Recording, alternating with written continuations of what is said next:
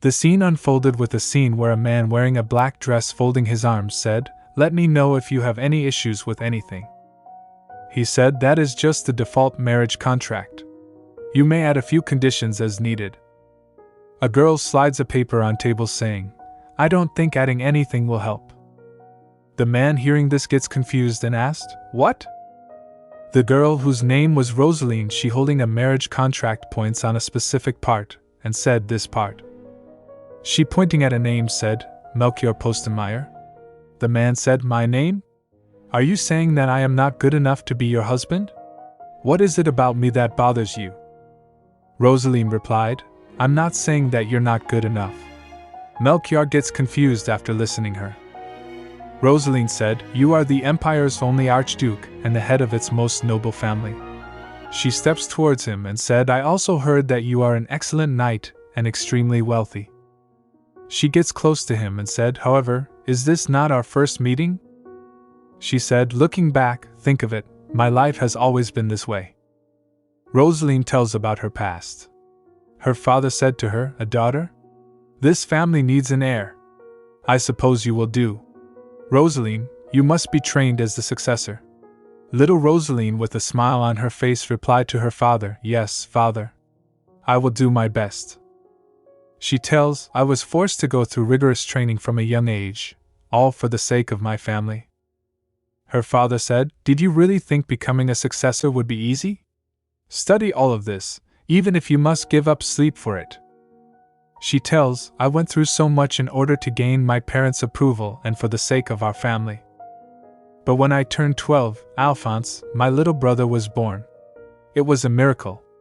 All of my training was put on hold and I was sent away to a boarding school. But once it became clear that Alphonse was too sickly to be trained." Her father said, "This man is your fiancé now. He will join our family, and the role of our family head will be turned over to Alphonse once he is old enough. Also, we can no longer afford to send you to boarding school." She thought, "I'm nothing but a prop. I'm not allowed to make my own decisions. This is how my life had always been." Changing scenes, we saw a knight shouting while holding his sword, "Members of the Crimson Rose House, admit to breaking imperial law and show yourselves." Meanwhile, Roseline's mother gets shocked and asked her, "What is going on, Roseline?" Roseline, standing in front of window seeing down, replied, "It seems father took up gambling. He died while running away from the knights, and now they're telling us to turn ourselves in since they have evidence." Her mother shouts in fear, "I know that. That's not what I'm asking. What's going to happen to us?" Alphonse hugs her mom with fear and starts trembling. Roseline said, "I will stop them. Mother, please take Alphonse and hide." Her mother shouts, "What? How are you going to stop those soldiers by yourself?" She picks a sword and replied, "I will do whatever I can." Alphonse gets tears in his eyes and her mother said, "Are you insane? If you do that, those men might harm my son before we're even tried."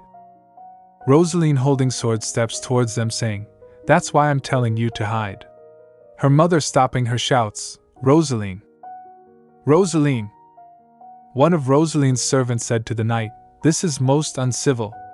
I implore you, please wait." He was saying, "At least give the madam enough time to," while knight slash his sword on his throat. Blood starts dripping from his throat and he starts coughing. The knight shouts, "Get rid of anyone who gets in your way. Find every single of them." Meanwhile, Roseline comes and shouts, "What do you think you're doing?" She enters and holding a sword in her hand. The knight gets shocked seeing her and asked, "Lady Crimson Rose?" He taps on her chest and said to Roseline, "I am the captain of the Azure Knights. Count Crimson Rose has broken imperial law by participating in gambling. This goes against the virtue of nobility and demeans the empire's dignity." He said to her, "You must be aware that this is a felony akin to treason." Roseline grips the sword and said, "No, I am not." The knight said, "Come clean and admit to your guilt. Your sentence will only worsen if you resist." Roseline replied, "But if I do not resist, I would be admitting to a crime I did not commit. That is how imperial law works, is it not?" She draws her sword saying, I cannot allow you to arrest me when I had nothing to do with my father's gambling.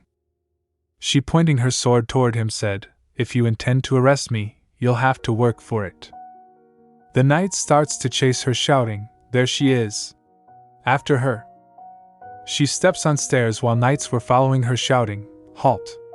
She, seeing their speed, thought, They're faster than I expected. She stabbed her sword into Clean and said in her mind, In that case. She pulls the Clean from stairs, causing the knights to fall. The knights shout, Arg! A knight fell down and lose his sword. He said, Stay away. Roseline comes towards him, and he gets shocked with fear and shouts, No! Roseline moves towards him and pierces his hand with her sword. A knight, seeing this, comes towards her, saying, How dare you attack the Azure Knights? They starts fighting and their swords hits each other. Then more knights come and attack her.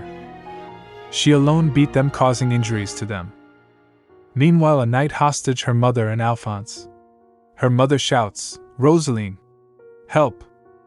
The knight was standing in front of them holding his sword. Seeing this, her mother and Alphonse starts trembling and sweating. Roseline said to him, Are you really taking my mother and brother hostage? You, the captain of the Azure Knights?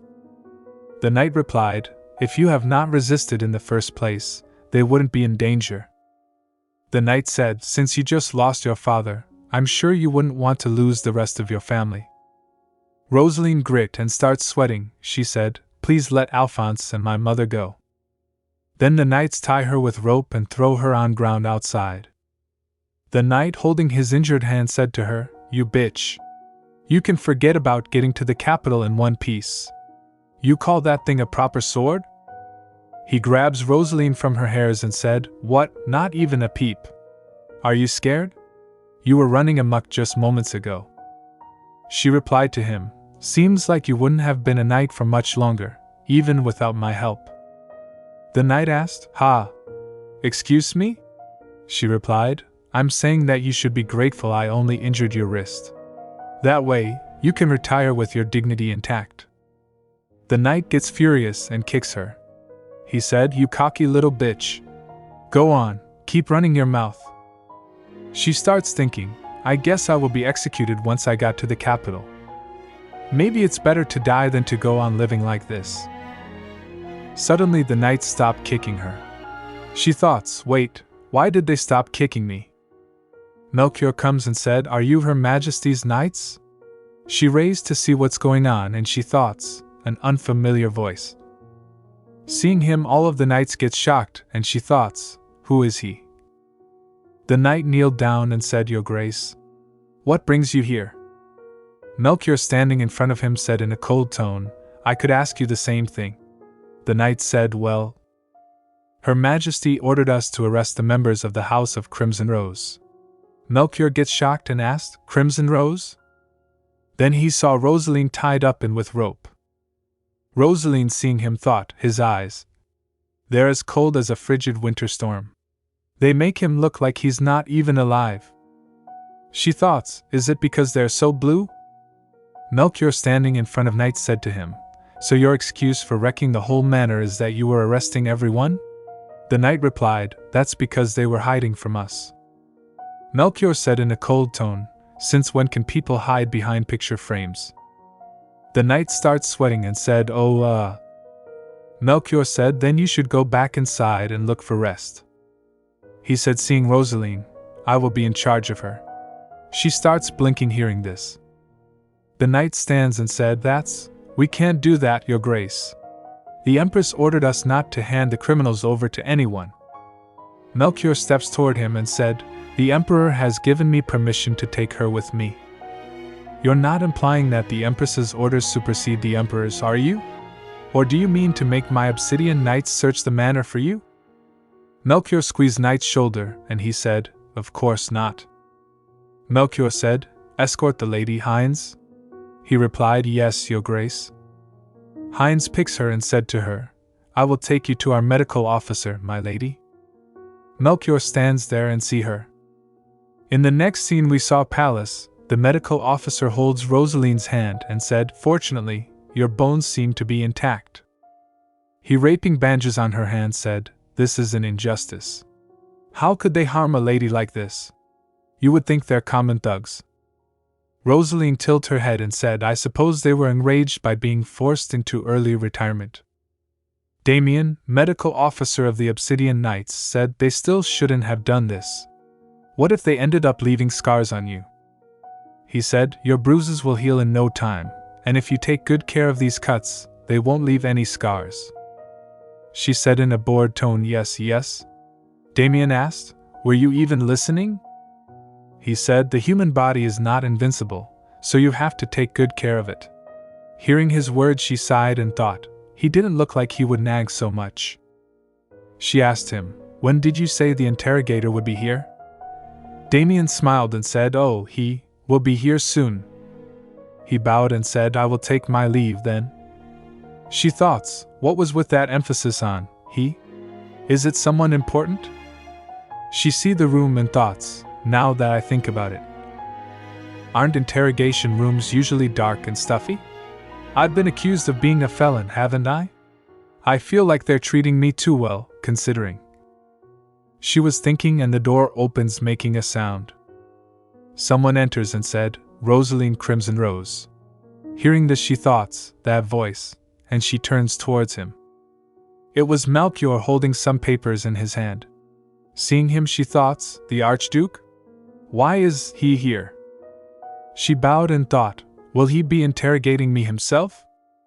Melchior said, "Are you Roseline Crimson Rose?" She gets shocked. She replied, "Yes, I am." Melchior drags a chair and said, "Roseline, do you know me?" He sits on the chair and Roseline said, "I heard the others calling you the Archduke. There is only one Archduke in the Empire, and you're quite famous." Melchior said, "I see. You're 18 years old and only have a mother and a brother, who is only 6. Am I right?" Roseline replied, "Yes, Your Grace." Melchior bowed toward her and asked, "Why don't you have any other siblings?" She gets confused and asked, "HM? Pardon?" Melchior asked, "Do you have a much older sister? Or a cousin who looks a lot like you?" Roseline gets confused and replied, "I don't.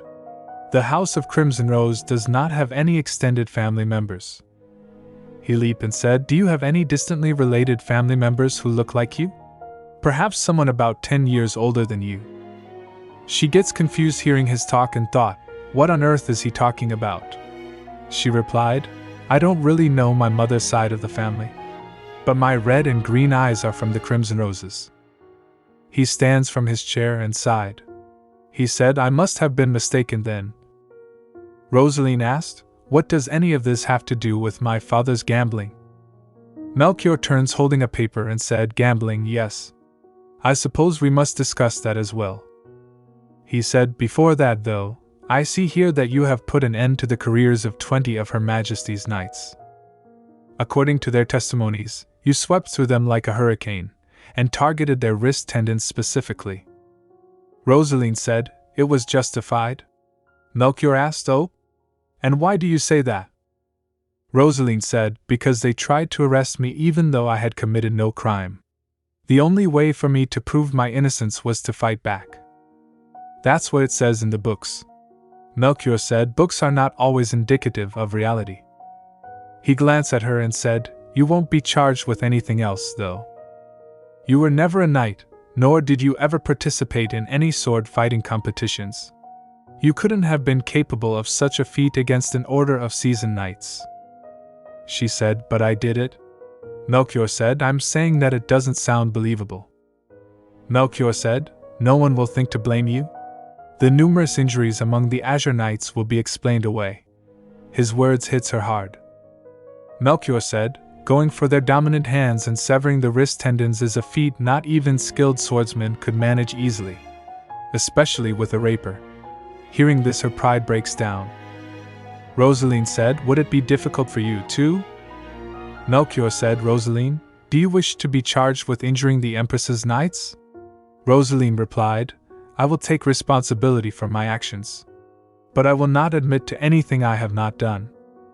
Melchior said, "That is not a wise choice." Melchior said, "Roseline, are you aware of the reason the Azure Knights were there?" she said. I am? Roseline said, they found proof that my father was a gambler, and accused my whole family of the same crime. The Empress must have offered to send her own knights. I'm sure she had her reasons for taking care of this herself. And that's why her knights wrecked the whole mansion, and she suddenly thought, wait. Come to think of it, it seemed as though they were looking for something rather than someone. Melchior, seeing her thinking, asked her, is there something you thought of? She glanced and replied, no, nothing but. Melchior said, then keep thinking. I'll try to come up with a theory as well. She gets shocked hearing this and asked, pardon? She said in her mind, I thought he had the answer. Melchior said, don't go anywhere before you think of something. Even if you do, just stay put. Roseline gets confused and said, what do you? Meanwhile Melchior leaves and closed the door. Heinz comes and said, you Grace? Melchior turns back hearing his voice. Heinz said, Count Beagelhoff, the Empress's brother is here to see you. Melchior said, oh? He thought, I knew they were after her. Meanwhile she, scratching her head, said, did he just ignore me? In the next scene we saw a man comes from Empress, seeing Melchior rise from his seat and said, Melchior, Archduke Postenmeyer. Melchior steps towards him and the man said, I apologize for showing up unannounced. It was urgent, you see. Melchior said, I knew there must be a reason for your sudden visit. The man replied, haha. Thank you for understanding. The man said, oh, I heard that you are keeping Count Crimsonrose's daughter here. The Count lost his title and his land, so she is nothing but the daughter of a criminal now. I don't think an interrogation is necessary when the crimes are so obvious. He said, I'm here to ask you to hand Miss Crimsonrose over to me. Melchior, sitting in front of him, said, I'll have to think about it. That. The man rambled and said, what I'm saying is you don't need to go through the bother of interrogating her. Melchior said in a cold tone, I'm currently keeping Roseline Crimsonrose here due to her injuries. May I ask why you want me to hand her over to you? Hearing him, the man gets shocked and thought, how can someone have such a cold gaze? The man said, I don't want her for personal reasons. I'm simply saying that there's no use in keeping her here. There's nothing more to find out, so why not just send her to jail? Melchior said, I believe there is still a lot that needs to be uncovered. The man get confused and said, But Count Crimsonrose was killed in an accident. Melchior replied in a cold tone, the Count did not die in an accident. He was assassinated inside of a carriage. While I have heard of gamblers killing someone in anger after losing their money, it makes no sense for someone like that to have hired an assassin so quickly. Melchior said, I cannot hand over someone who may be a clue to. The man slams his hand on table after hearing this. The man shouts, this isn't any of your business. Let the courts handle it. Melchior replied, actually, as the head of the Postenmeyer family, I am responsible for the safety of the members of my household. In other words, I will not hand her over without clear proof. The man gets shocked and asked, a member of your household? What do you mean? Melchior placed his hand on his chest and said, Roseline Crimsonrose is my wife. The man gets an attack of sudden shock hear this. He thought, his wife? Changing scenes, we saw Roseline in a suspicious room covered by clocks. She blinks her eyes seeing it. She, wearing a white night dress, glanced at the room and thought, where am I? She thought, judging by that strange clock, I must be dreaming again. I wonder what this room is. Suddenly she hears some voices saying, Roseline. Roseline, she thought, a young boy? The voice comes, please wait for me. She thought, I've had this dream many times, but I have never heard anyone's voice. She, looking for someone, thought, where is it coming from? The voice comes again, I'll definitely, so will you, then? So please wait for me. I'll save you. Roseline, hearing this all, said, wait, what does that mean? She suddenly feels something and said, who are you? Where are you? Then she wakes up and starts sweating. She thought, I'm sure that voice is unfamiliar. Who could it be? Someone knocked at the door shouting, pardon me, my lady. Is something wrong? Damien and Heinz comes and Damien said, I see a dream.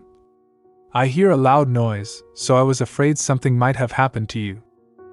Roseline asked, why do you think the Archduke brought me here? Heinz and Damien glance at each other, and she said, it's been days since he interrogated me, and he has not come back. Damien said, Lady Crimson Rose, are you aware of the fact that you are currently in grave danger? He tells her about the come for her. He said, the day you arrived here, someone sent by the Empress came here for you. His Grace sent him away, of course. Roseline said, will that not get His Grace into trouble? He has no legitimate reason to defend me. Damien said, oh, he went to see His Majesty for that reason. Melchior said, greetings, Your Majesty. Balthasar, the Emperor. Balthasar said, Melchior, you know how much I favored you, right? I would have allowed you to marry anyone you desired. Melchior said, thank you, Your Majesty. Balthasar said, so why did you get married in secret? Balthasar said to Melchior, you know that nobles must get my permission to marry. Melchior replied, I apologize, Your Majesty, but I had my reasons. Although Roseline and I were engaged, Count Crimson Rose did not approve. Balthasar said, that shouldn't have kept you from getting my permission.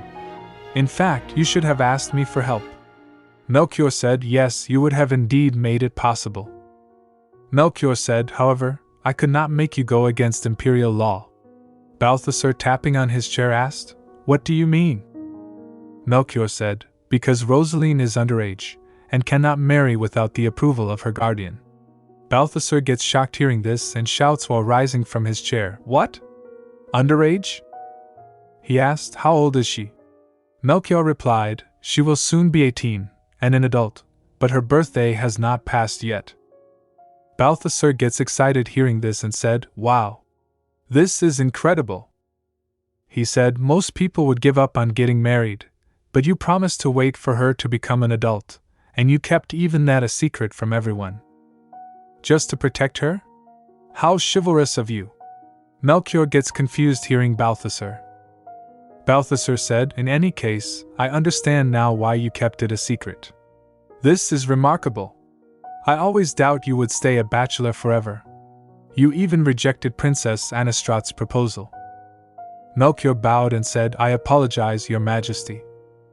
Balthasar said, that's all right, Melchior. You know how much I like you. I am still very grateful for the fact that you saved the Empress 6 years ago. Melchior said, I have no memory of that. Balthasar said, I know. But I remember, so let me be grateful. Melchior said, yes, sire. I will take my leave now. Now that I have gained your approval, I will be going through the process of marrying Roseline officially. After that, Melchior steps out. Balthasar said after Melchior leaves, it had to be someone from the Crimson Rose family. He said, I should have killed them all when I had the chance. Changing scenes, we saw Damien telling her about Melchior. He said, His Grace does not remember anything from before he became an adult. He said, and he has been looking for a woman named Roseline. Damien said, this is as much as I can tell you. We don't know much more either. Hearing this, Roseline said, I see. She squeezed her cloths and thought, he is looking for someone because he can't remember his past, and because I look a lot like her, he brought me here and even interrogated me. But he didn't send me away, even though I don't know who she is. So why is he keeping me here and protecting me? She said, what should I do? Melchior enters and said while standing in front of door, you just need to sign this.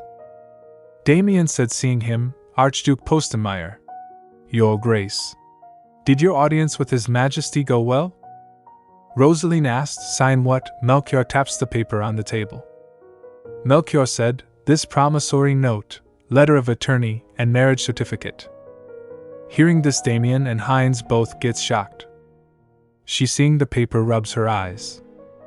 She starts reading. Emperor Balthasar approves of the marriage between Melchior Eckhard Julian Nov Postenmeier and Roseline Crimson Rose.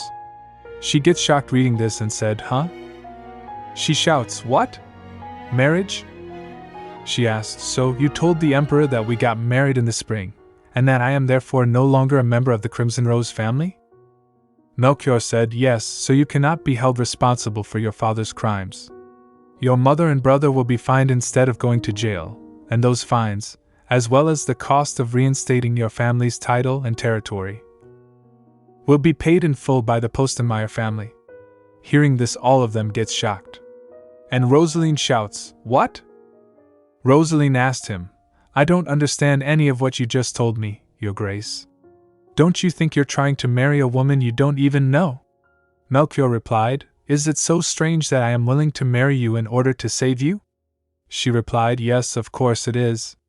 You don't know anything about me. Damien and Heinz gets confused, and Damien whispered to Heinz, Maybe His Grace is sick or something? Melchior said, You must be aware of the fact that if we do not get married, you might spend the rest of your life in jail. Roseline said, Are you saying that you pity me and are simply being charitable? Melchior replied, I wish to save you. Is there not enough of a reason? Damien and Heinz said, That isn't enough at all. Roseline thinks, the marriages of high-ranking nobles are of great importance in the empire. Isn't he being far too flippant about this? Is he trying to swindle me? Or maybe I am an easy tool for him to use, but if that's not it either. She paused and stops thinking. She asked to Melchior, Is it because I look like the woman you have been searching for? He glares at Damien and Heinz for telling her about his past and said, You too. Roseline defends them, saying, It's not their fault. I'm simply asking you this based on what you told me during my interrogation. She sighed and said, But whatever the reason, shouldn't you have asked me to marry you first? Melchior said, There was no time for that. I was ordered to hand you over as soon as I brought you here, you see. Roseline said, You could have still told me your plan then. I was stuck in this room for a whole week without any clue as to what was going on. Melchior said, I have to go and see the Emperor before they could make another move. She thought, Wait. He's making it sound like he did it all for me, but in the end he had no intention of asking me for my opinion. She thought, But it's not like I have any other options right now. Roseline said, All right. I'll sign the marriage contract. Melchior nodded his head and said, A wise decision. Roseline raised her finger and said, On one condition, though. Melchior gets shocked and asked, A condition? She said, Please duel me. They come out for a sword fight. Damien and Heinz were standing there to see them. Melchior, wearing gloves, asked, Roseline, why do you insist on dueling me? She, holding her sword, thought, I guess I can't just say, To bring you down a peg. She said to Melchior, I've been stuck in that room for quite a while, and since I was not allowed to step outside at all, I've been itching to get back to sword fighting. She said, Besides, we're getting married. You should learn more about me, right? Meanwhile, she thought, What a lame excuse. Melchior gets confused and said, As you wish. She thought, Just now, he wasn't giving me permission. Does he actually respect me? She squeezed her sword's handle and said, Thank you for indulging me, Your Grace. He, holding his sword, said, Melchior, call me by my name from now on. She swings her sword and said, All right then. Melchior. She dashed towards him. He stopped her with his sword. She, noticing that he hasn't removed his sword's cover, thought, A scabbard. He didn't unsheath his sword? She thinks, I thought he would use his large frame to his advantage. But he's keeping his word sheathed on purpose and deflecting my attacks in a certain direction. If I had not jumped back immediately, he would have been able to grab me. Melchior said, You challenged me to a duel, so I expected you to be stronger. She smiled and said, Ha! Melchior, I hope you won't regret saying that. She sits down and said, It might sting a bit. Melchior said, HM? She jumped and come over him, holding her sword straight at him. Seeing her like this, Melchior gets shocked. Damien and Heinz also gets shocked seeing all this. They shouts, Your Grace. Melchior's sword fell down and a piece of his cloth as well. He caught Roseline. She gets confused and said, Melchior? Melchior, holding her in his arms, said, You're just like her. She asked, Pardon? Melchior looks at her and said, You're exactly the same. Roseline said, please let go of me, Melchior. Your shoulder, it's. Melchior said, Roseline, who taught you how to fight like that? The Roseline I knew used the exact same sword fighting technique. Melchior said to Roseline to remember, saying, please try to remember. You must have met my Roseline. She replied, when will you let it go? Melchior, still holding her in his arms, said, but the way you fight, it's exactly like. She interrupts, saying, I didn't learn this from anyone because I'm the one who came up with this technique. Melchior gets confused and asked, what? She shouts, I said let go of me. Melchior put her down, and she turns her head towards Damien. She said to Damien, Sir Damien, please take care of his Grace's injury. He gets confused and said, I will. She said to Melchior while leaving, I'm going back to my room. Please let Sir Damien take care of you. Then she starts walking through a garden full of flowers. She thought while passing through the garden, how did it come to this? Being here and taking on this role doesn't even suit me. If I force myself to keep going, will I really find happiness? She thought it might have been better if all of this had happened while I was out cold. Suddenly the flowers changed colors. She thought, it would be better than trying to force myself into a place I don't belong. Suddenly she noticed something and stops. She found herself in a forest and thought, wasn't I just in the back garden? She, seeing the trees, said, where am I?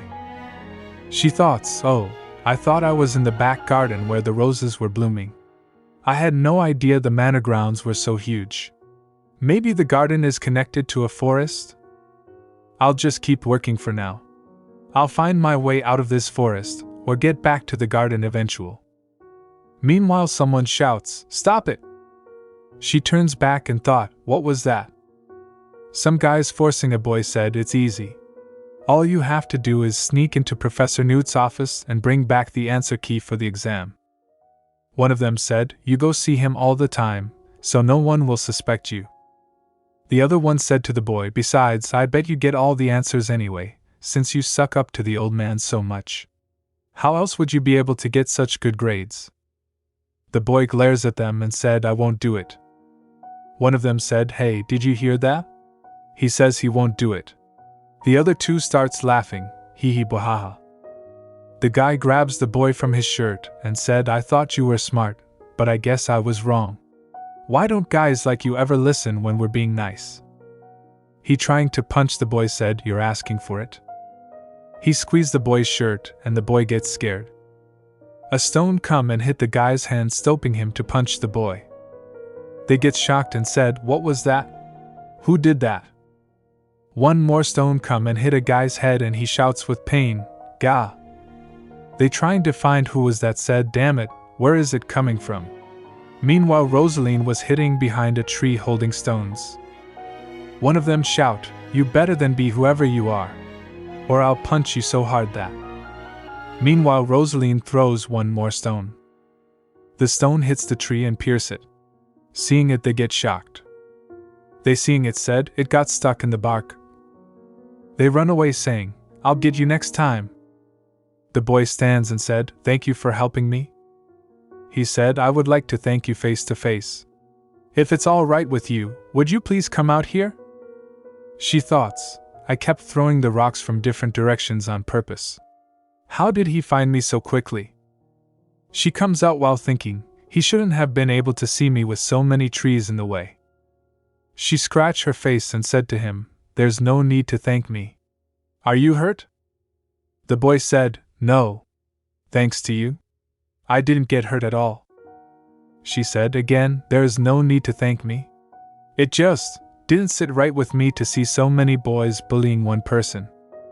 She thought, I only chased them away because I didn't want to keep watching it happen. I don't deserve his gratitude. The boy said, still, the fact remains that you helped me. The boy introduced himself to her, saying, my name is Julian.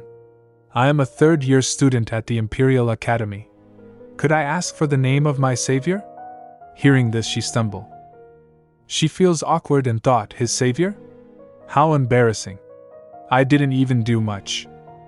She thought, I wonder if it's safe for me to tell him my name. I guess I don't have to tell him my surname. He won't be able to identify me with just my first name. It'll be much better than raising suspicion while trying to come up with a fake name. She said, my name is Roseline. Julian said with a smile on his face, Roseline? So that's the name of my savior. She starts blushing and said, please stop calling me that. Julian said to her, thank you for saving me, Roseline. Please call me Julian. He places his hand on his chest and said, please contact me if there's ever anything I can help with. I would like to repay my debt to you. He said then again, I suppose there really isn't much I can do to help you. He said, even if I'm never of any use to you, I still wanted to offer my help. She thought, what a nice boy. He's very considerate for his age. She thought, boys like this shouldn't have to deal with bullies growing up. Julian said, I'll take my leave now. Please take care, Roseline. She waves her hand to say bye. Julian starts walking in opposite direction to her, and she thought, I should hear back too. If the direction Julian is going leads to the academy, then the Postenmeier Manor should be in the opposite direction. She steps forward and suddenly found herself in the same garden she was walking through. She seeing the flowers thought, those are the rose bushes I saw earlier. I'm glad I didn't end up getting lost. She enters in Melchior's room and thoughts, I wonder if Melchior got his shoulder patched up. She closed the door, making a sound, and noticed Melchior standing there and said, HM? Melchior, folding his arms standing there, said to her, you were gone for a while. She asked, how's your injury, Melchior? He replied, it's nothing to worry about. He sits on the chair and said, the wound isn't deep. It'll heal soon. She said, standing in front of him, I apologize for earlier, Melchior. He said, HM? He asked her, why are you apologizing? She replied, I believe I was being childish. There was no need for me to get so upset. She thinks he might have made all the decisions without asking me, but he did help me in the end. And yet, instead of thanking him, I challenged him to a duel and even wounded him. How could he be fine after getting stabbed by a sword? I shouldn't have been so immature. She said to him, thank you, Melchior. She said, I'll sign the marriage contract as promised. Is there anything else you need from me? He said, HM. No, not really. She thought, I wonder if he's being secretive or just honest. She singing the marriage contract thought, but still, how surprising. She signed and thought, I can't believe that my whole life will change with just one signature. Since it's come to this. This time I'll do my best in order to be helpful to the Archduchy. She thought, you can do this, Roseline. Melchior tells her about the fine amount on her family, and she gets shocked and thought, what? You paid 70 million gold in fines for my family? She thought, I'll have to work really hard for this family. In the next scene we saw Damien and Heinz. Heinz was holding some papers and Damien was standing there. After Melchior and Roseline left, Damien said, what did we just hear? He said, there must be something wrong with my ears, right? Did His Grace actually said that he would marry Lady Crimson Rose? Heinz said, yes, he did. Damien said, I feel faint. He even rejected a princess. And now he is getting married out of the blue? Heinz, putting the papers in envelopes, said, it's not out of the blue, Damien. He said, officially, their relationship has been secretly going on for a while. Damien said, but isn't that just a lie? Heinz said, it's not uncommon. When it comes to marriages between nobles, the circumstances are often embellished. Damien said, I guess so, but... Heinz turns and said to him, so let's be careful about what we say. For Lady O, I guess her title is different now. For Her Grace's sake. The next day, Roseline, wearing a white and green dress, said, Melchior, I would like to learn how to help this family. Melchior asked, how to help this family? What do you mean? She said, whatever I need to learn to act as the lady of the house. He, reading something, replied, do as you wish. She scratched her head and thought, that's all? He's not going to walk me through it? She said, we will teach me? Melchior replied, "You don't need anyone to teach you, just do whatever you want to." Roseline asked, "Pardon?" Melchior said to her, "You must have learned about managing a noble house at the academy." She said, "All I learned was theory. I have no idea how to apply any of it."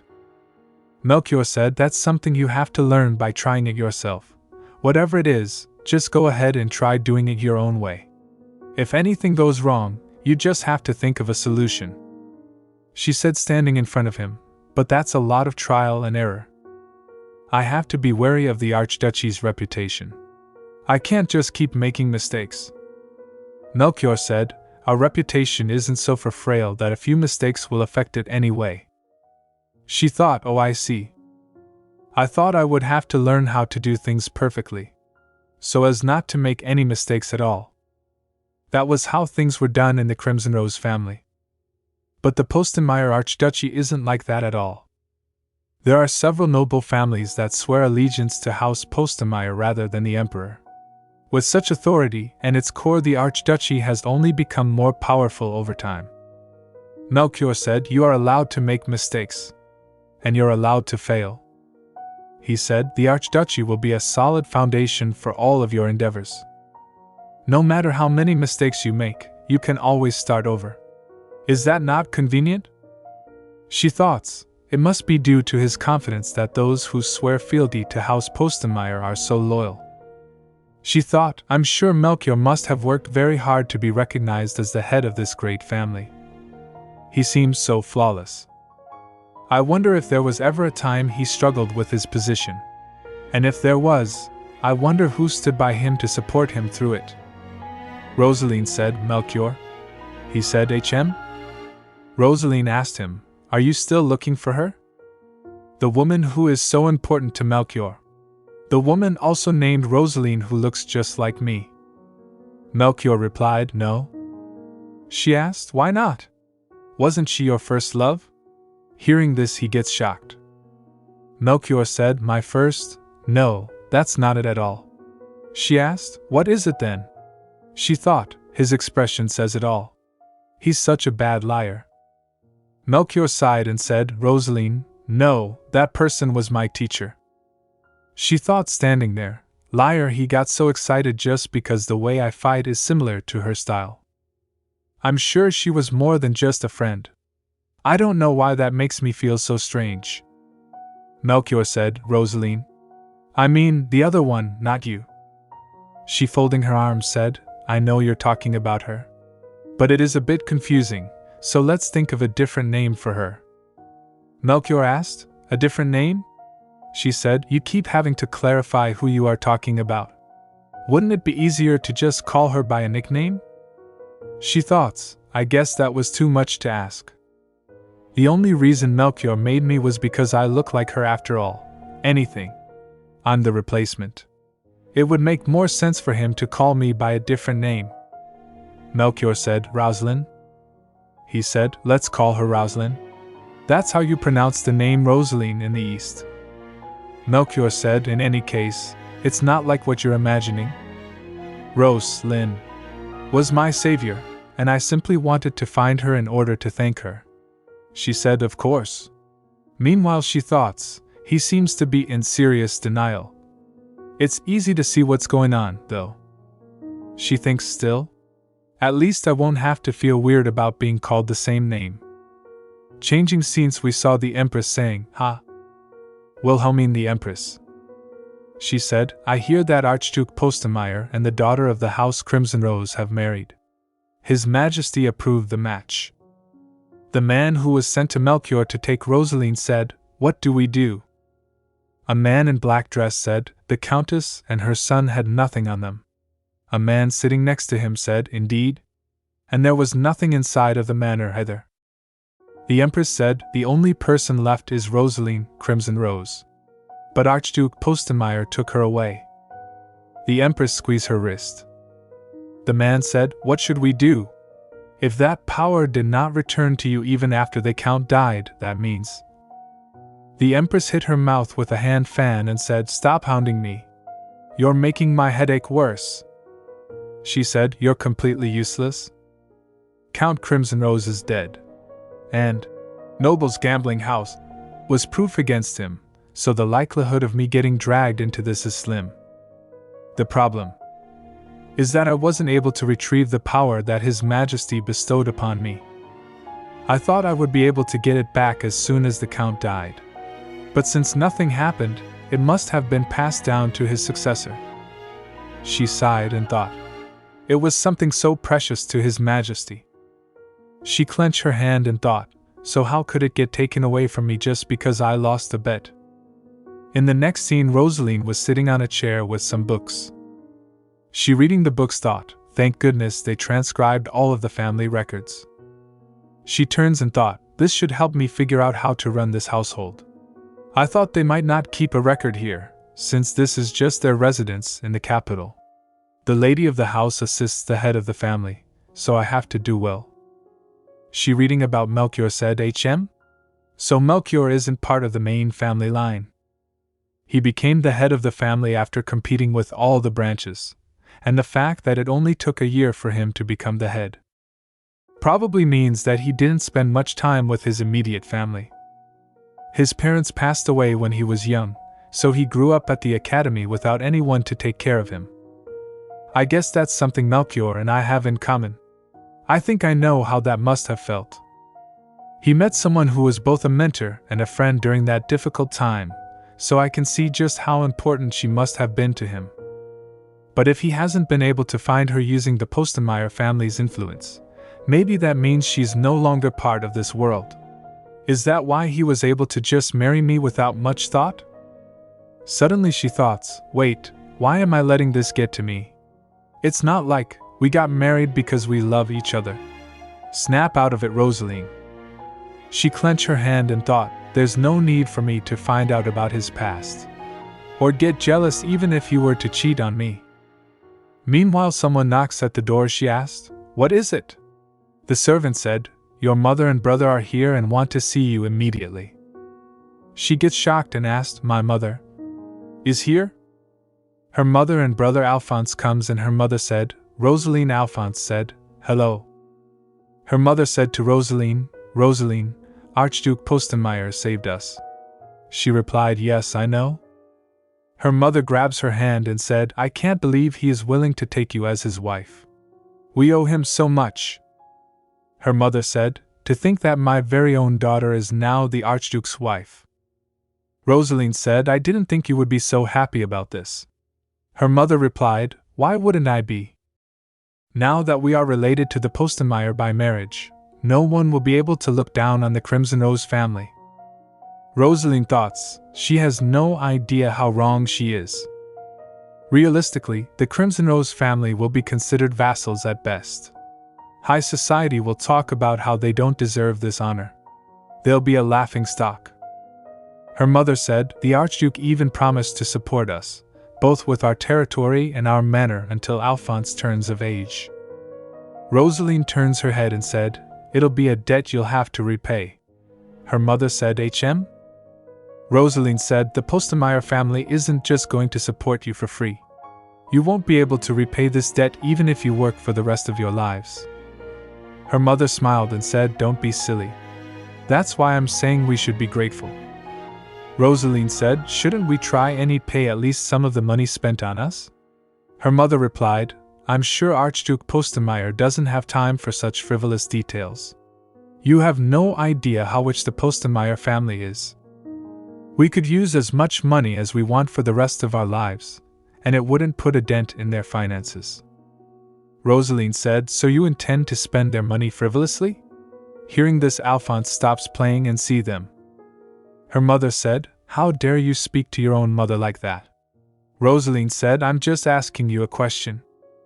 Her mother said in anger, I don't like your attitude. I gave birth to you, you know. You can't act like this just because your father is no longer with us. Are you going to look down on me because you're the Archduke's wife now? Roseline sighed and said, that's not what I'm saying. Her mother shouts, that's what it sounded like. You never even tried to come and see us this whole time. Her mother poked her and said, you were too busy with your new lover, weren't you? Her mother points her finger at Roseline and said, "You dragged us into trouble by causing a ruckus at the manor. I see you haven't changed at all. You're Alphonse. Older sister, get your act together so you don't embarrass him." Roseline said, "The way I live has nothing to do with Alphonse." Her mother shouts, "That's the kind of attitude that made your previous fiancé break of your engagement." Her mother sighed and waving her hand said, "The Archduke only took you in because you never got married and stayed a virgin. That shameful situation led to this blessing, so I was planning to forgive you." Roseline was standing there hearing her mother's words silently. Her mother said, "I was being friendly in an effort to make amends, but you're such an awful girl." Roseline squeezed his hand and thought, "What do you know, mother? You've never paid attention to me.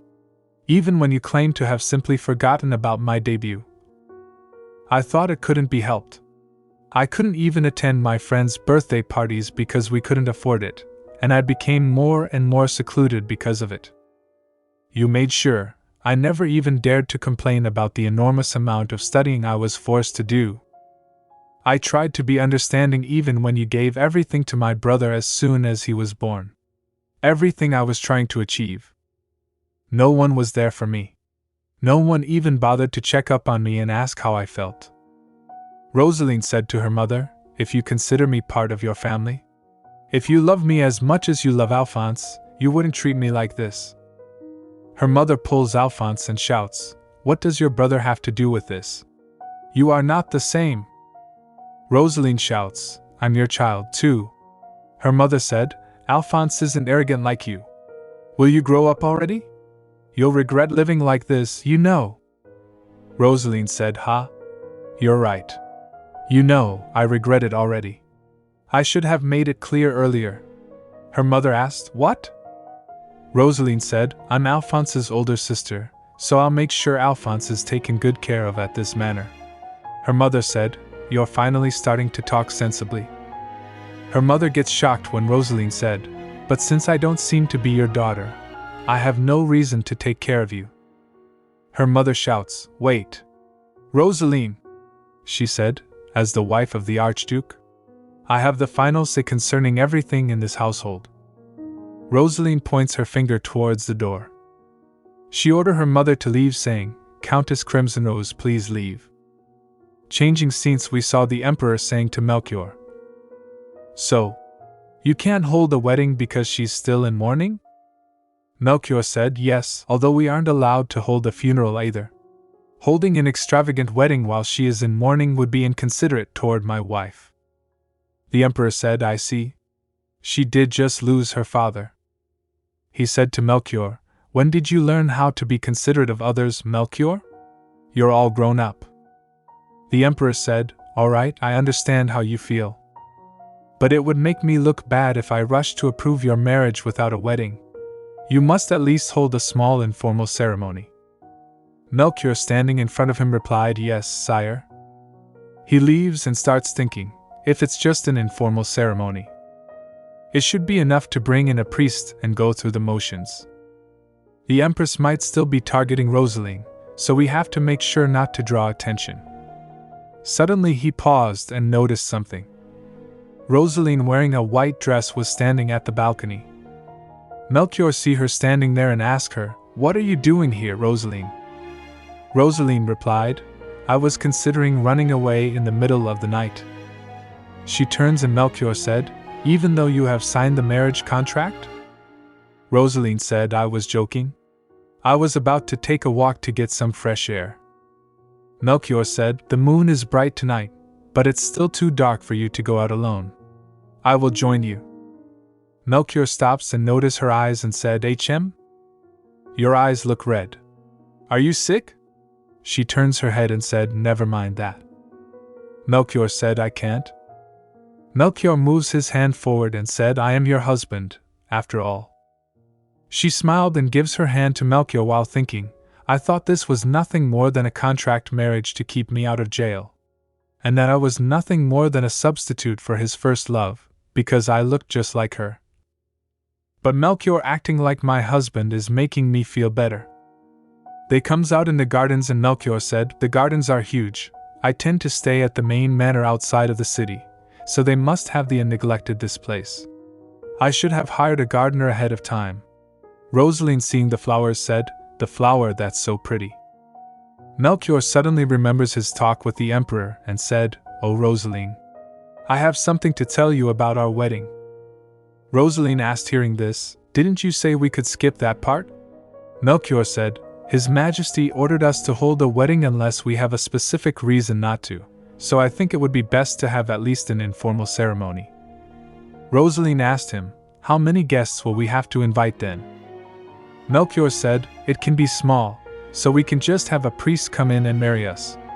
But since your family is here, it might be good to invite a few people who are close to us." She squeezed her dress and said, "My family? Yes, I suppose so." Meanwhile, Melchior thought, maybe the idea of a wedding is too bothersome? He closed his eyes and thought, or maybe she's disappointed because I went back on my word. Melchior said to her, "We don't have to do that if you don't want to. Of course I will talk to His Majesty again." Meanwhile she thought, "Ugh, I keep thinking about what happened earlier today." She said to him, waving her finger in air, "No, that's all right. Let's do it." She asked him, "By the way, Melchior, how is your wound?" He said, He asked, "My wound?" Roseline, pointing her finger towards herself, said, "I injured your shoulder during our duel." Melchior said, "Oh, it's fine. It was nothing." What Melchior intended to say was, "It doesn't impair my work, so I am fine." What Roseline heard, "It was nothing, you're not a very good duelist." She said in a sad tone, "I see. So it was nothing." Melchior, hearing this, said, He thought, "Did I say something wrong? I recover really quickly, so even if I had been hurt much worse, it would have been fine." He thought while walking, "Somehow, I feel like I said something terribly wrong." He starts sweating and thought, Roseline has stopped talking. Her eyes were red earlier. She might have been angry with me. Was it because I took so long to have her mother and brother visit? Or maybe it's because I come home late every night. Or maybe she was inconvenienced somehow because it's taking so long to hire more servants. He clenched his hand and thought, I don't know what to say to her. Come to think of it, she's dressed too lightly to be outside for so long. Should I break the silence by offering her my coat? But she doesn't seem to be cold at all.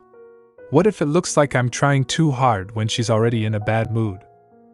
Let's be rational about this. How should I be acting while alone with a woman?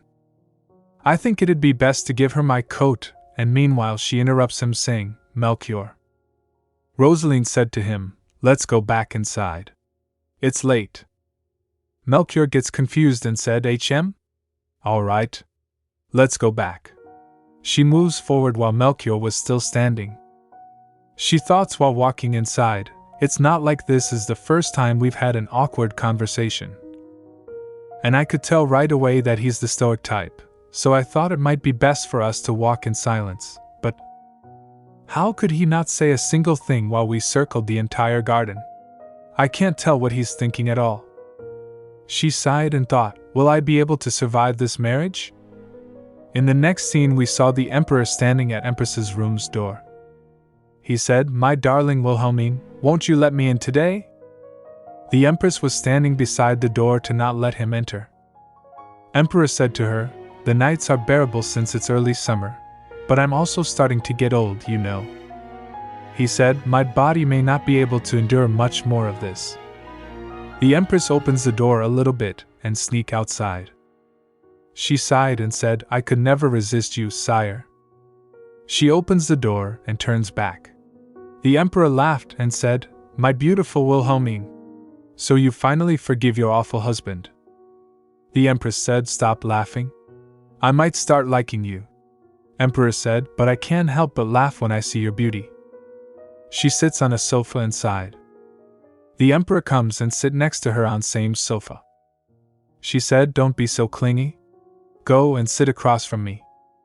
The Emperor holds her hand and said, I'm all cold from the chilly night air. I need your warmth. She pushed him and said, go and sit across from me before I kick you out again, your majesty. He said, ah. The Emperor said to her, are you still angry with me? For letting the Crimson Rose family go, I mean. She sighed and said, why would I be angry?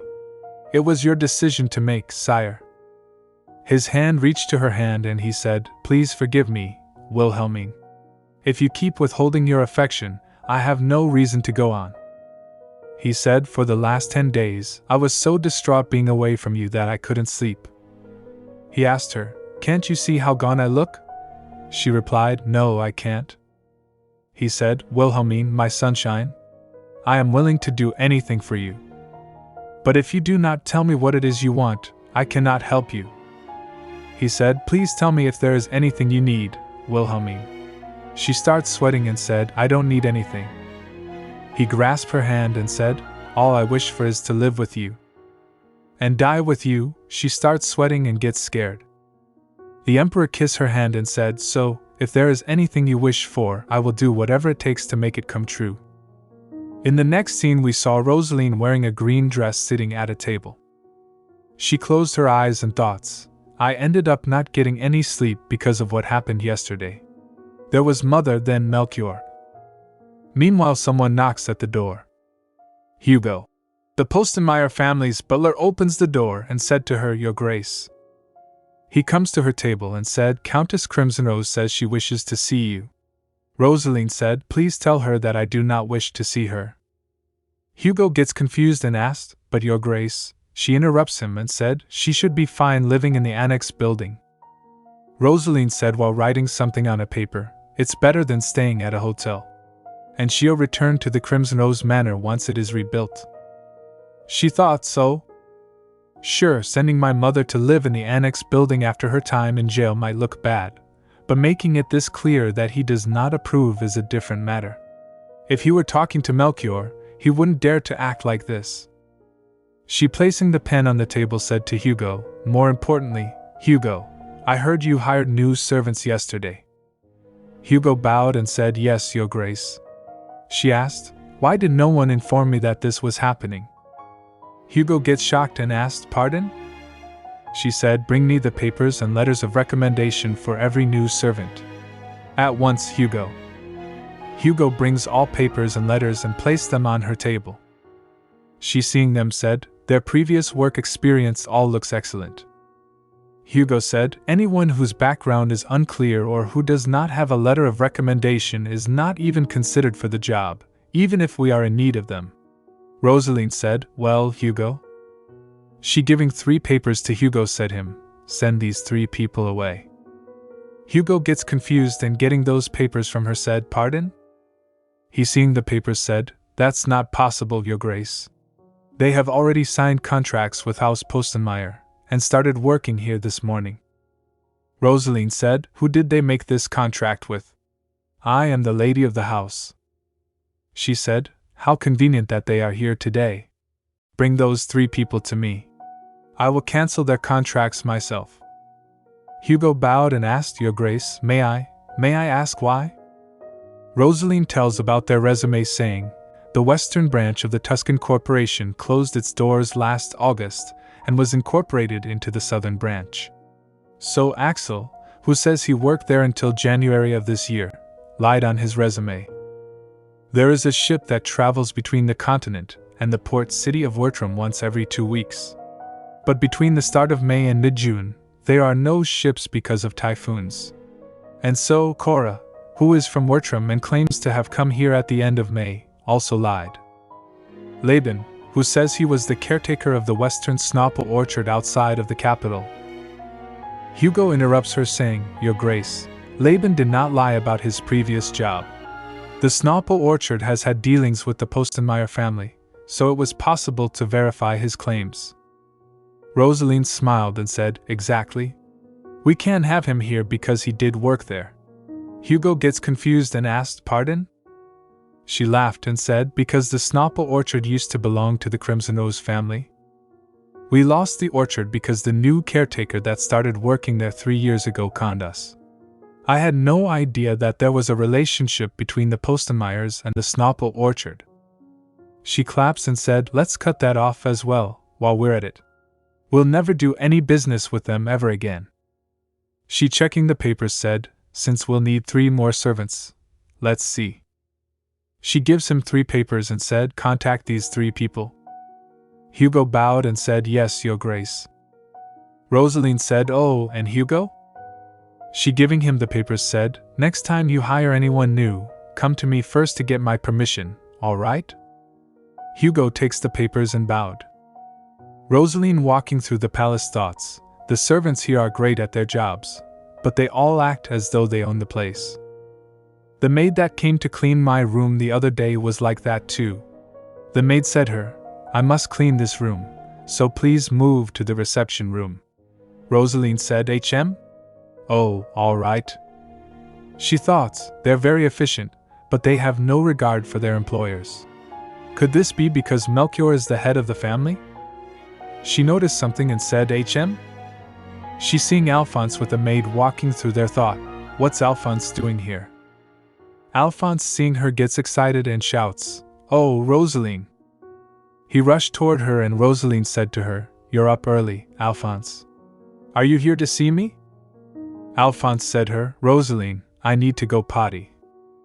Roseline thoughts, HM, he's 6 years old now, so he's old enough to go to the bathroom by himself, but maybe being in a new place has him scared and uncomfortable. Then again, he did witness his own mother get kicked out after a fight with his sister, so no wonder he's scared and anxious. It must have been hard for him to watch, since he's so young. Now I feel bad. She said to him, all right. Let's go, Alphonse. They steps toward the way to bathroom and Alphonse starts sweating. Alphonse stops her and whispers slowly, Roseline, I don't actually need to go to the bathroom. Roseline whispers back, HM? What do you need then? Alphonse whisper, Roseline, yesterday I heard the servants here talk badly about you behind your back. She, hearing this, gets confused and said, oh? Alphonse tells her about last night when he hears the servants talking badly about her. He said, last night, going to sleep by myself is too scary. Did Roseline really kick Mama out? I have never seen Roseline get so angry. I have to go and find Mama. He stops hearing someone's voice. The servants said, it's exasperating, isn't it? How could His Grace marry a girl from such a worthless family? He peeks through door and listen their talk. They are not even a noble family since they lost their title, right? Even if our master reinstated them, they are still a family of criminals. I can't believe he chose someone like her after rejecting the princess's hand in marriage. Did you see how she kicked out her own mother? What an awful family. I turned down an offer to become a head maid in order to work here, but seriously? The daughter of a criminal? I refuse to acknowledge her as the lady of the house. Hey, here's an idea. What if we cause an accident and ruin her reputation? Roseline gets shocked hearing this.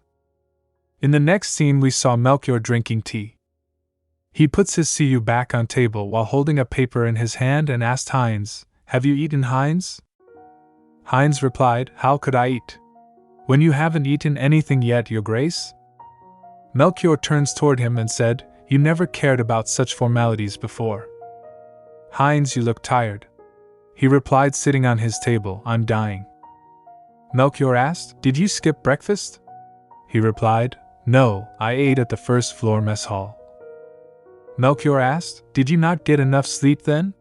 He replied, I had about 8 hours of sleep. Asked, so you slept fine? What's wrong? Heinz clenched his hand and said, sigh. Heinz said, I think I may be depressed. He said to Melchior, Your Grace, could I go on sick leave? I miss Benjamin. Melchior asked, Benjamin? Heinz shouts, my lover, Benjamin. The one I left behind in the eastern region. Hearing this, Melchior thoughts, oh, that Benjamin, 2 years old banyan tree. Melchior said, we'll be moving back to the east in 2 months once the wedding is over, so don't worry. Melchior said, I'm sure someone else will take good care of Benjamin in the meantime. Heinz asked, how could you say that, Your Grace? He starts crying and his tears felt on the paper. He said, it's only been half a year since I met Benjamin. What if someone else snatches him away while I'm gone for 2 whole months? Wah! Benjamin, Melchior said in an angry tone, stop getting your tears on the paperwork, Heinz. If you're that lonely, why not get the same kind of plant here and raise that? Hearing this, he gets shocked. He stands from his chair and shouts, excuse me? Are you telling me to cheat on my lover, you Grace? How could you say that when you yourself are a newlywed? Heinz said, I'll tell her, Grace, all about how you told me to have an affair. Melchior said, Heinz? Melchior glares at him and said, care to repeat yourself? Heinz said, never mind, your Grace. Melchior said, if you're that way, why don't you go back east? Heinz gets confused and asked, pardon? Are you giving me time off? Melchior in a cold tone said, no. I'm telling you to quit your job if you want to go that badly. Heinz again starts crying hearing this and said, you are so inconsiderate, your Grace. Melchior thoughts, I wonder what Roseline is up to. I should talk to her when I get back. Hugo tells Melchior about Roseline's order to send her mother away, and Melchior asked, so Roseline sent Countess Crimson Rose away? Hugo replied, yes, your Grace. Melchior takes off his coat and said, I see. Melchior gives her coat to Hugo. Melchior noticed Hugo's expressions and said, if you have something to say, just say it. Hugo glanced and said, well, do you think it'll be all right? It's her own mother. Melchior, removing his gloves, said, I'm sure Roseline had her reasons. He said, if Roseline sent Countess Crimson Rose away, that means her mother must have done something to deserve it. Hugo said, but treating her own mother like that won't be good for her reputa. Melchior gets furious hearing this and asked in a cold tone, what was that? He squeezed his gloves with anger and asked, does anyone dare to speak ill of Roseline? Hugo gets nervous and said, no, nobody has said anything, but I only meant to point out what people might say. Melchior said, it doesn't matter what people may or may not say. Just let Roseline do as she wishes. Melchior steps forward and Hugo bowed and said, yes, your Grace. Meanwhile, Melchior thought, Roseline, this must be why she wasn't in a good mood last night. I should have paid more attention. I should have been more considerate of how she was feeling. He sighed and thought, why didn't Hugo mention this yesterday instead of today? I had no idea and kept babbling on about her family. She must be asleep by now. But maybe I can go and check on her. He turns and go to her room. He reached at her room's door and stand there. He opens the door and walk inside her room. He noticed Roseline sitting at balcony's border. Melchior said to Roseline, that's dangerous, Roseline. Roseline turns towards him and asked, oh, Melchior, what brings you here? Melchior said, you're not in bed yet. She thought hearing this, he always changes the subject. She said, we'll be moving to the east once the wedding is over, so I wanted to memorize what the sky looks like here. Melchior steps towards her and stand next to her. He said, I see. About the wedding. Melchior thoughts, Roseline definitely looked crestfallen when I brought it up. Maybe to her, family is a sensitive subject. We should just call a priest and read our vows. Without inviting family to join us, then. Roseline said, Melchior. Melchior said, HM? Roseline asked Melchior, how much? Do I resemble your Roseline? Melchior replied, enough for me to mistake you for her. She said, I see. I've been thinking about it these past few days. I resented you for deciding on everything without discussing it with me first. But that was hypocritical of me. Because it all turned out for the better. I was lucky. You may have been disappointed though. He clenched his hand and said, I am not disappointed in you, Roseline. Roseline smiled and said, it's all right, Melchior. I know that the person you actually wanted was the real Roseline. Roseline said, I know that the person you actually wanted was the real Roseline. Melchior replied, I wanted you too. Roseline asked, what? Melchior said, because you're the one I wanted to save. Melchior thoughts, The fact that I'm trying to understand how Roseline feels right now has nothing to do with Roseline. Roseline said, but you knew nothing about me. She said, and yet you showed me kindness. I think it's amazing that you can be so kind to someone you don't know. Roseline said, thank you. She smiled and said, in any case, I'm really sorry for treating you so poorly when I owe you such a huge debt. I swear to make it up to you someday. Melchior thoughts hearing this, a debt? So she thinks she needs to repay me for what I did. Melchior said to her, that's not necessary. He thoughts, I would like her to just happily accept the favor. Why is she keeping me at arm's length? Melchior said to her, you won't be able to repay it all anyway. Melchior suddenly realized that he wasn't mean to say that and thought, damn it, I didn't mean to say that. She hearing this feels sad and said, She said, that's true. You already have so much power, status, and wealth. I'll do my best not to besmirch the good name of the Postenmeier family. Melchior said, Roseline, Roseline interrupts him and said, don't worry, for as long as I am your wife, I'll make sure not to hurt your family's reputation. She said, I think that's the best I can do. She squeezed her arm and thought, this is how it should have been from the start. All I had to do was to remember that this is a marriage contract. It's not like we got married because we like each other. She thought, though I signed a document that says my name is now Roseline Postenmeier. And the servants call me Your Grace. It felt more like I had been hired as a household manager rather than marrying into a family. Roseline touches his hand and said, shall we go back inside? You have to work tomorrow, don't you? You said you were busy. Melchior gets nervous and said, oh, yes, I did. She turns holding his hand and said, I'll escort you to your room. Melchior starts blushing. While walking with her he thought, I think he misunderstood me, but I'm so distracted by her hand against mine that I can think of anything to say? Melchior said, Roseline, while walking? She turns and asked, yes? Melchior said, you're working too fast. You're dragging me along. Roseline said, oh, I'm sorry. She thought, I can't have been going that fast. Maybe he doesn't like me holding his hand. Or maybe he doesn't like that I was leading the way. Thinking this, she leaves his hand. But Melchior grabs her hand. Melchior asked, do you not want to hold hands anymore? Roseline asked, pardon? She thought, I can't see his expression because of the light. She pulls her hand back and said, that's not it. I was just a bit startled, that's all. Melchior said, I was too. Could we hold hands again then?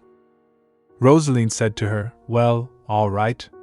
Meanwhile she thought, you can't look at me like that when you love someone else. She stares at his hand and thought, I'm surprised though. I expected his hands to be cold because that's how he acts. She touches his hand and thought, but his hands are so warm. She touching his hand with her finger thought, and though his hands are large, they look elegant. Maybe it's because his skin is smooth. She seeing his hand thought, oh, but they are some calluses. Probably from sword fighting. I have similar calluses on my hands. Melchior holds her hand and said, Roseline, I was talking about holding hands. Not this. Roseline said, HM? Oh, right. She seeing this thought, wait, what's going on? Roseline said, Melchior. Is this how you usually hold hands? Melchior said, do you want me to stop? She asked, I don't dislike it or anything, but isn't it uncomfortable for you? Melchior squeezed her hand and said, it's not. She gets shocked and thought, huh? So he doesn't mind holding hands with just anyone? She gets nervous and thought, don't tell me. He is actually a total womanizer. Roseline glanced and said, Melchior? I did sign a marriage contract, so does that involve couple duties? Melchior gets confused and asked, duties? He thought, does she mean attending public events as a couple? Or is she asking about whether she can go by the name Postenmeier now? Melchior said, of course we must fulfill our duties. She gets nervous hearing this. She gets shocked and thought, wait, seriously? She asked, isn't it a bit weird to do it with someone who looks so much like Roseline? Melchior asked, why would it be weird? She thought, am I missing something again, like last time? Melchior steps towards her, and she said, I'm not. Melchior, wait. Melchior asked, what is it, Roseline? She said, it's just. She said, wait, meanwhile she felt on the bed. Melchior asked her nervously, are you all right? She starts sweating and said, well. She closed her eyes and thought, we haven't even gone through with the wedding ceremony yet. Isn't this too sudden? I'm not ready. I'm so flustered my mind is going blank. She thought, oh no, I need to hurry and back off. She said, Melchior? He starts blushing. He turns and thought, wait, what am I doing? Roseline said, so, it is too weird. I may look like her, but I'm not her. Melchior said, no, Roseline. She interrupts him saying, no, I understand. I think this is the right thing to do too. You should get back to your room now. You said you have to leave at dawn. She pushed him out from her room and he said while she pushed him, Roseline. She again interrupts him saying, good night, Melchior. She closed the door, and he thought standing at the door, what on earth? He seeing his hand thought, all I wanted was to make sure she was sleeping well. Where did it go wrong? All we did was hold hands, but when she stumbled and fell backward. What was I thinking? Have I gone insane? He standing in front of door thought, damn it. I forgot to ask what she meant by saying this was the right thing to do. Next day Roseline saw a lot of jewels and gifts and asked Hugo, what's all this? Hugo standing beside her said, these are all wedding presents from the Imperial Palace. He said, they said there would be more tomorrow. She seeing all this thought, what do I do? We were going to keep the ceremony small and simple, but if I want to make use of all these presents, that's so much more money and jewelry than I intended to use. She turns towards Hugo and asked, would you get me a map of the capital, Hugo? Hugo asked, pardon? A map? She raising her finger said, if possible, I'd like a large map that includes as many details as possible. After some time Roseline comes in the park and said there's a park in the middle of this street. The servant tells her, yes, it used to be part of the mountain range that surrounded the old capital. He said, when the capital was expanded, the mountains were leveled in order to build more houses. So this forested area is all that's left. 5 years ago it was turned into a public park. Roseline hearing his words said, I see. She thought, I used to work hard in order to save money, but after everything that's happened, it's now my job to spend money. I could spend it all if I rent this park as a wedding venue. The servant holding a paper in his hand said, let's see. The area you will be ending Archduchess Roseline Postenmeyer.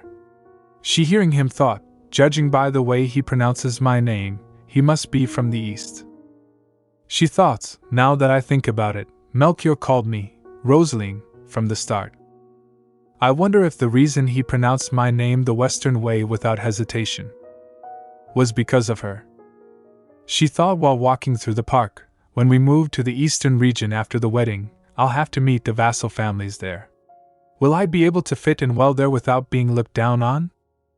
She entering through a gate thought, honestly, I'm not confident I can make a good impression, but it's too late to whine about it now. Suddenly she hears Bird's voice. She stops and said in her mind, Birds? She found herself in a forest and thought, wait. She gets confused and thought, did I make a wrong turn somewhere? I didn't think there was this many trees in the park. Meanwhile she hears a voice. Get back here! She saw Julian running from the same boys from whom she saved him. She said, Jelaine? Over here, quick!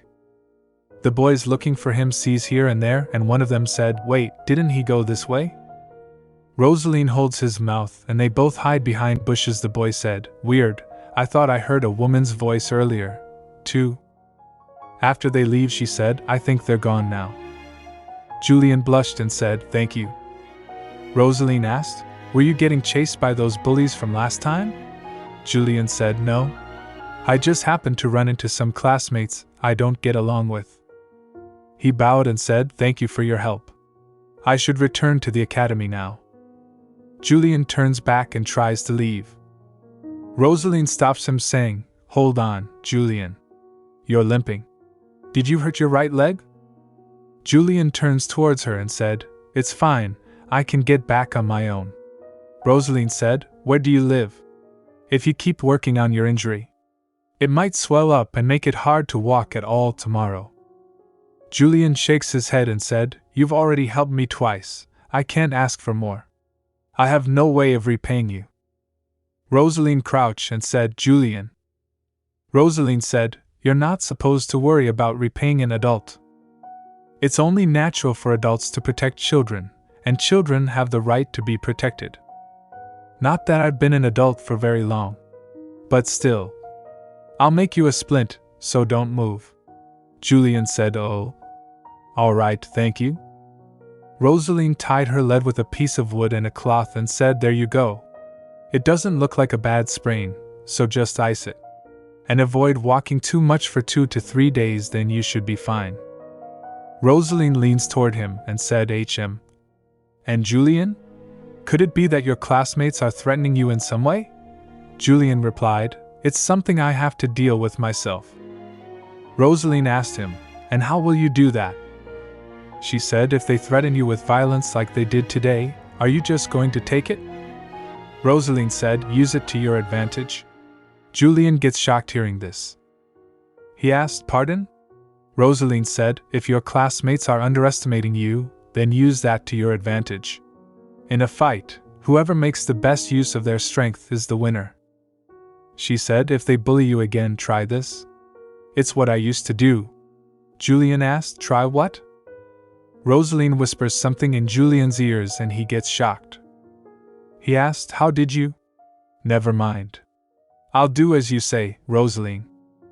Julian, seeing her, thought, what a fascinating person, a woman named after roses and looks like she would smell of them.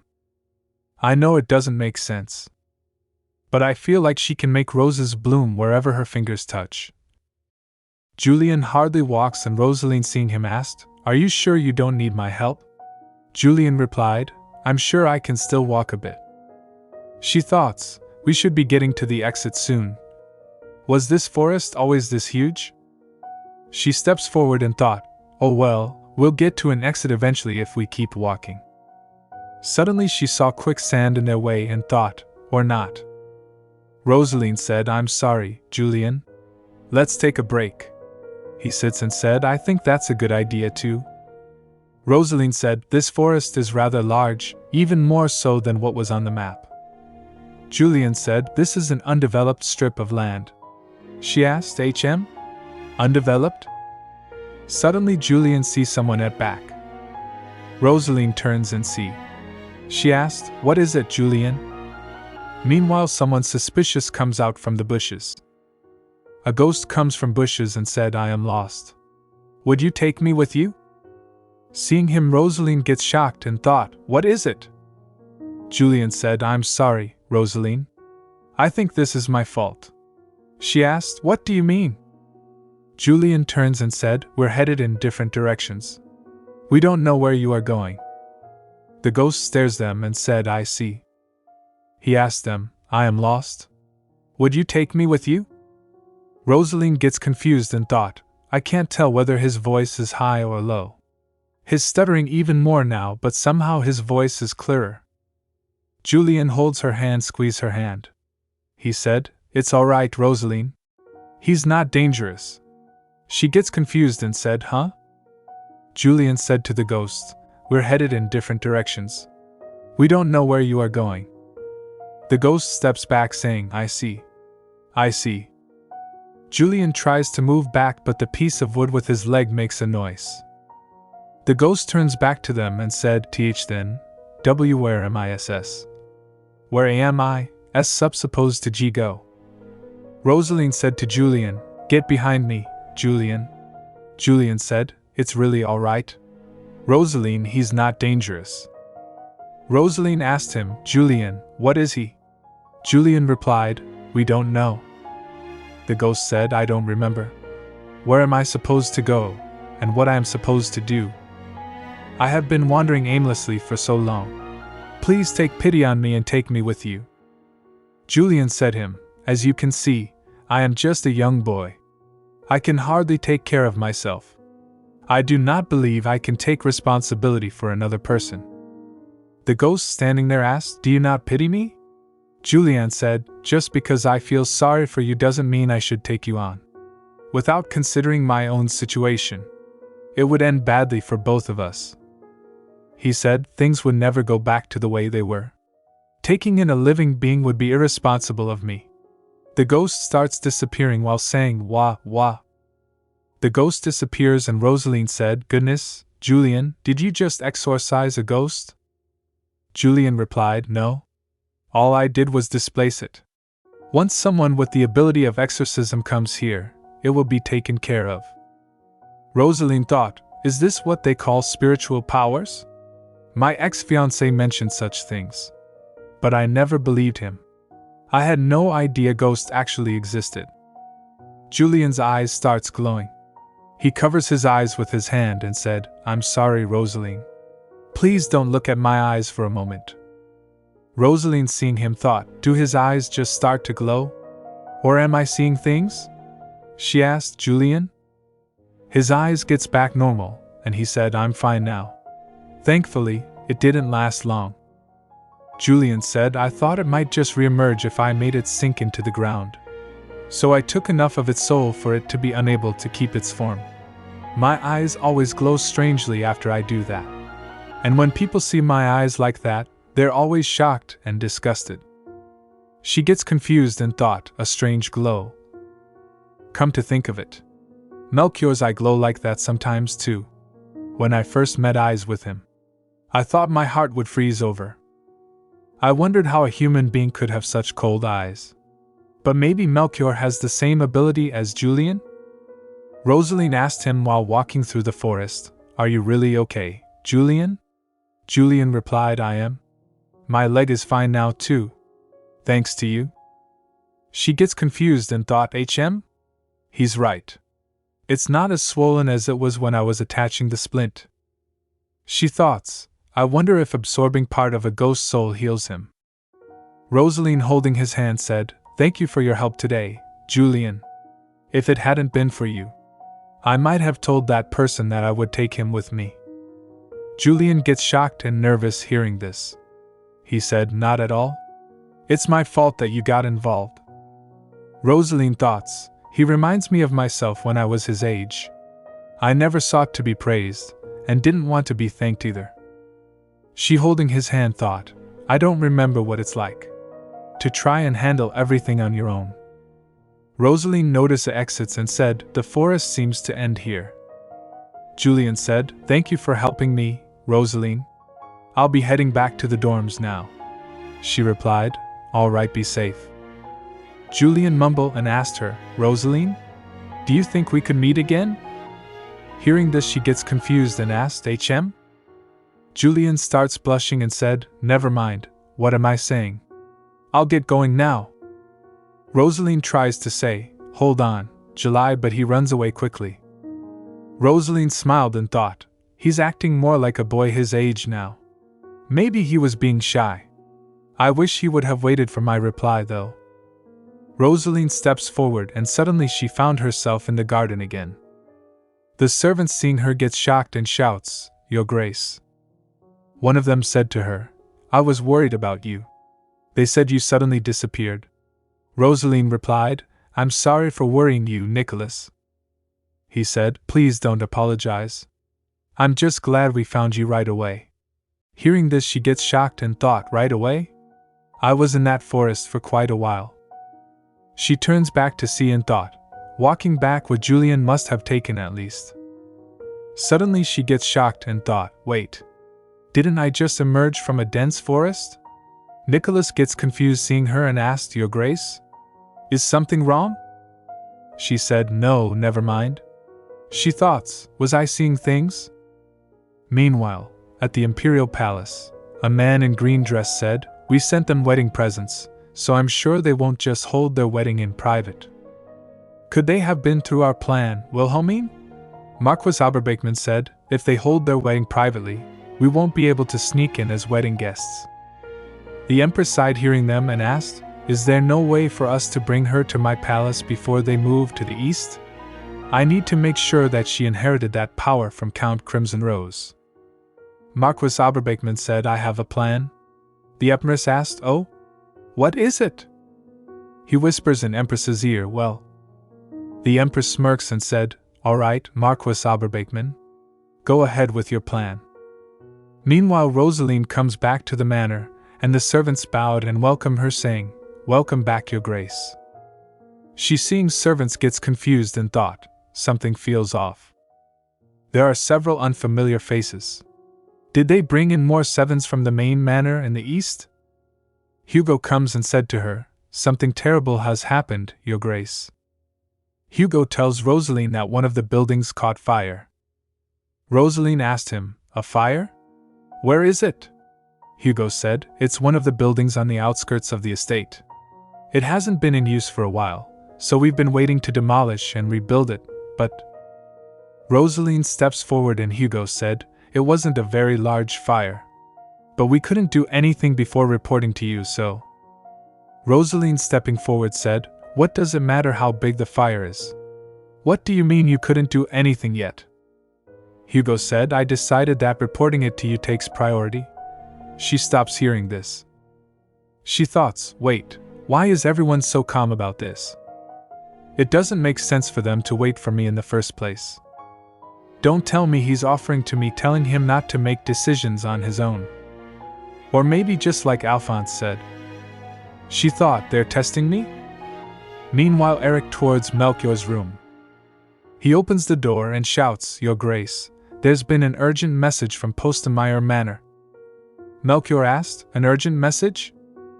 Eric shouts, one of the building has caught on fire. Melchior gets shocked hearing this and asked while rising from his chair, what? Melchior said, I will need to assess things. Let us go. Eric said, oh, wait, Your Grace. Heinz grabs his hand and said, hold on, Eric. He asked, there's been a fire? Are there any causal ties? Eric said, no one has been hurt. It's one of the outer building of the western side of the estate that's on fire. Heinz sighed and said, I see. That means it's nothing. Eric asked confusingly, pardon? What do you mean? Heinz said, waving his hands, they did it to me, too, when I first joined the Night Order. Eric asked, did what? Heinz said, the initiation ritual. In the next moment we saw Roseline standing in front of buildings that caught fires. Roseline, noticing servants' behavior, thought, they're being too far calm given the circumstances, they must be underestimating me. But if I chide them, now, I miss the opportunity to put out the fire. I have tend to what's important first. She, going inside, said to Hugo, did you contact the firefighter? I did, but I worry that the fire will spread before they get here. She steps in and said, then we'll have to put it out ourselves. Hugo shouts, Your Grace, that's Dangerous Dash. She kicks the door and breaks it. She enters and thought, so it started in the kitchen. The question is how to put it out. If this is a grease fire, we can't just use water. In that case, she comes out and shout, everyone bring in sacks of flour. The servants brings the sacks of flour and they, pouring it on fire, shouts, pour the flour. Hurry! Roseline said to Hugo, make sure there are not any embers left and move all the furniture outside to break it down. He said, as you wish, Your Grace. Meanwhile, Hugo thought, seeing her, what a surprise. It's quite impressive for an 18-year lady to stay calm and come up with a quick solution when it's clear that the servants are sitting here. On top of that, she took into consideration the fact that the food storage is nearby and came up with best the solution. She's quick at assessing situation and a strong leader. She glanced at them and turns toward them. Seeing them, she thought, everyone is completely unfazed. It's looked like they're simply impressed. So they really were trying to test me. There is no explanation for any of this. She clenched her hand and thought, the issue is that I don't have any proof. The fact that I chided the butler about making decisions without me will be his excuse for not doing anything, and he did contact the firefighter, so even if the fire had spread, it would have been under control. Above all, there's no clear evidence that they dared to test the lady of the house. If I raise my voice at them right now, they all just call me hysterical. Not only is this incredibly underhanded, there's method also too extreme. If I had the wrong call, I might have them pour water on grease fire and cause the huge accident. Roseline taught, I can't believe they're trying to avoid all responsibility for this. Regardless of the outcome, which might have been disastrous, all they care about is their own pride. How could they just neglect their own duties and avoid all blame like this? The way the servants here do things felt strange from the start. Like the way that maid demanded that I, her mistress, leave my bedroom so she could clean. Sure, they might be efficient and good at what they do, but there's a clear issue. She thought, they're not mindful at all of their employer. She asked Hugo, how did this fire start? Hugo replied, one of the servants snuck into the kitchen to make a snack, and caused the fire by knocking over a barrel of oil. Roseline said they were using this kitchen? I thought you said that this building is no longer in use because it will be torn down this winter. She asked, who was it that set the kitchen on fire? Hugo replied, well. The servants turns towards a young servant who was standing behind. They point their finger at her and said, I saw her coming out of the kitchen. She gets shocked and said, huh? She drops the sack of flour and said in shock, what? It wasn't me. One of them said, Deborah, you were gone during lunch, wasn't you? The manservant said, that's right. And I saw you snooping around this building before. You should have altered the butler to the fire right away. You trying to avoid blame made it much worse. She starts crying and said, it wasn't me. I didn't even come anywhere near this building today. One of the servants grabs her hand and said in anger, how dare you lie to us? She starts trembling and Roseline said, stop. You're saying she did this? The servant holding her wrist said, yes.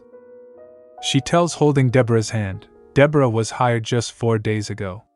She drags her. Roseline thought she must be one of the servants I hired as replacements a few days ago. Hugo said, you hired her, Your Grace, but who could have known this would happen? Roseline thought, he's acting like he feels BD for her. But really, he's blaming me for hiring someone incompetent, implying that I am bad judge of character. I don't like it. Engineering this whole situation just to attack me is one thing, but blaming a powerless young girl for all of it is the worst part. They're trying to get out of being held responsible by making me punish or fire this innocent girl who can't possibly stand up for herself. A servant holding Deborah said, what shall we do, Your Grace? Should we reduce her wages or get rid of her? Roseline said, I won't hold Deborah responsible for any of this. Hugo asked, Your Grace? Roseline said, she hasn't even worked here for very long, so if she were to get kicked out for this, no one else will hire her. Hugo said, I see. That is very gracious of you, Your Roseline interrupts him saying, but Hugo, I cannot possibly ignore your part in this. He gets shocked hearing this. Hugo asked her, pardon? Roseline said, I may be the lady of the house, but I cannot command all of the Archduchy's servants on my own. That is why I left the training and supervision of the new recruits to you, the head butler. Isn't that right, Hugo? Hugo gets nervous and replied, yes, that is true. Roseline said, that means keeping an eye on Deborah was your duty as the Archduchy's head butler. And Toady, you have failed in that duty. She said, while I can forgive Deborah, a maid in training, for making a mistake, I cannot possibly let someone with decades of experience at this manor get away with a mistake like this. She said to Hugo, quite frankly, this makes me doubt your ability to serve as head butler to the Postenmeier family. Hugo gets shocked hearing this. Roseline said, I will be cutting your wages for failing to train and supervise the new recruits. After all, as head butler, your responsibilities are much greater than those of a common maid. Roseline said, If you have a legitimate reason for failing to prevent this accident from happening, please tell me and I will reconsider my decision. Hugo bowed and said, I am to blame for this. I accept your decision, Your Grace. I am overjoyed that our mistress is so wise. Roseline gets confused and asked, What? She thought, he's overjoyed at having his wages cut? Hugo bowed until the late Archduchess said the same thing. The higher you rank, the greater the responsibility. Proper authority does not push blame onto those below them, but takes on the responsibility of their subordinates' mistakes. Hugo smiled and said, For us employees, our greatest joy is served under employers we can respect. Roseline turns back and said to Hugo, I'll be going back to my room then.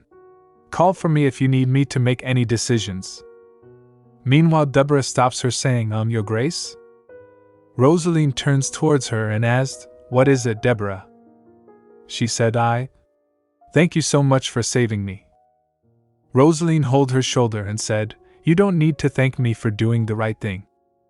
Deborah starts crying and said, Thank you. Roseline said, I would have felt terrible if I had let you get kicked out. I did this for myself, really. Without any authority of your own, it's common to become a scapegoat. You were just unlucky today. Deborah said, Actually, I don't think that's why. They tried to blame me for all of this. Roseline gets confused and asked, HM? Deborah hesitates while saying, Well, you see. I heard that Katrina said you weren't a bad person, so I told the other maids that I agreed. But then they all started bullying me for taking you aside. That's probably why. Roseline holds her shoulders and said, I see. Roseline thought, punishing the head butler won't be enough. I'll have to change everything. The way they do things here struck me as odd from the start. After hours, Roseline said to Hugo, Please get me the servants' work schedules, Hugo. Hugo, standing in front of her, said, Your Grace, servants of the Postenmeier family do not have separate schedules. Roseline asked, Oh? Then how does work get done around here? Hugo replied, Everyone has the same routine. During the time that our master is away from the manor, we tend to the laundry and any other duties related to the upkeep of the estate, and finish everything by the time His Grace returns. Hearing this, Roseline thought, so they focus on getting work done while their master is away. That's why the maid sent me to my office so she could clean my room. Roseline sighed and said, That's not a very good system. Hugo gets confused and asked, Pardon? Roseline said, The schedule is based entirely on the employee's convenience. Melchior goes to work at dawn and returns late at night, so no one has had to be mindful of their employer all that time. She said, But things are different now, aren't they? She starts writing something on a paper and said, The lunch break in particular. An hour for eating followed by a 30-minute break. That's mean no one works for an hour and a half. Hugo gets nervous and said, Your Grace, in order for the servants to work effectively, they need a proper break.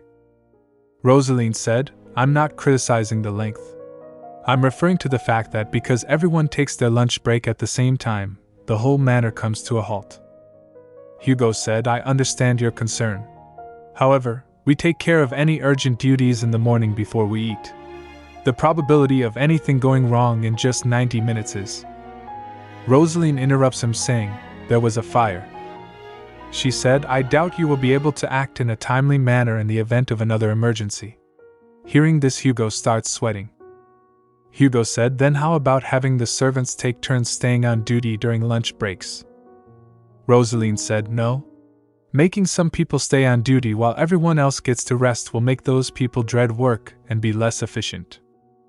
She draws something on paper and Hugo asked, Do you have an alternative, Your Grace?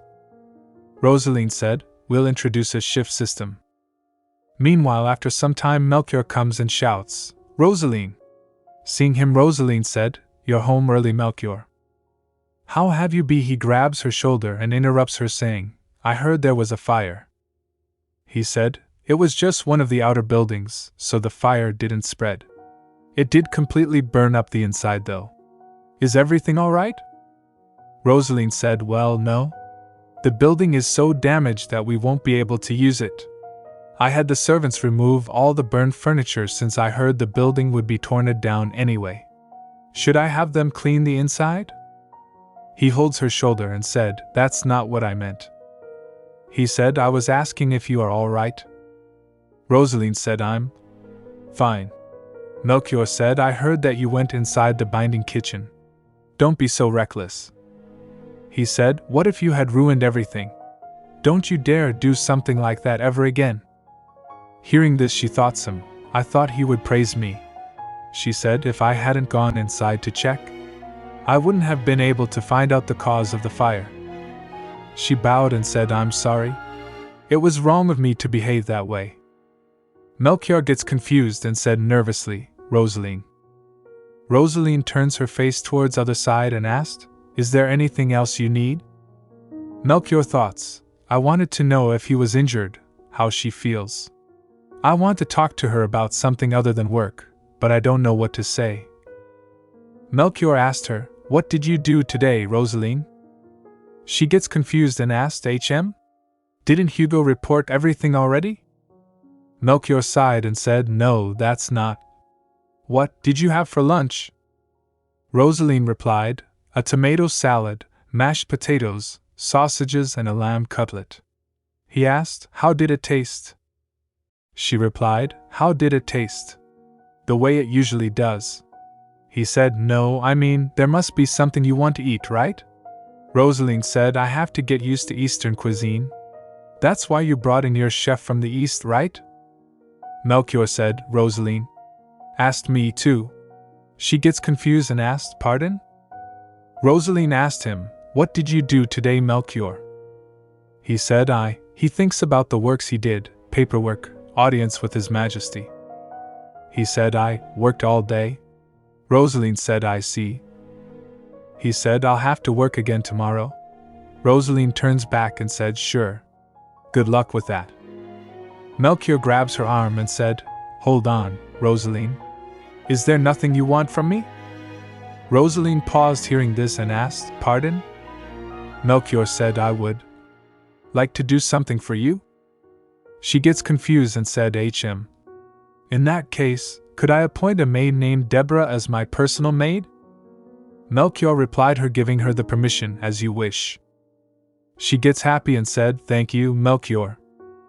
Melchior called Hugo and asked him, Hugo, who is Deborah? He bowed and said, A young maid who applied to work here when we were hiring 4 days ago. She only started working 2 days ago because she came in as a replacement. Hearing this, Melchior thoughts, This is it. This is an opportunity to learn more about Roseline. He said to Hugo, Call for her immediately, Hugo. Melchior said, seeing Deborah, So this is Deborah? Hugo replied, Yes, Your Grace. Melchior said, I see. Is something wrong with her? Hugo replied, She may be a bit thin, but the doctor assured us that she was perfectly healthy before we hired her. Seeing her trembling, Melchior asked, Then why is she trembling like that? Is she cold? Melchior said, Deborah. She starts sweating and replied, Eep. Yes. Melchior said, Roseline wants you to be her personal maid. Do you know why? She gets shocked hearing this and said, Pardon? I'm not sure. Melchior said, You're not sure? What does that mean? Do you have any idea why she might ask for you? Deborah said, I'm sorry, Your Grace. I have no idea why she would.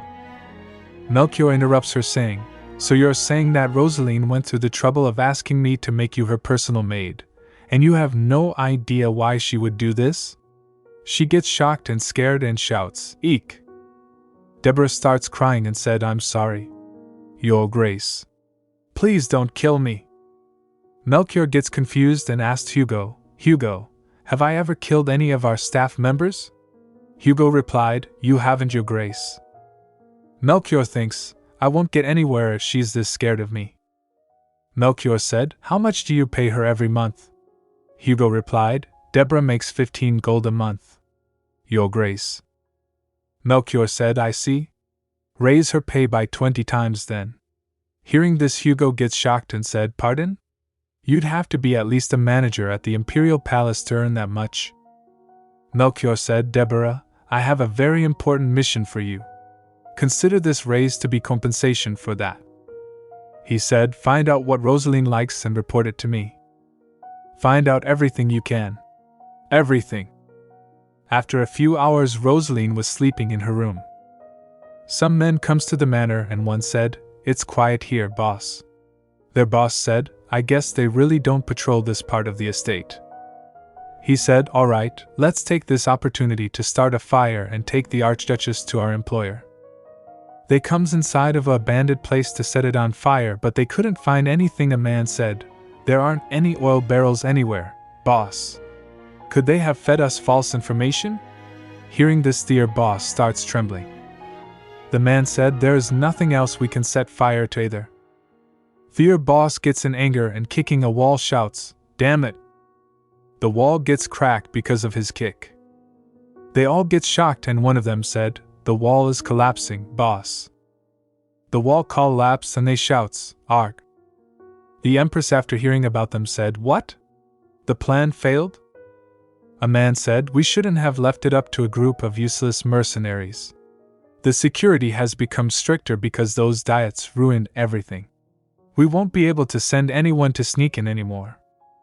The Empress asked, "Is there nothing we can do, Marquis Oberbakeman?" Marquis said, "There is another way." The Empress said, "What is it? Tell us." Marquis said, "The Archduke's wedding will be held outdoors. With so many people watching, we won't be able to have anyone sneak up on them. Which means that it would be best to plant someone who can freely enter the manor." The Empress asked, "Who might that be?" Marquis said, "In order to make the bride's wedding dress and bouquet, they'll be hiring a designer, so if we bribed skilled designers from the capital, they would be able to get close to the bride without suspicion." The Empress said, "I see. I didn't consider that. Go ahead and recruit all of the most prominent designers in the capital." Next day, Marquis comes and tells the Empress about the condition. She shouts, "They're not hiring a dress designer?" The Empress asked, "What do you mean, Marquis Oberbakeman?" Marquis replied, "Just as I said, Your Majesty. The bride is the child of a criminal, so instead of having a new dress made, they have decided to just alter the late Archduchess' wedding dress." The Empress thinks, how is it that every single plan of ours fails? Could there be a spy among us? She sighed and said, "I suppose we'll have to change our approach." Changing scenes, we saw Julian in a garden full of roses. Seeing them, he thinks, the pleasant scent of roses. He saw his hand and thinks, this must be a dream about her. Roseline comes and said, "Come here, Julian." Julian said, "Roseline, I'm afraid of stepping on these roses that remind me of you." She said, "I'll be fine. Come here, Julian." He said, "When I was younger, I wasn't strong enough to protect you." He said, "But now that I can, you've disappeared." She said, "It's all right, Julian. I'm still here with you." Suddenly Julian gets younger and said, That can't be." She interrupts him saying, "Don't you trust me?" Julian replied, "Of course I do." Julian squeezes her arm and thinks, even if it's just a dream, I want to stay. Just a little longer. I don't want to wake up. Roseline said, "Julian, I'm so proud of you." Hearing this, he gets shocked. Roseline starts disappearing and Julian shouts, "Roseline." She said, "My dear Julian, I believe in you." Melchior, then we saw it was really a dream of Melchior. He wakes up. Melchior clenches his hand and thinks, it's been so long since I've dreamed of Roseline, no, of Roseline. I haven't dreamed about her ever since I met Roseline. I can't believe I'm dreaming about Roseline again. Melchior thinks, how pathetic. They may look alike, but they are different people. How could I let myself get swept up by a dream about a woman who isn't my wife? He recalls the moment when Roseline said him, "Wasn't she your first love?" He replied to her, "No, that person was my teacher." Melchior thinks, I have to apologize to her. In the next scene, a servant goes to Roseline and said to her that Melchior is asking for her. Roseline asked her, "Melchior asked for me?" The servant replied, "Yes, Your Grace." Roseline thinks, shouldn't he be at work by now? Did something happen? Melchior was waiting for her standing outside. She comes and said, Melchior, why are you waiting out here? I heard you have something to say to me. Melchior said, Roseline, He said, I'm here to apologize to you. Hearing this, she gets shocked and asked, Pardon? Roseline thinks, what would Melchior have to apologize to me for? I suppose he did have to go back on his word about keeping the wedding simple, but it's not like that was his fault. Roseline said, I'm fine, Melchior. Melchior said, You are? Roseline said, It's not like you did it on purpose. There was no helping it, right? He thinks, I haven't even told her about my dream yet. How does she know? Melchior gets chilled and thinks, could this be woman's intuition? Melchior clenched his hand and said, I'm sorry, Roseline. I told you I would take good care of you, and yet Roseline interrupts him saying, It's fine.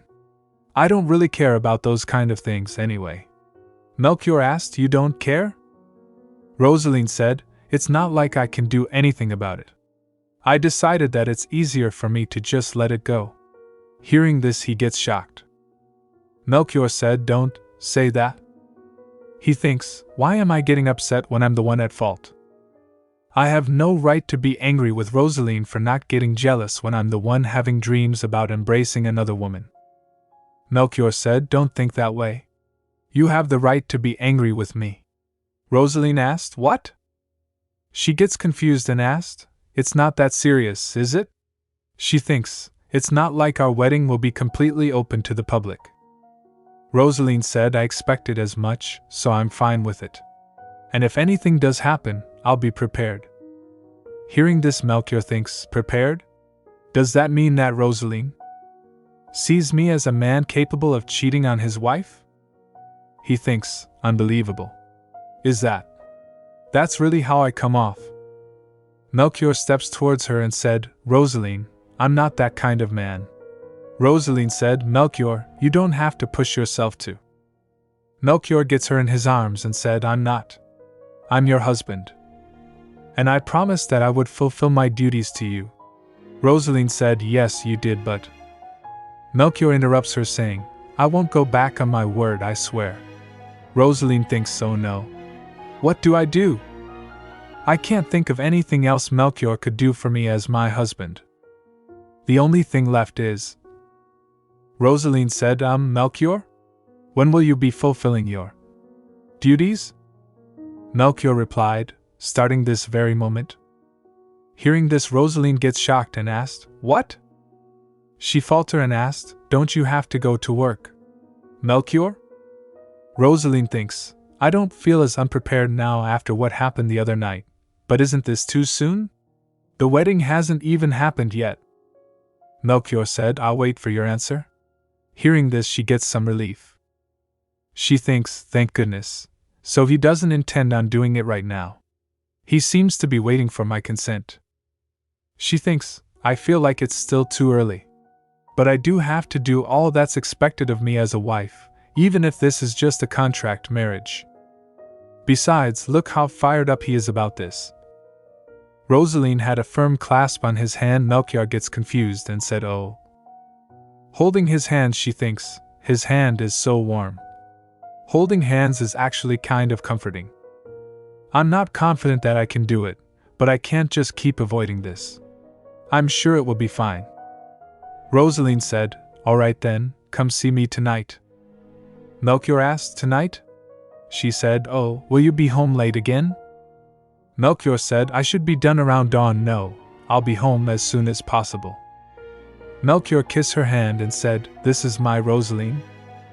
He thinks, Roseline is my first love. I won't deny it any longer. It's not like I can change the past. But I married this Roseline. I will devote myself to her from this moment onward. I was taught to do the right thing and take responsibility. Melchior said to her, Roseline, I will come and see you tonight no matter what. So rest easy. Roseline, sitting in her room seeing her fingers, thinks, the tips of my fingers are still tingling. Are Melchior and I really going to? Meanwhile, the servant asked, interrupting her, Does the tea not suit your taste, your grace? Roseline, seeing the cup of tea, said, I was distracted. I'll drink it now. The servant said, I'll go and get you a fresh cup since it's gotten cold, Your Grace. Roseline said, It's fine. The servant asked her, Are you feeling all right, Your Grace? She asked, HM? The servant hesitated and said, You seem out of sorts today. Roseline placed the cup on table and said, Well, I suppose I am a bit uneasy. The servant asked, Should I postpone the appointment if you aren't feeling well? Roseline asked, The appointment? The servant said, You were supposed to meet with a designer and take measurements for your wedding dress. Roseline said, Oh, right. That. She thinks, I can't believe the Empress sent over the Empire's most famous designer as a wedding present. What is she up to? The servant said, We should really postpone it if you don't feel. Roseline stands from her chair and interrupts her, saying, No, I'm fine. All we have to do is take measurements, so there is no need to postpone. Roseline asked, Are we doing that here, Deborah? We should tidy up some of this paperwork then. The servant said, No, everything has been prepared in the changing room downstairs. Johanna said to ring that bell twice, once you are ready. Roseline picks and rang the bell and said, This one you mean? The servant replied, Yes, exactly. Suddenly Roseline gets shocked and asked, Wait, if everything is prepared then? She said, Deborah, don't tell me. The designer is here already? Deborah smiled and said, Yes. Meanwhile the designer comes in and said, Good day, Your Grace. My name is Gertrude Bart, the best designer in the capital. The designer said, I'm sorry for making you wait, Miss Bart. Goodness, please call me Gertrude, Your Grace. Roseline, seeing her, thinks, I'm surprised she isn't annoyed at having waited for so long. She doesn't look like it at all, but maybe she's actually quite easygoing? I heard that Gertrude Bart takes so much pride in her work that she even refused to work exclusively for the princess. She thinks, it's not like I can just ask her why she would set aside her pride to be nice to me. Gertrude gives her some designs and said, Let's start with these 5 dresses. Please tell me which design you like best. Once you decide on a silhouette, please choose the fabric and decorative elements from the catalog. Roseline thinks she wants me to choose from a few basic shapes. I guess I could just pick whatever will make me look good enough. But the decorative elements don't matter right now. This is... Gertrude thinks, seeing her, I knew it. She doesn't know a thing about fashion. It's not surprising that the daughter of some unimportant family has no sense of style. Why do I, the Empire's greatest designer, have to waste my time making a dress by the daughter of a criminal anyway? Meanwhile Roseline said, Miss Gertrude. Gertrude said, Yes, Your Grace. Roseline asked her, Did they tell you that the wedding will be held outdoors? Gertrude gets confused and asked, Pardon? Roseline said, Originally we planned to hold our simple ceremony in the manor's chapel, but the wedding suddenly got so much bigger, so we rented an outdoor space in a park. Gertrude said, I see.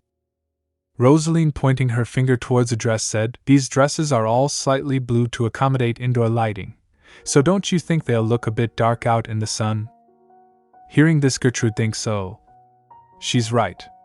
Even if we choose to add sparkles, these dresses won't shine outdoors. Roseline said, Instead of this bluish fabric, let's go with something completely white or with hint of silver. And I would prefer a sturdier fabric rather than anything flowy. If the dress is too light, the wind might cause the skirt to move around. Since their majesties will be in attendance, the dress can't be too simple or flashy. Gertrude said, That's a bit vague, Your Grace.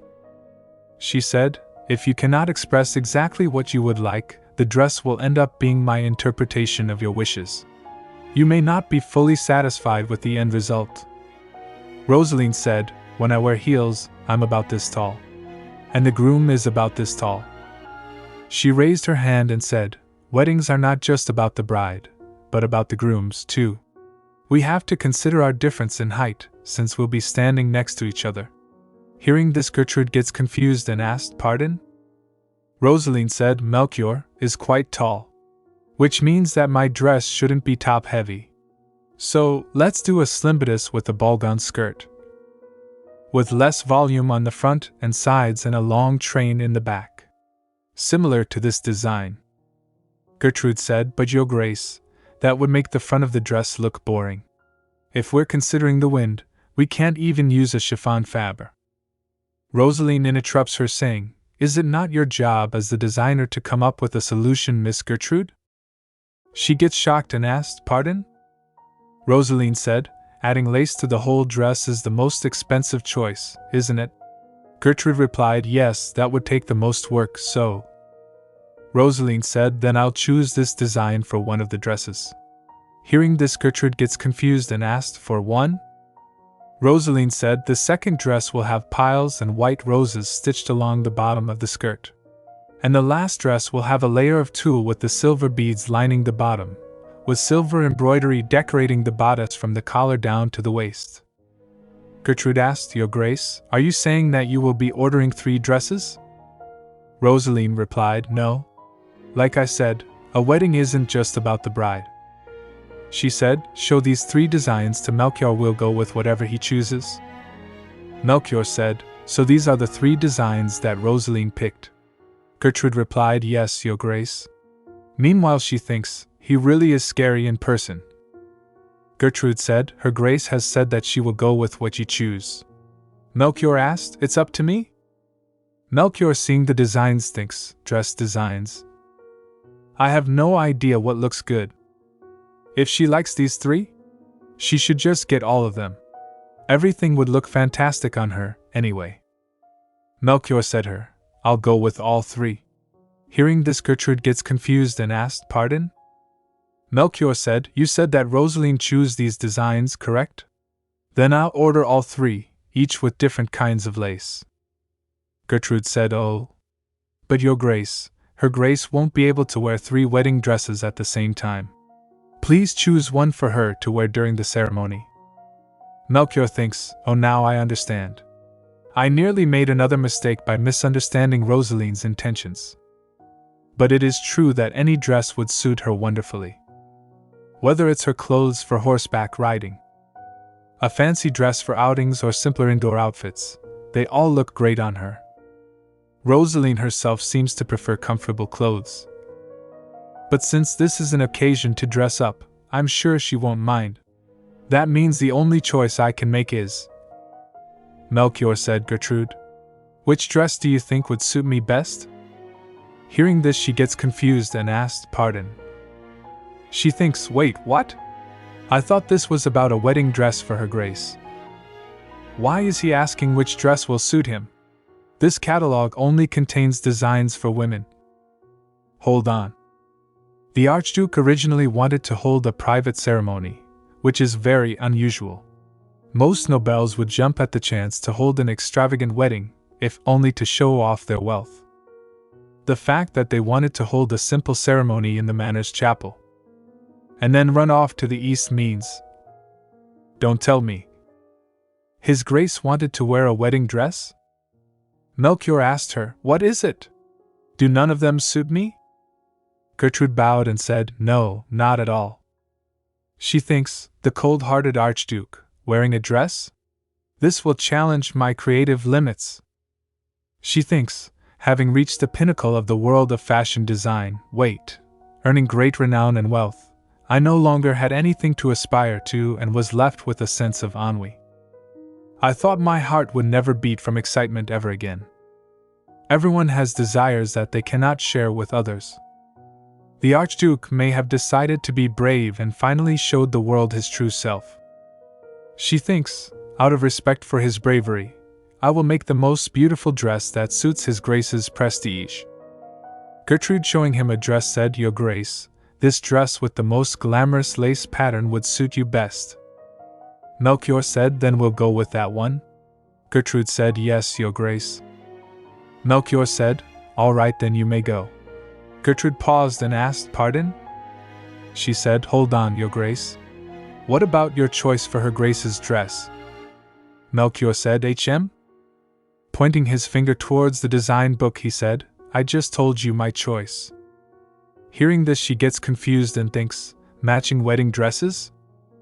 A representation of the Archduke's profound love for his wife, symbolizing their union. I am humbled once again. Gertrude said, leave it to me, Your Grace. I, Gertrude Bart, will not shy away from the amount of work it will take to create the perfect dress. Heinz comes to Melchior and said, I heard the dress designer came to see you, Your Grace. He asked, how was the design? Did you like it?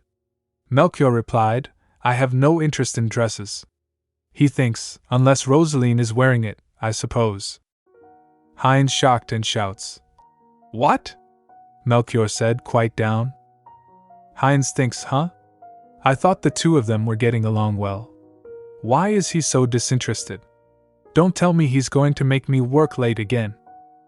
Heinz said, if Her Grace asked for your opinion, even though she could have picked anything, doesn't that mean she was having a hard time choosing, or wanted to discuss the designs with you?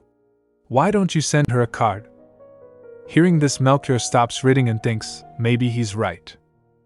If Roseline was asking for my opinion, I can't just ignore her. I should give her some kind of a response. Melchior starts leaving and Heinz asked her, how do you get over there so fast? Heinz said, he could just write the card here. He scratched his head and thinks, His Grace would usually have one of his subordinates pen a reply for him. What secretive thing is he going to write that he even moved to another room to do it? He said anyway. It looks like His Grace doesn't actually realize how much he really likes Lady Roseline. Meanwhile, Melchior starts reading a letter. I saw the dress you will be wearing. It was beautiful. I'm looking forward to the wedding. He thinks, no, I can't lie to her. I'm looking forward to seeing Roseline in the dress, not the wedding. Besides, I don't actually know what she looks like in it. He writes, I look forward to seeing you in the dress. I'm sure you will look beautiful. Melchior thinks, wait, does that sound like I'm saying she needs to wear a nice dress to look beautiful? He writes, I look forward to our married life. He thinks again, the wedding hasn't even happened yet. Am I going too fast? Melchior sighed and think, why is it so hard to write a single card? He thinks, alright, I'll just be as sincere as possible. I'll tell her exactly how I feel. No flowery language, just facts.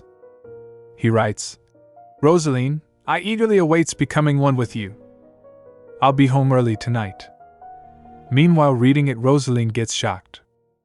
She thinks he's implying what I think he is, right? That especially given what he told me this morning.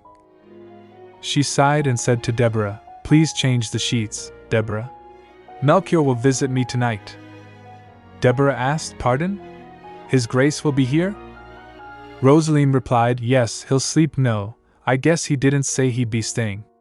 She thinks, what am I supposed to wear? Roseline said, oh. Deborah, could you get me some painkillers? Deborah asked, are you in any pain in your Grace? Roseline said, I will be later. Pardon? Roseline thinks, I only know the basics about that. Am I supposed to take off my underwear myself, or will Melchior be doing that? I wish I knew more so I could be prepared. Meanwhile, a servant comes and shouts, Your Grace, you are needed downstairs immediately. Roseline asked, what happened? The servant said, well, Her Highness the Princess is here. She gets shocked and thinks, what? Why would the princess be here? After a few moments she comes downstairs and the princess said, nice to meet you, Archduchess Postenmeier, I'm Anastrat. Roseline said, greetings, Your Highness. My name is Roseline Postenmeier. Seeing her, Roseline thinks she's the daughter of the late emperor. I heard that she proposed marriage to Melchior several times, but he always rejected her. Rumor has it that she's not in love with him and is just after his power and riches. But this must be irritating for her nevertheless. Roseline saw some boxes and asked, by the way, what's all this? The princess replied, I heard that you went through something troubling lately, so these are consolation gifts from the imperial family. Roseline thinks, oh, she must be referring to that fire. The princess said, I'm here to represent the imperial family. She said, you are such a beauty. You weren't a part of the capital's high society, were you? She said, I'm sure if you had been, everyone would have been talking about your looks. Roseline replied, thank you. The princess grabs her hand and said, I'd love to talk to you, Roseline.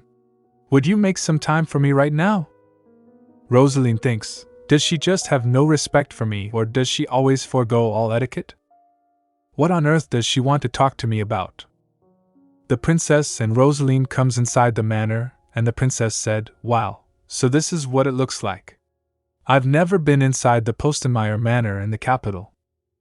I kept asking him to invite me here, but he never listened. Roseline said, I apologize for not hosting you properly. I didn't expect such a sudden visit. I hope you understand. The princess smiled and said, there is no need for formality, Roseline. I don't care about things like that anyway. The princess said, we have some woman things to discuss. So would you send away your butler? Roseline said to Hugo, you may leave, Hugo. She said, first, let me thank you for all the gifts. I didn't expect you to send so many. The princess said, I was supposed to bring you more. She said, I was in a hurry to see you, Roseline, so I left before everything was ready. She said, as you probably know, 4 years ago I proposed to Melchior and was rejected. Hearing this, Roseline thinks, there it is. The princess said, so I was curious to see who he had finally decided to marry. Roseline said, I am from the Crimson Rose family from the West. Meanwhile she thinks, this should be an adequate answer. The princess said, I know your family is pretty famous. The princess said, it's not every day you hear about a nobleman committing a crime and then getting murdered, right? And this is the first time a noble family was reinstated after being stripped of its title. Hearing her, Roseline thinks, how could she be so blunt? I can't just respond in anger. Because now that Hugo has left the room, there are no witnesses. Besides, my reputation is already at rock bottom among the servants, so if I angrily send the fences away, it will only result in stranger rumors about me. In that case, Roseline said, I wanted to meet you too, Your Highness. Hearing this, the princess gets shocked and asked, oh? Really? Roseline replied, yes. While I was at the academy, I read about your graduation thesis, you see. You wrote that balance is the most important thing in the world, and so to balance out all the hard workers, some people must be lazy. If all rulers as role models to their subjects were to be diligent, it would be like renouncing the life choices of those who are lazy. And so, but truly benevolent ruler must be indolent, so that his subjects may feel a sense of kinship and hope. The princess, hearing this, shouts, stop. The princess gets shocked and asked her, where do you have all that memorized? Roseline said, that excerpt left such a strong impression that I still remember it. The princess gets confused. Roseline said, it's such an honor to meet the author of that brilliant thesis. Who knew that rulers have to be slothful for the greater good? Roseline thinks, was there too harsh? Though I am sure she understood my intent. The princess said, if I take the throne, I'll close down every single academy. She said, anyway, I'm sorry for suddenly behaving so rudely. I wanted to see if I could make you mad. Roseline asked, you wanted to anger me on purpose? But why? The princess said, you have to admit that because of our status, it's really hard to get to know each other right away because everyone's too busy probing each other and being polite, right? The princess said, so this is what I do when I want to get to know someone quickly. Meanwhile, Roseline thinks, but it sounds like she'd make enemies that way. Roseline said, it was really rude of you. No one has ever spoken to me so impolitely on our first meeting before. The princess said, to be honest, I kind of wanted to pick a fight with you. I'm a bit jealous, you know. Roseline asked, you are jealous? She replied, like I said, Melchior rejected me. Roseline thinks, oh, could it be that the princess actually liked Melchior? Then she must have had her heart broken over and over again. Roseline said, it must have been hard for you. The princess replied, it was. I had a hard time accepting that my dreams of slacking off forever would never come true. Hearing this, Roseline gets shocked. The princess said, Melchior is capable enough to rule over the empire, just like he is rolling over his own territory. And I could have spent the rest of my days doing whatever I wanted. She said, anyway, I'm relieved to discover that you are much more amazing person than I expected. She said, it would have been annoying if Melchior had married someone boring. Roseline said, I wouldn't call myself amazing. The princess stands and said, you are though. Most people immediately get angry when I rile them up like this. Only a few restrain themselves or just ignore me. But no one's ever fought back like you just did. The princess comes close to her and said, I was serious when I said there were more gifts for you. The rest will arrive later today.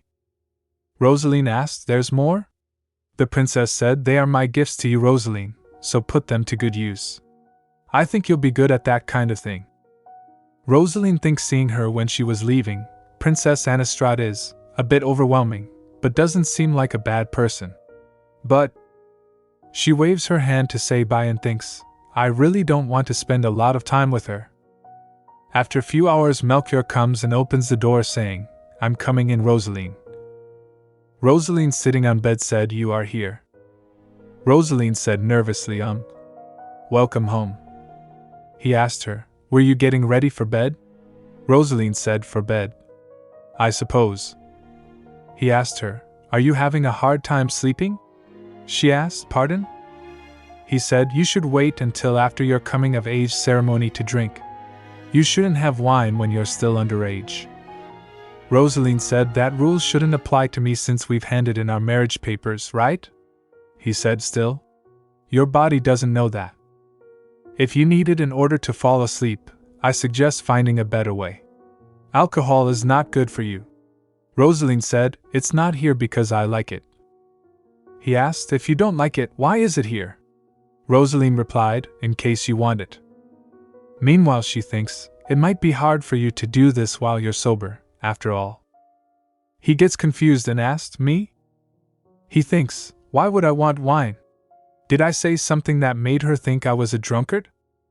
He asked her, why would I want alcohol? Roseline asked him, do you not drink at all? He replied, I do if I have to, but I have no reason to today. She thinks, I feel like our conversation keeps going in circles. Could it be that Melchior is testing me? Roseline asked him, is there something else you need to prepare? He asked HM.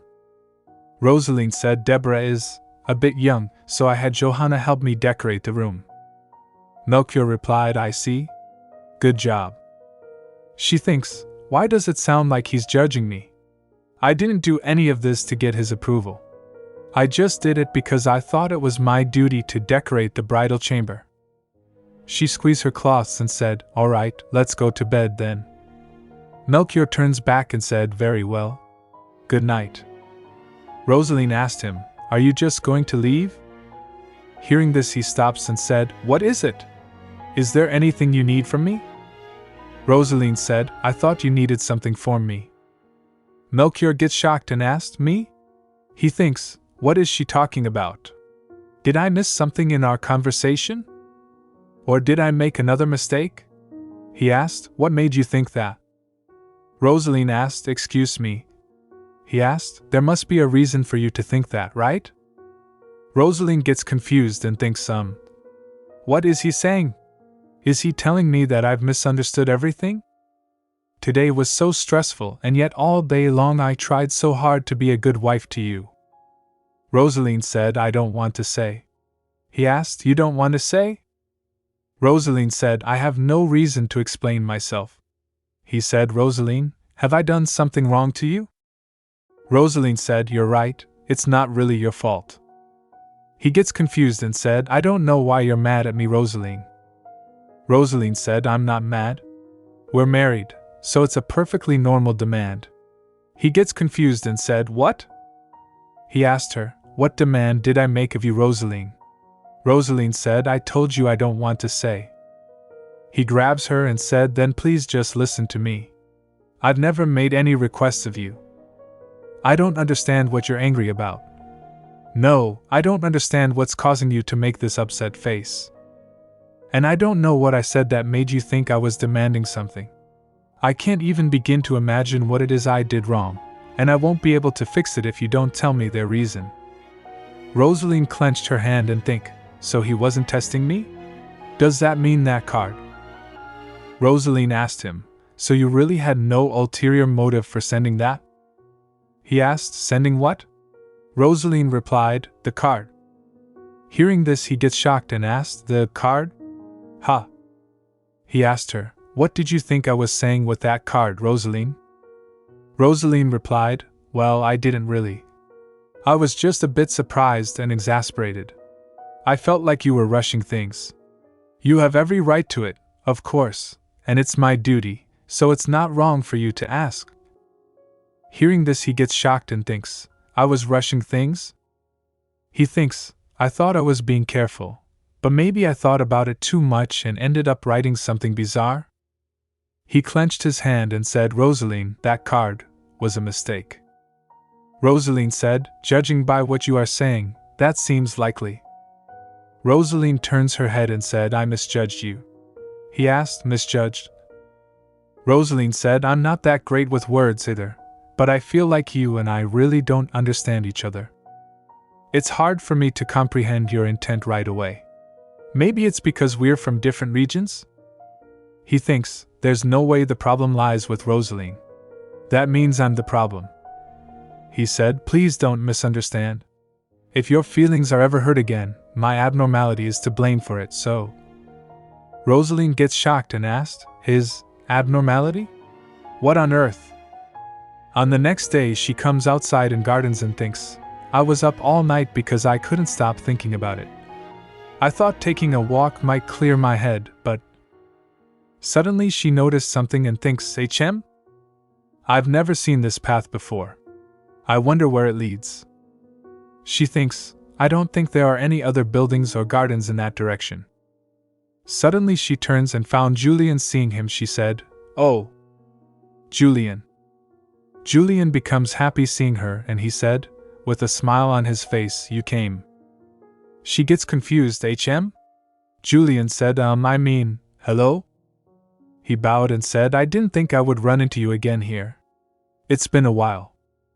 Hearing this, she gets confused and thinks, has it been a while? Didn't we meet a few days ago? Roseline asked him, Julian, have you been bullied again at all? Julian asked, pardon? Roseline, picking a tree leaf from his shoulder, said, did they chase you all the way out here? Or maybe you fled and this is where you ended up? Julian replied, no, I didn't run here, nor did I get chased. He said, I was actually waiting here because I thought I might be able to see you again. Roseline asked, you were waiting for me? For how long? Julian replied, not that long. Every time I took a walk, I would just linger for a little while, that's all. Don't worry about it. Roseline gets embarrassed and thinks, don't tell me. He was waiting at the spot we first met because he wanted to see me again. She thinks, not even my own family has ever treated me like this. It's kind of sweet. Julian said, in any case, I wanted to thank you. Thanks to meeting you, Roseline, an issue I had resolved itself. And the method you told me about was also really effective. She said, oh. Meanwhile, she thinks, that's right. Julian was such a good student that the others were jealous of him, and were trying to make him steal the answer to an exam. Roseline asked him, so you followed the tip I gave you? Julian replied, yes, my professor was very pleased as well. He said, how did you come up with the idea of writing down everything you learned during the semester on your exam paper? She thinks, well, there's a reason for that. I was always diligent with my studies, but I wasn't a genius. So I often had a hard time applying the things I had studied to difficult exam questions. But instead leaving the answer blank, I wrote down every formula I learned in class and showed how I would apply them to the question. Rosaline's professor said to her, Roseline, I've decided to give you a perfect score. She said, but sir, I wasn't able to solve the last question. Her professor replied, yes, but you clearly showed me that you understood everything I've taught you in class. And exams are a chance for students to prove that. You deserve a perfect score. She thinks, it turned out that the question I couldn't answer was actually too hard for students to solve, so I was lucky. Roseline said, I'm glad to hear that, Julian. Julian said, thanks to you, I was able to get a perfect score and stay at the top of my class. It's all because of your help, Roseline. She gets confused and thinks HM? But I only told him about that tip a few days ago. She thinks he actually took his exam and got the results that quickly? Then again, it does look like he's grown a bit. I feel like he was much shorter when we first met, or am I imagining things? She said, I'm glad it all worked out for you. Julian replied, me too.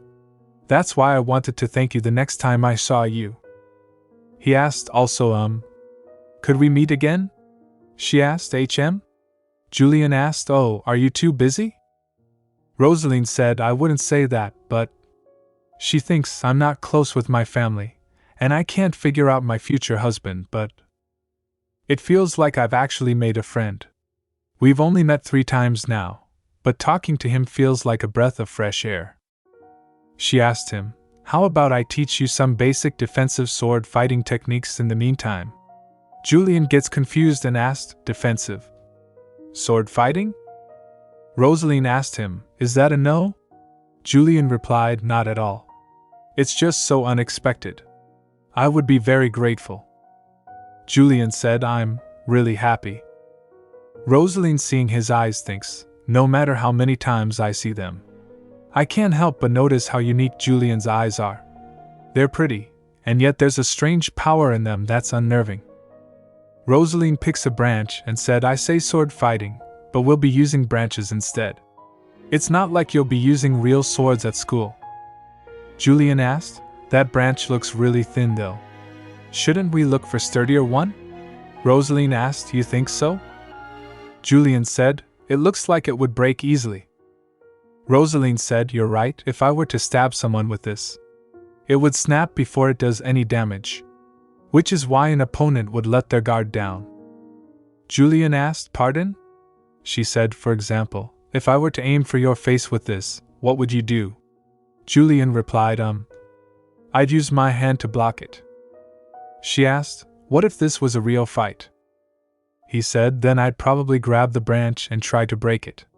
She said, go ahead and try that. Roseline dashed towards him and tries to hit him. But Julian grabs the branch and tries to break it. Suddenly she pulls him towards her and leaves the branch. She hugs him and said, gotcha? She said, haha, you nearly fell over. Julian gets confused and said, I apologize. Roseline said, don't. This is exactly what I wanted to teach you. Rather than being a weapon, the branch is bait. The aim is to get your opponent to focus on grabbing onto this. This is the kind of thing I'll be teaching you. This will be more helpful to you than swinging around a real sword. She asked him, how about it? Would you like me to teach you? Julian nods his head. Roseline said, all right then. Get ready. Let's try something else this time. 30 minutes later. Julian said, this isn't as simple as it looks. Roseline said, right? Julian said, thank you for teaching me so much today. Please get home safe. Roseline, waving her hand, said, all right. You too, Julian. Julian bowed and she thinks he could just wave goodbye. He keeps calling me his savior too. He's such an earnest boy. Anyway, I need to check where the paths connect. If the manor gardens are connected to this forest, we'll need to take security precautions. Also, how is the sun so bright when the canopy is so dense? The sunlight is so warm, it's like I'm dreaming. Suddenly she stops and thinks, HM? She gets shocked seeing Nicholas and he shouts, Your Grace. Roseline said, oh, Nicholas. What is it? He replied, I heard that you left to go on a walk without a guard, so I rushed to be at your side, Your Grace. He said, I saw you walk down that path just now, but you turned back right away. Hearing this, she gets shocked and asked, pardon? Roseline said, did you just say that I turned back right away, Nicholas? He replied, I saw you heading into the thickets, so I meant to follow, but you came back immediately, so... He asked, what is it, Your Grace? Roseline gets shocked. Roseline thinks, Was I just mistaken? She turns and think, but I swear I. She said, Nicholas, what's in that direction? He replied, the manor here in the capital is not very large. The gardens are still being tended to. So as you walk about 20 steps in that direction, you would reach a wall. Hearing this, she gets shocked. Roseline starts sweating and thinks, that means there's no way the gardens are connected to the forest. So how did I end up there? She thinks, I didn't just travel across space. I know I was in there for at least half an hour, but Nicholas says that I turned around right away. Nicholas said, what's wrong, Your Grace? Roseline said, nothing. Then is the academy quite far from the park? Nicholas asked, the academy? She said, I thought I saw an academy through the forest we went to the other day. Nicholas said, past the forest. He said, oh. Yes, there was a school. I heard that noble children outside of their direct family lines went there. Children who are out of the running to become successors would be safer in the capital than in that territories, after all. I heard that 5 years ago, when they built this park, that campus was shut down, and the academy was moved to the outskirts of the capital. Hearing this, she gets shocked and thinks, don't tell me. Nicholas said, you look pale, Your Grace. Roseline steps forward and said, I'm all right. I'm going to go back to my room and rest. She thinks, somewhere safe. I have to get somewhere safe right now. After some time, she found herself in a room. Melchior was sitting there doing some paperwork. He asked her, are you awake? She said, Melchior. She thinks, when did I doze off? Wait, that's paperwork that I was supposed to do. He said, you can rest more if you're tired. There's no reason to overwork yourself. Roseline said, I know. I just don't feel like sleeping anymore. Melchior said, this tea will help with your fatigue. Drink it. She said, thank you, and drinks the tea. She thinks, how thoughtful of him too.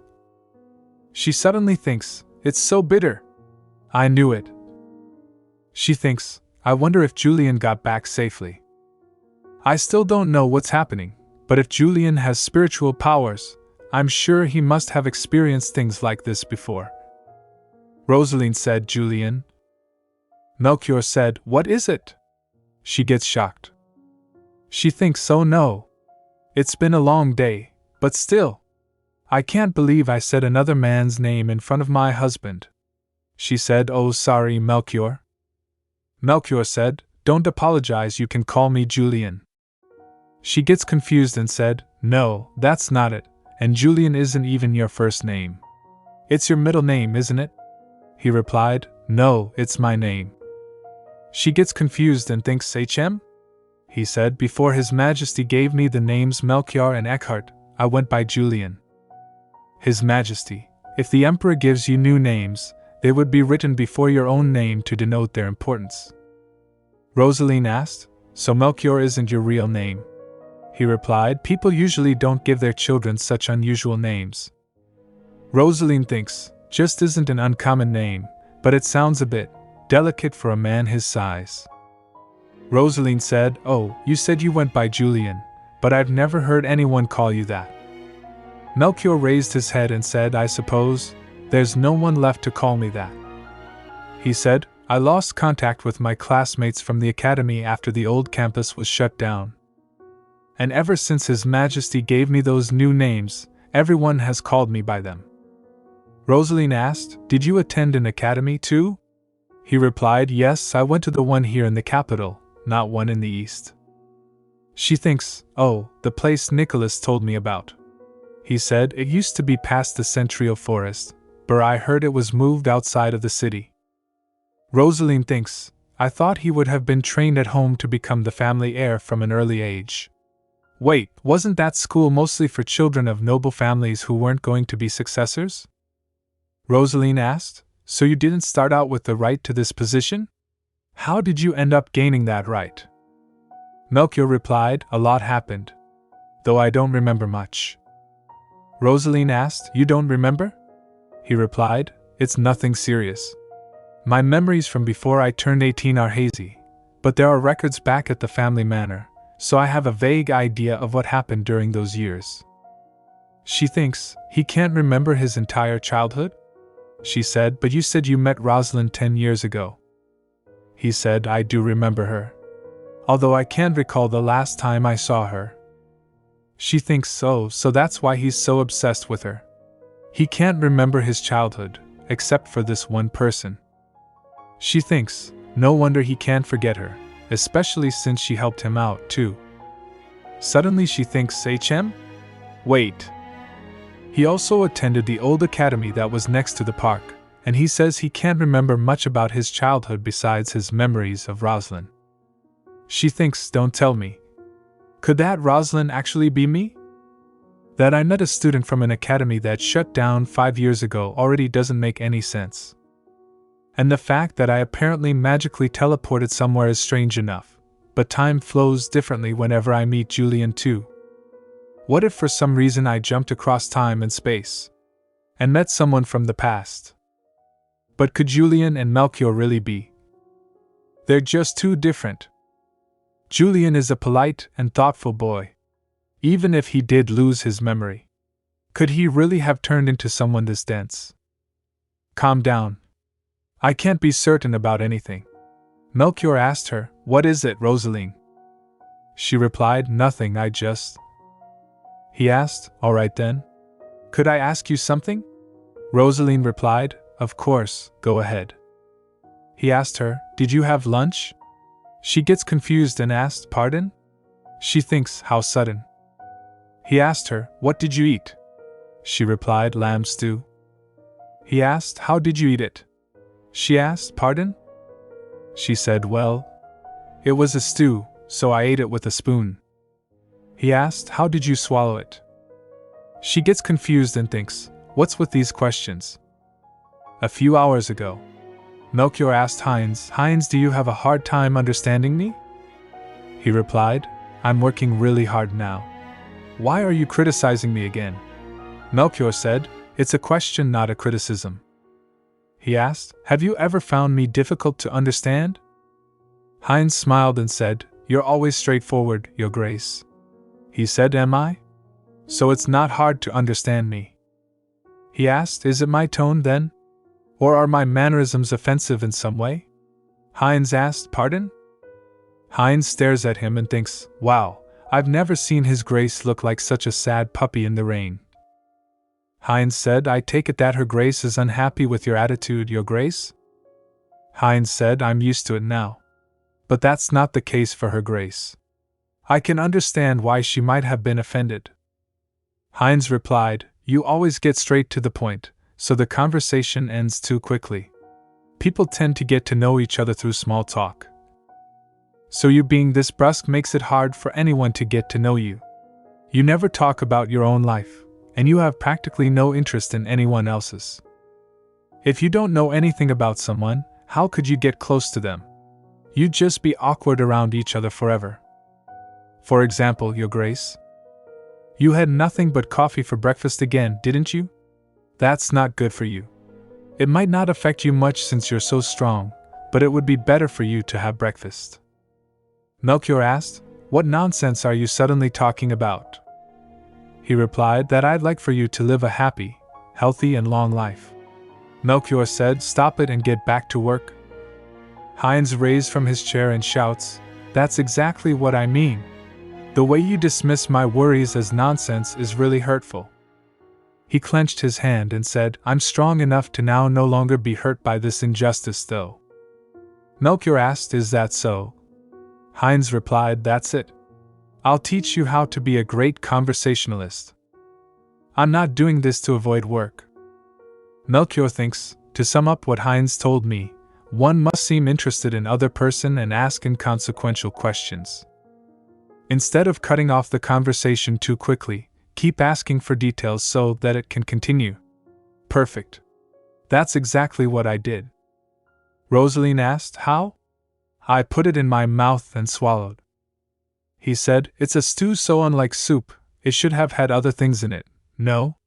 Roseline replied, well, yes, I chewed. He asked, and? She replied, chewed. And swallowed. He asked, What did it feel like? Roseline asked. What? She thinks, why on earth is he asking me all these weird questions? He said, please answer me, Roseline, I want to hear it. Roseline asked, why do you want to hear about that? He said, we're married. Is that not enough of a reason? He thinks, normally I wouldn't ask such questions. But with Roseline it's different. When it comes to her, I want to hear about every single detail of her day. But what if I'm making her uncomfortable again? Roseline replied, Eating the stew felt warm. He asked, and? She replied, and soft. No, maybe it was a bit sticky? He asked, and what about after that? She replied, I used my tongue to taste the last bits of it in my mouth. She stops and asked in anger, why? Are you making me say things like this? He replied, I'm not making you say anything. I just want to hear about it. He said, if you feel uncomfortable, you don't have to tell me. She thinks, I don't think he's lying, but... Suddenly she thinks, HM? Hold on. I'm abnormal. That's what he told me that night. Oh, I think I get it now. Melchior is a pervert. That's what it is. The head of the greatest noble family in the empire is a pervert. So that's why he refused to marry the princess? But if this is his preference... Well, I guess it could be a lot worse. It does make me a bit uncomfortable, but... If I just have to use my word... I do owe Melchior a lot, and it does make me feel better that he has a flaw like this. Otherwise he'd be too perfect, and it would be too strange for him to help me for no reason. She said, I guess I could tell you, if you like. He gets surprised and asked, really? Roseline said, but I think I need some time. Doing something like this is so suddenly is a bit much for me. He asked, a bit too much? She said, well, it's a bit sudden. But I'm not saying I don't want to. It's my duty after all. I'll do some research about this, so why don't we start with short conversations and go from there? Hearing this, he thinks, Heinz was right. Small talk was the answer, after all. Seeing him happy, she thinks, look how happy he is. What a pervert. In the next scene, Hugo asked Melchior, what about breakfast, Your Grace? He replied, just the mandchling**, as usual. Is Roseline still asleep? Hugo replied, yes. The sun has yet to rise, so would you like her to see you off? Melchior said, no, it's fine. Let her get enough sleep. He said, get everything ready so she can eat as soon as she gets up. And don't forget about Countess Crimsoneros and Alphonse. Hugo bowed and said, of course, Your Grace. Melchior leaves the manor, and while leaving he smiled and thinks, see you later, Roseline. Meanwhile, Roseline wakes up and thinks, now that I've slept on it, I'm more certain than ever. First, I'm able to travel to and from 10 years in the past. And second, Julian and Melchior are the same person. She opens the window and thinks, but I still don't know how I'm able to travel to the past. And it's concerning that the flow of time seems to be different. It definitely seemed like a few weeks had passed on Julian's end, when only a few days had gone by here. She thinks, in other words, even if I go and see Julian every day, for him, it'll be as I only come once a week. On top of that, time seems to flow differently depending on whether or not I'm with Julian. But even that isn't consistent either. Instead of time passing concurrently on each side, it almost seems like it adjusts whenever I see Julian. It's like magic. She thinks, there are barely any records left on ancient magic, but maybe I should look for them anyway. After a few hours, Roseline was ready to sit in her carriage to leave while Gertrude comes and shouts, Your Grace. Roseline turns and asks, Gertrude? What is it? She replied, could you come to my dress shop for a dress fitting? The wedding is just around the corner, but it's so hard to meet with you. Roseline thinks, I wanted to go to the library though. She said, I'm busy right now. Please just make it the way you want to, Gertrude. Gertrude gets confused and asked, pardon? Roseline said, you took my measurements, didn't you? I know you can finish the dress without me trying it on. Gertrude replied, But your grace, that won't work. Roseline asked, why not? She replied, well, meanwhile she thinks, because Her Majesty the Empress ordered me to get you out of the manor at all costs. But I actually have a much more important reason. She thinks I can make Her Grace's dress based on my prior experience. That's doable. But that's not the case for the Archduke's. She clenched her hands and think, the two dresses need to look good together, but I can't even get a glimpse of His Grace. He must be really busy these days, because ever since he chose the dress design, His Grace has refused to see me. She thinks, does he not realize just how soon the wedding is? Gertrude said, it will only take a moment. Please. Roseline grasped her hand and said, I'm sorry, Gertrude. Roseline, while leaving, said to her, I barely have time myself, you see. Let's talk later. Roseline sits inside and Gertrude starts shouting, Your Grace? Your Grace. Please don't go. Meanwhile, in the library, a girl said, currently, there are no books on that subject in our archives. Roseline said, could you find out which library would have those books? I'd like to request access to them. The girl said, in that case, please give me a moment. Roseline thinks, I expected them to be hard to find, but to think that there isn't a single book here. Once magic faded away, and science and technology took its place, magic tomes were considered oddities. There might not even be any resources left except records preserved for research. The girl said you were looking for books on magic, yes? All books related to magic were being kept in a regional library in the Northeast.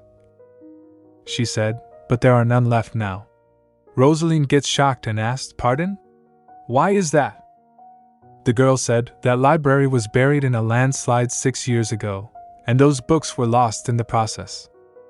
Roseline thinks, there are some records left for research purposes, but they're lists rather than summaries, so they don't help.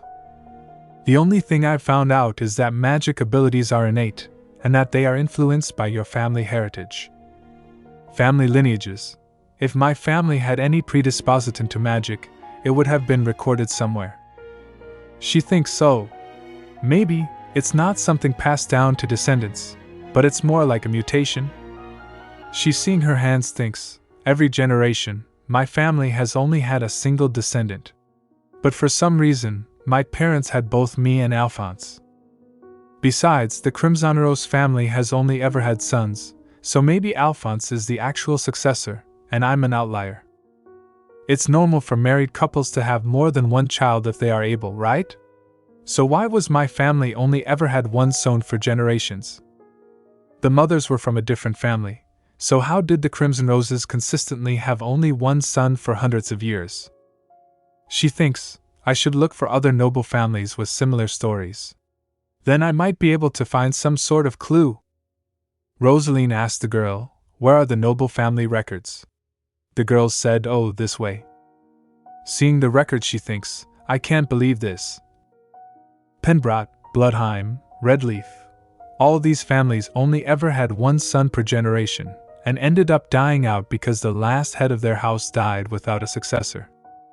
Roseline said, died in a carriage accident around the age of 20. Died from an illness. She thinks, there are more families than I expected. It's enough to make me wonder how it's not known as some sort of curse. But seeing as I've never heard of these families, it makes sense that no one knows about this. She closed the record and thinks, how ironic. In the end, the reason these families weren't very powerful wasn't due to poor management, but because they didn't have more children. With only one child to succeed the family, they would have done everything they could to keep him safe. Instead of sending him to an academy, he would have had tutors. And I'm sure those children never got to see much of their own territories either. The Crimson Rose family wasn't much different. The heads of house always lacked the skills to manage the territory because they spent half their lives inside of a manor. She thinks, my father even became a criminal for breaking imperial law, and if it hadn't been for Melchior, I might have died in jail by now. I really do owe him a lot. In any case, this trip wasn't a total waste. I found out that there were other families like mine. She clenched her hand and think, There must be a scholar who has studied the commonalities of noble families that have ceased to exist. I'll start by looking up academic research on the rise and decline of noble families. The next day, Gertrude again said to her while she was leaving, Your Grace, please come in for your fitting today. Roseline replied, I'm sorry. I have to get to the library. The next day, Gertrude running behind her shouts, Your Grace.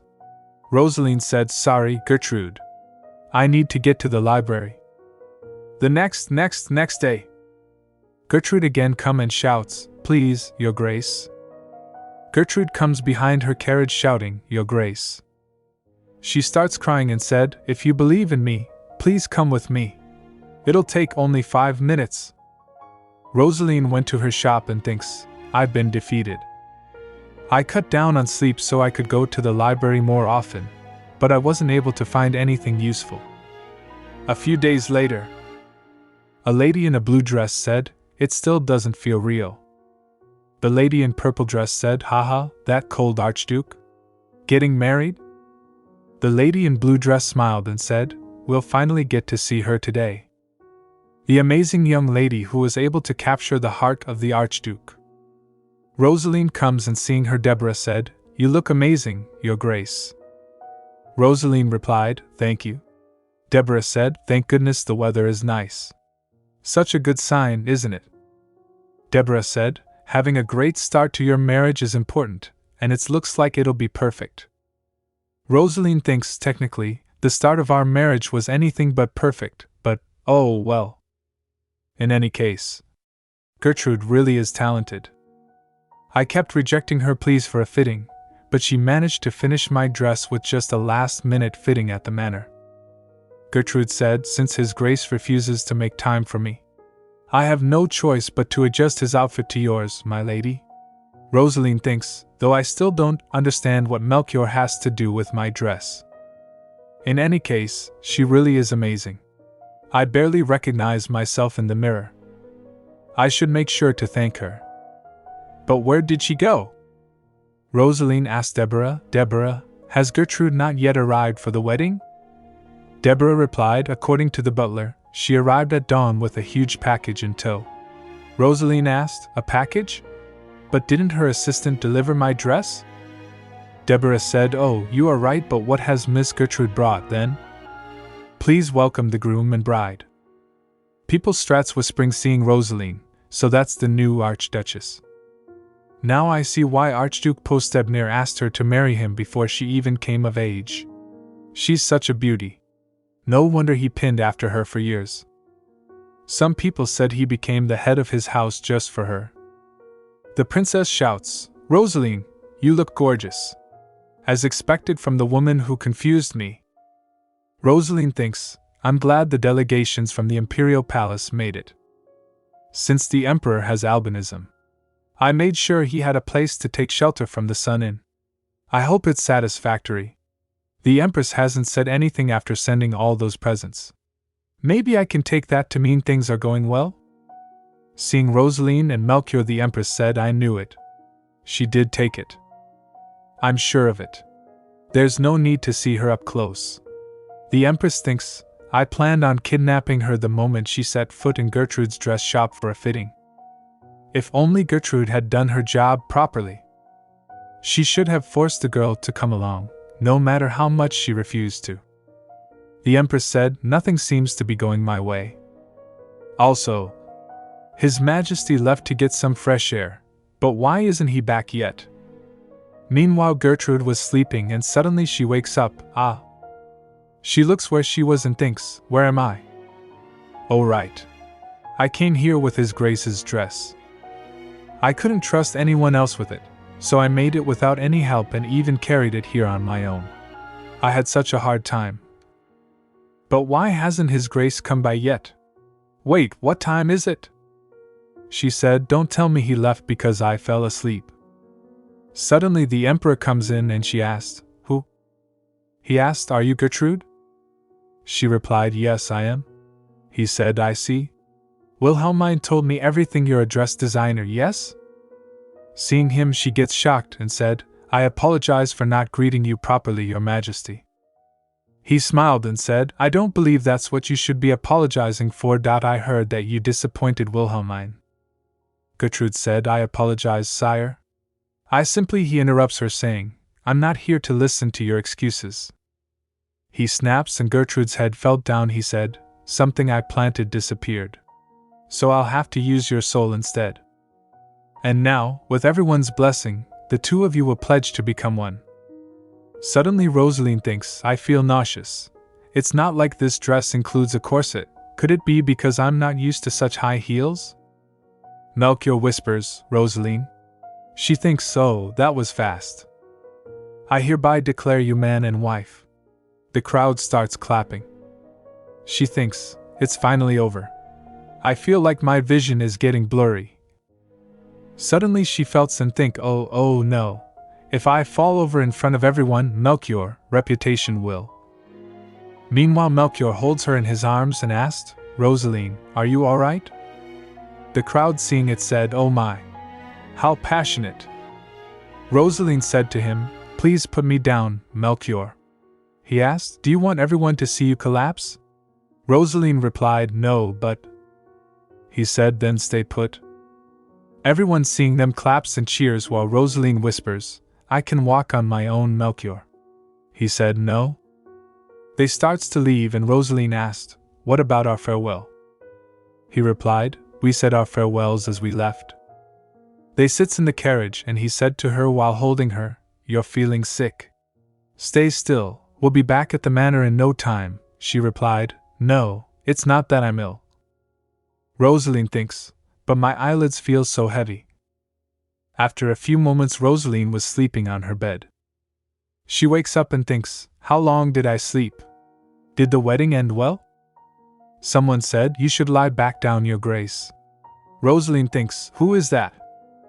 She tries to see and think, I can't see very well. Silver hair. Is it Damien? A girl with a smile on her face said, it's a pleasure to meet you, your grace. My name is Carmen. My name is Carmen. I practice gynecology in the eastern region. Seeing her she thinks, she's a gynecologist. Why does she look so familiar?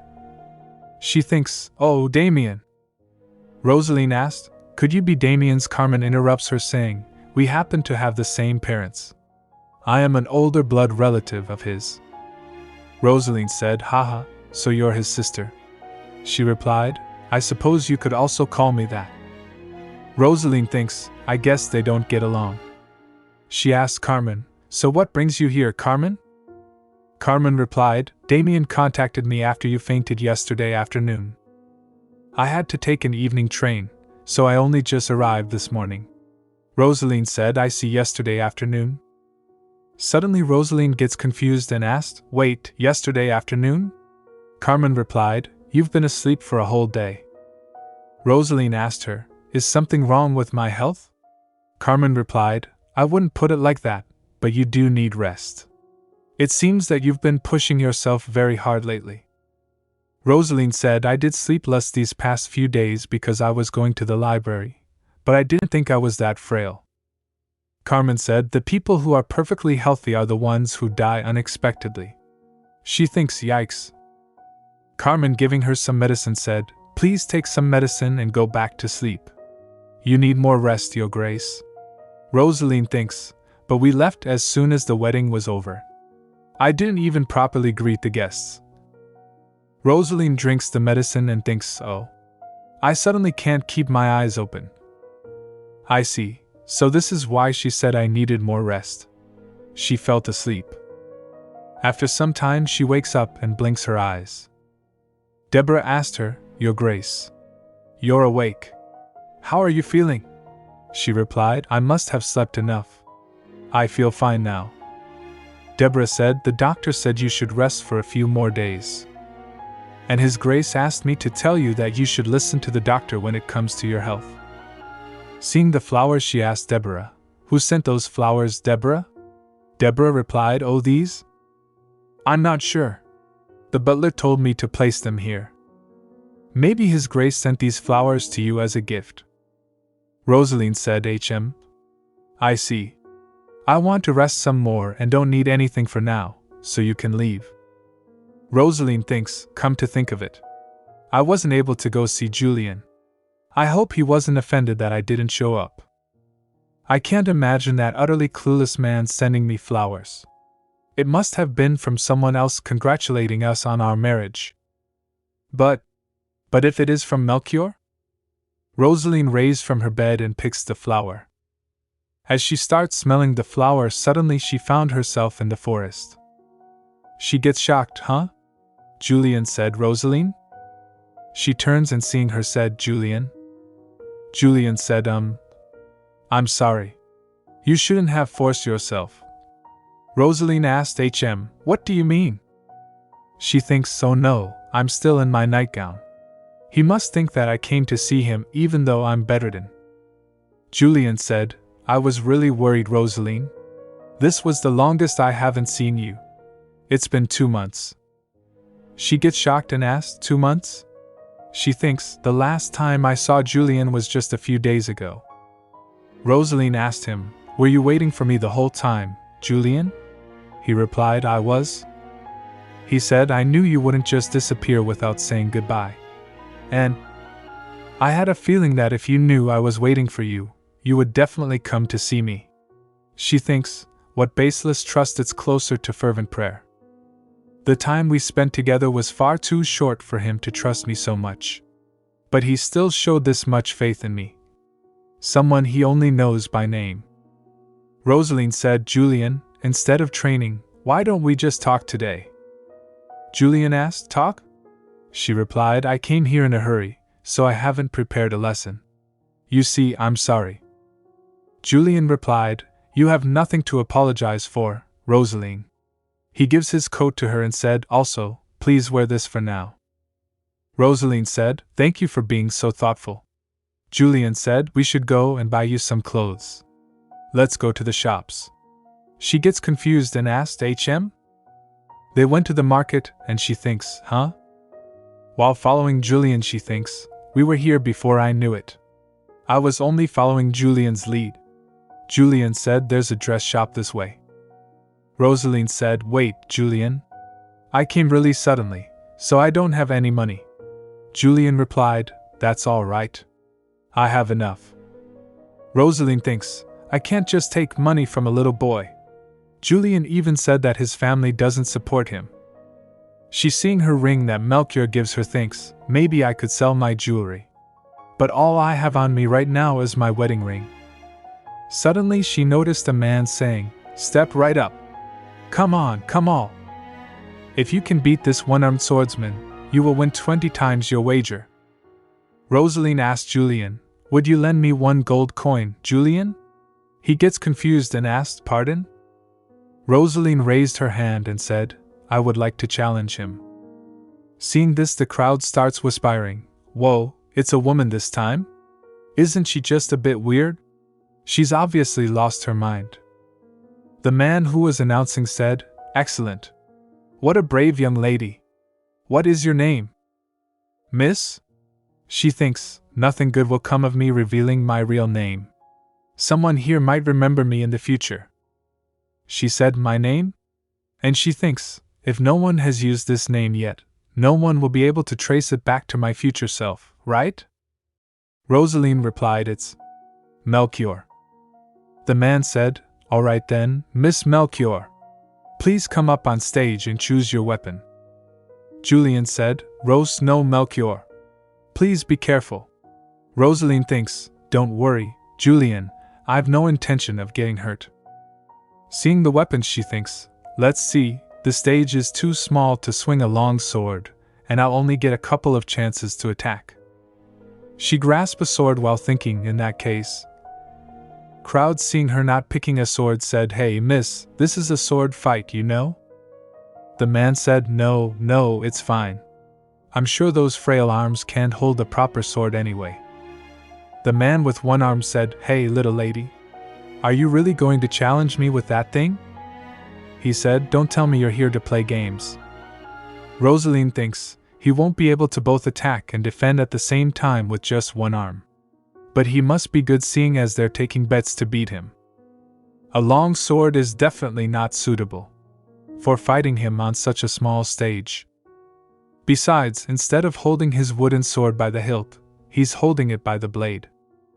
That way, he can use the hilt to defend himself. In other words, I can't just aim for his left side. That leaves me with just one option.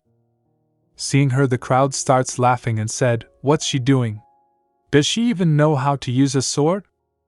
Julian gets nervous and said, "Roseline." The man said, "All right. Without further ado, let the battle begin." Roseline dashed towards him. He thinks, they're making me fight this madwoman? I should just knock her out and be done with it. Meanwhile, Roseline attacks and hits his face, and then kick his hand, causing the sword drop. He shouts in anger, "You!" Roseline said, "You dropped your sword. You must have underestimated me for not drawing my dagger. It looks like I beat you." She asked him, "Do you concede?" The man lifts his hand and the crowd starts yelling, "Wha?" Roseline said to the man, "You said you'd pay me 20 times my bet, right?" He replied, Yes." He said, "I'll give you 20 gold." Roseline bought a new dress and they starts walking. She thinks it's nice that 20 gold was enough for a dress, but the sleeves are too puffy.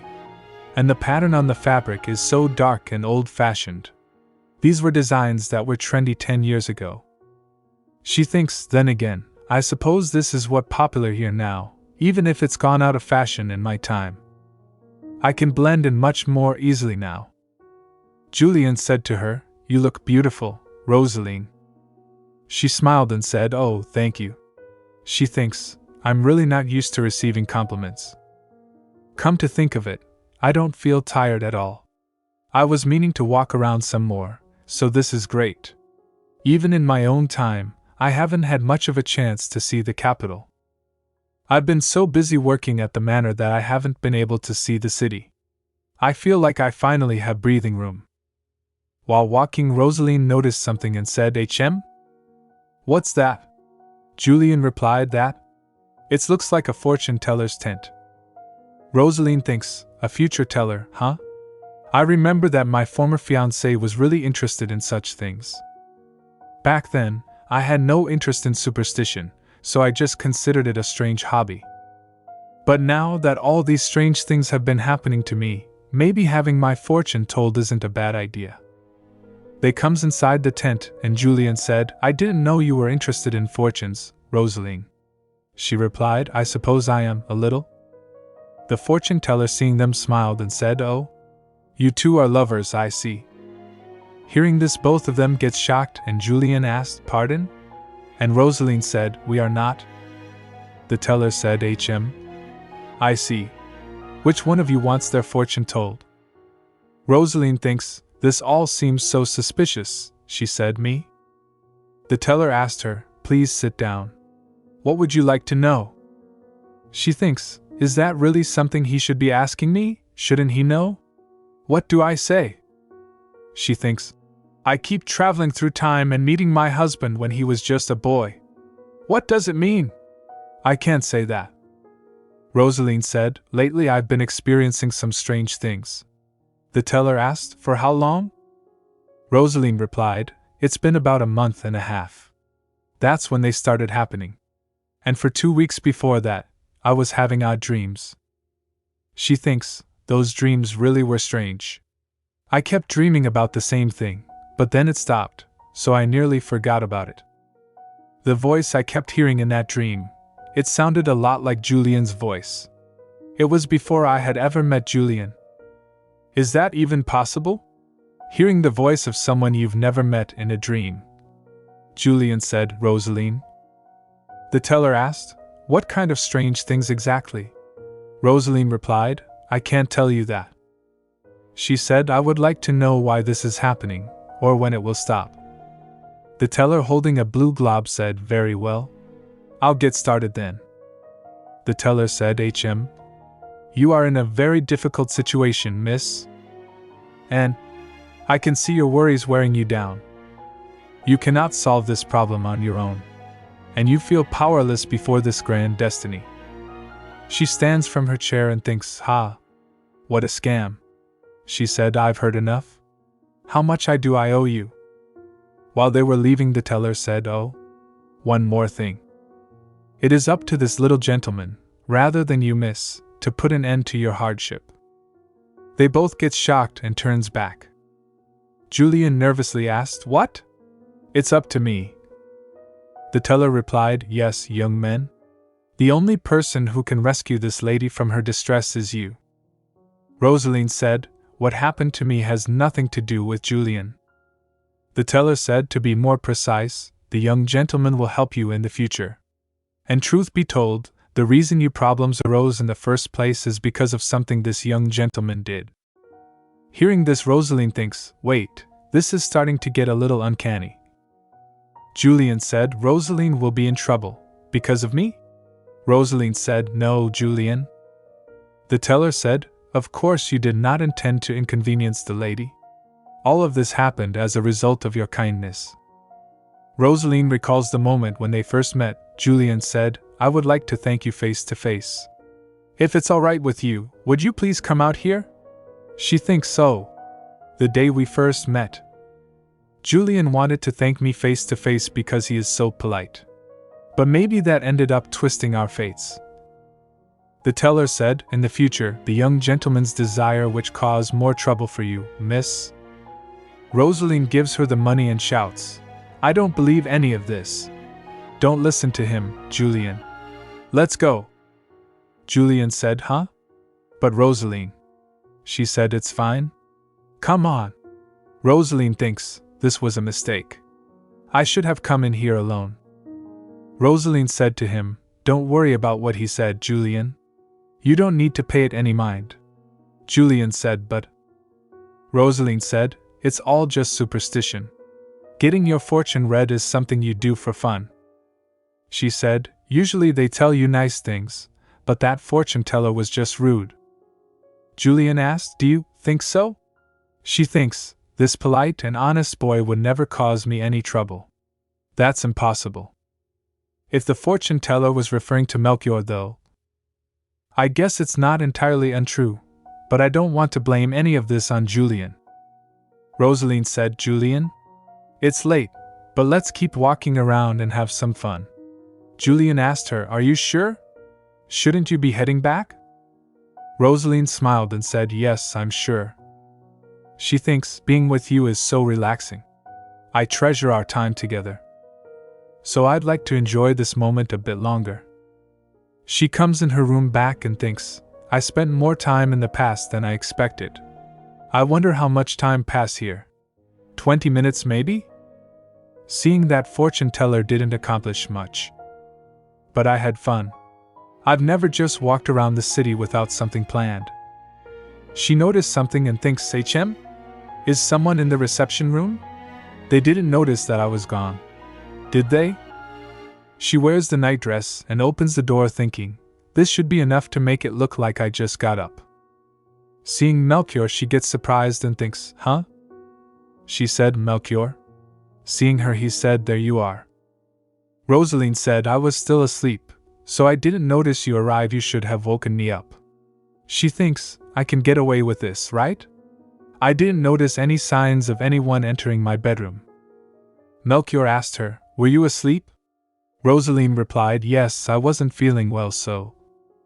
Melchior asked her, "Where were you?" She gets nervous and thinks, don't tell me, Melchior came in and saw my empty bed while I was gone. She said, "My back hurt from lying in bed for so long. So I went for a short walk."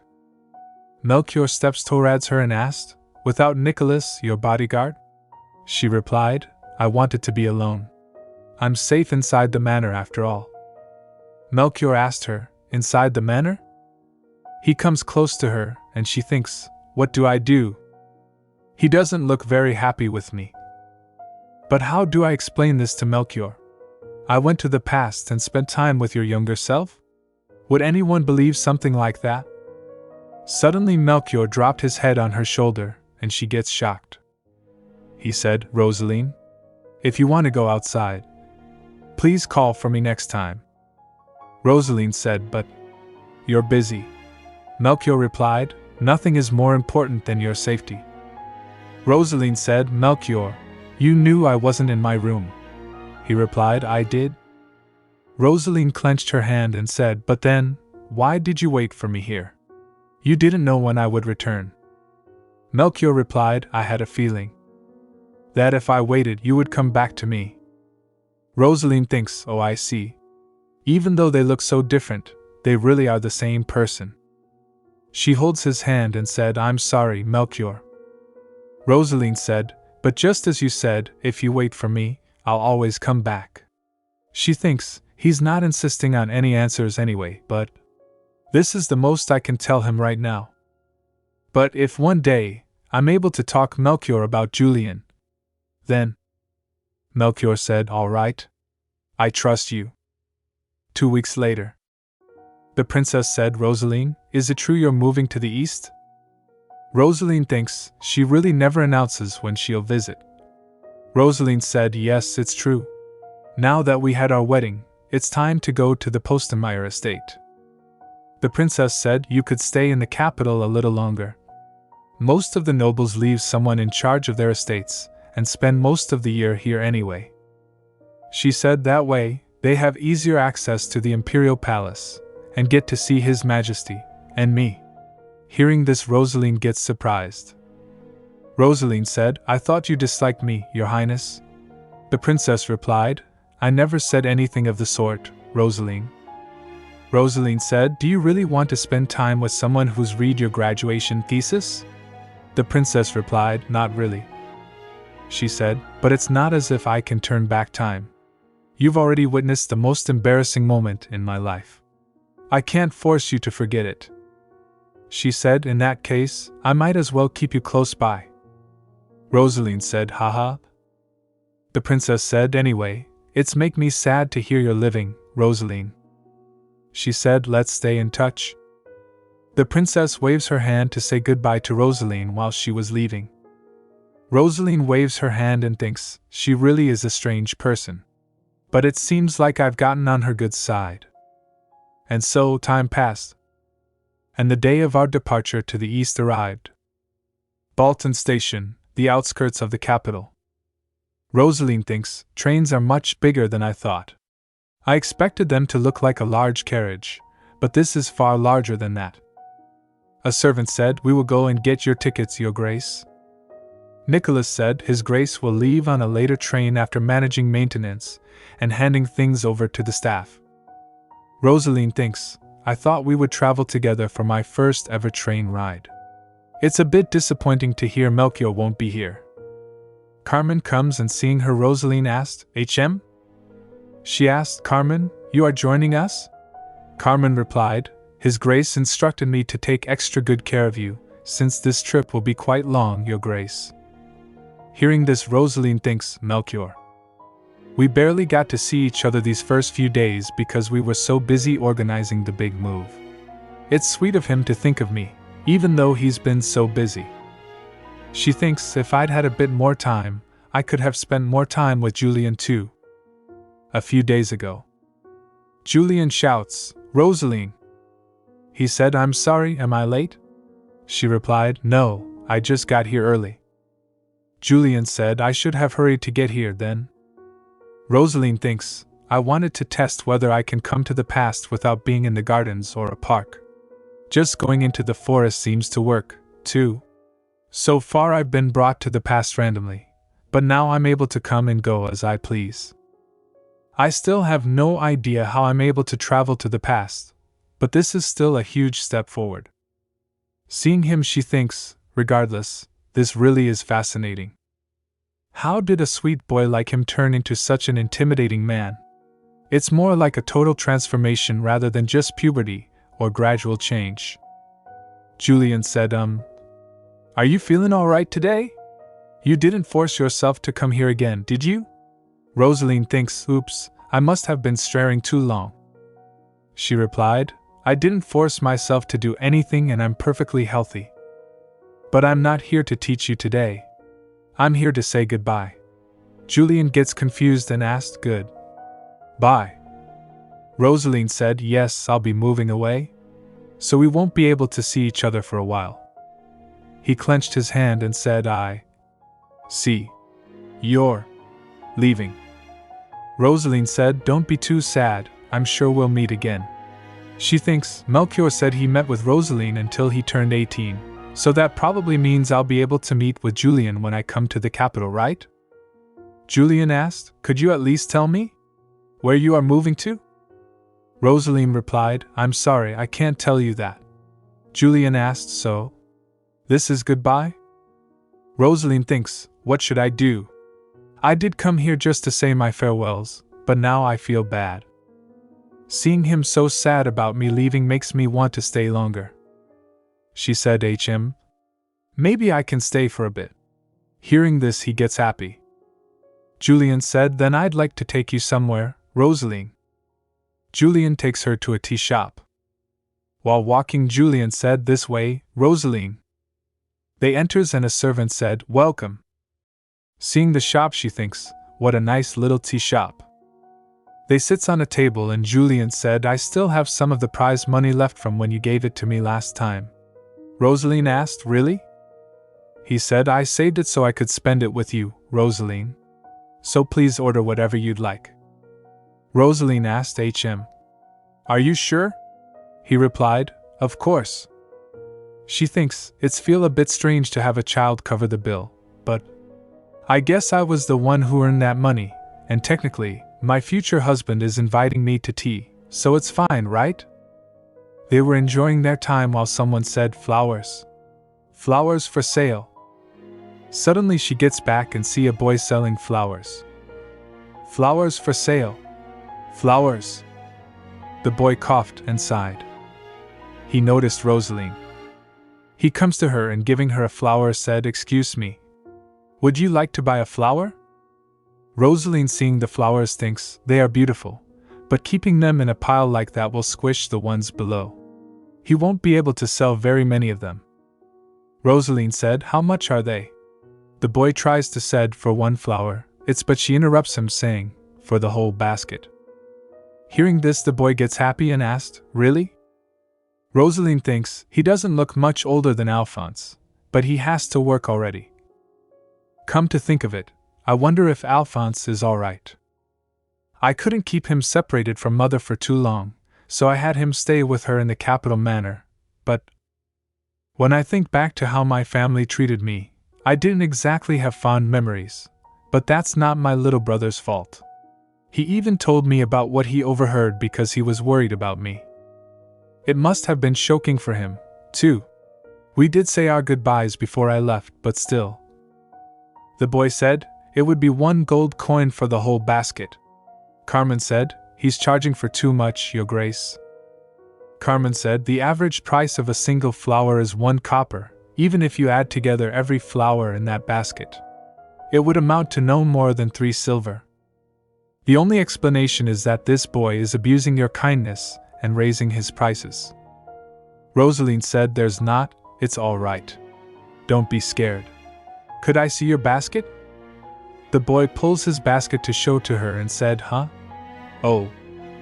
Roseline said, if you just pile them on top of each other, the flowers on the bottom will wilt faster. It's better to tie them off into small bunches and keep them upright. And the basket can be part of display, too. Like this? The boy, seeing it, said, wow.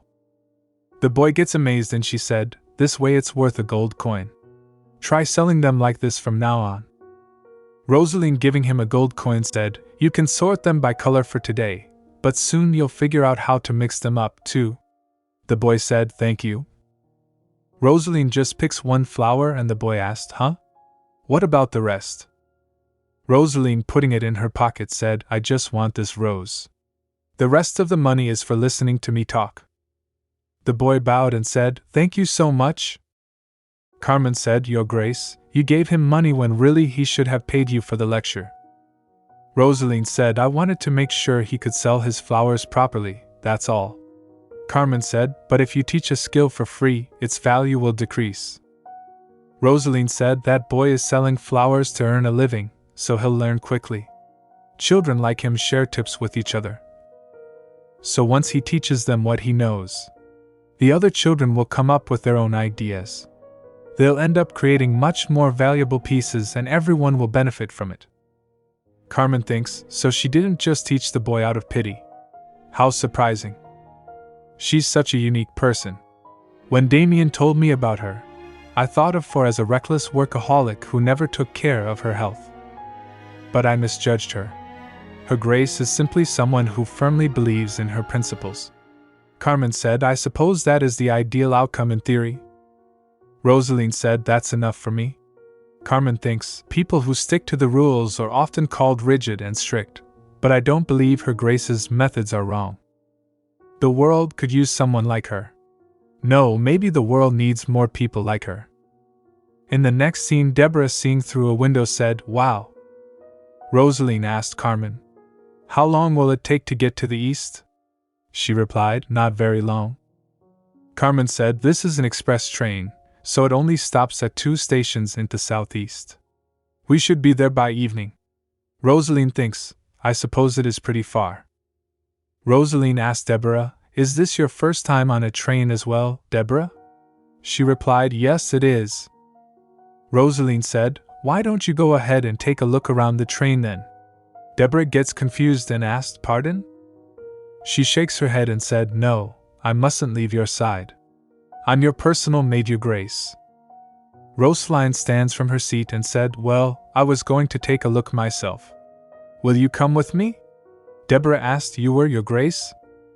Nicholas said, Your Grace, if you plan on leaving the cabin, I will accompany you. Roseline replied, you should stay here, Nicholas. I'm sure a moving train is perfectly safe. Nicholas replied, it is my duty to protect you, Your Grace. Roseline said, it would be fine if it's just me and Deborah, but if you follow us around, it might unsettle the other passengers. You're a knight of Archduchy. You mustn't make others uncomfortable. Nicholas said, but Roseline interrupts him saying, we won't be gone for long. Nicholas said, if you insist, Your Grace. Roseline thinks, maybe it's because this is a new experience, but even the sky and the wind feel different. The wind is strong, but it's so refreshing. It's like the scenery is getting swept up by it as well. They comes back in and Deborah said, phew, it's really windy out there. Roseline replied, it is. But it made me feel much better. Seeing the crowd, she said, so this is the 3rd-class car. She said, it feels like we'd be getting in everyone's way here. Should we head back? Deborah said, I don't think there's much else to see past this point. Roseline said, then let's return. Deborah said, yes, my lady, I just need to adjust my skirt. Meanwhile, someone opens the door and comes in. He said, oh, pardon me. I apologize. I was in a hurry, so I failed to notice you standing by the door. Roseline said, are you all right, Deborah? She replied, ow. Yes, I'm fine. The man said, pardon me, but is it you, Lady Crimson Rose? Roseline gets shocked and asked, pardon? Do you know me? The man removes his hat and said, I thought it might be you. It's been a while, Lady Crimson Rose. Seeing him, she gets shocked and said, Lord Sir Pierce? She thinks, Bernhard Oren Sir Pierce, my ex-fiancé. She recalls the moment when her dad tells her about her fiancé and she asked, a fiancé? Her dad replied, yes, there are a few candidates, but the most promising is the son of Count Sir Pierce. Roseline said, but father, I only just made my debut. And it was only a small banquet, so her father interrupts her asking, so what? She gets shocked and asked, pardon? Her dad said, House Sir Pierce is the most highly regarded noble family in the south.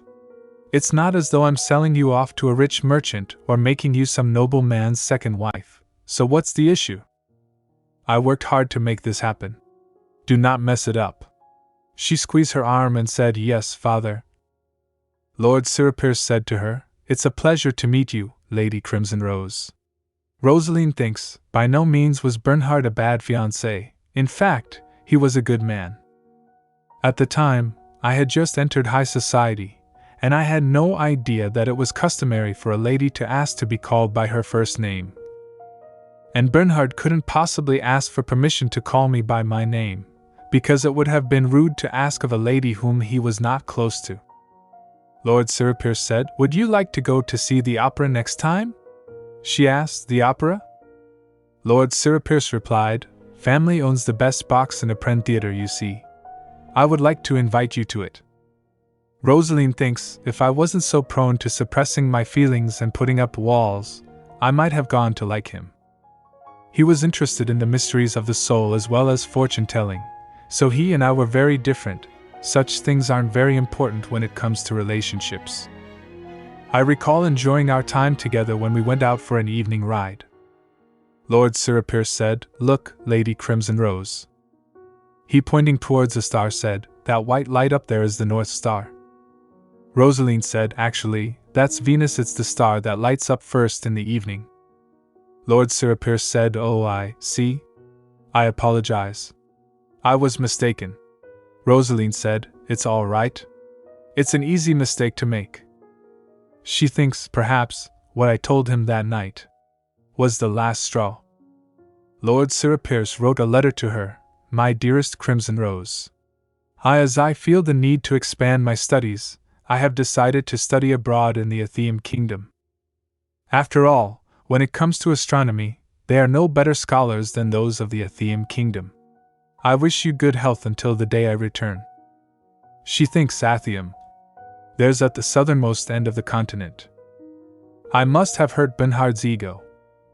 I might have been used to being judged and criticized every moment of my life, but I suppose it must have been unusual for him. Instead of getting angry with me or making his discomfort clear, or even blaming me, he says he will study abroad. I suppose this is his way of breaking things off kindly. Roseline thinks, I never thought I would see Bernhard up again after that. Coming back to present, Lord Sirapierce said, I did not expect for us to meet again in such a way. Perhaps this, too, is destiny. Roseline asked, it's been a while, Lord Sirapierce. Have you finished your studies? He replied, I have one more semester left. He said, I am currently on break, so I am here to visit my parents. She thinks, HM? Doesn't his family live in the south? This train is headed east. Lord Sirapierce said, are you traveling as well, Lady Crimson Rose? Perhaps you would like to sit with me. Deborah interrupts him, saying, Her Grace is no longer Lady Crimson Rose. Lord Sirapierce asked her. Grace? Roseline replied, I recently got married. Lord Sirapierce gets shocked and said, oh. I see. Please forgive me, Your Grace. He wears his hat again and said, I must get going as I have an urgent matter to tend to. Please forgive my rudeness.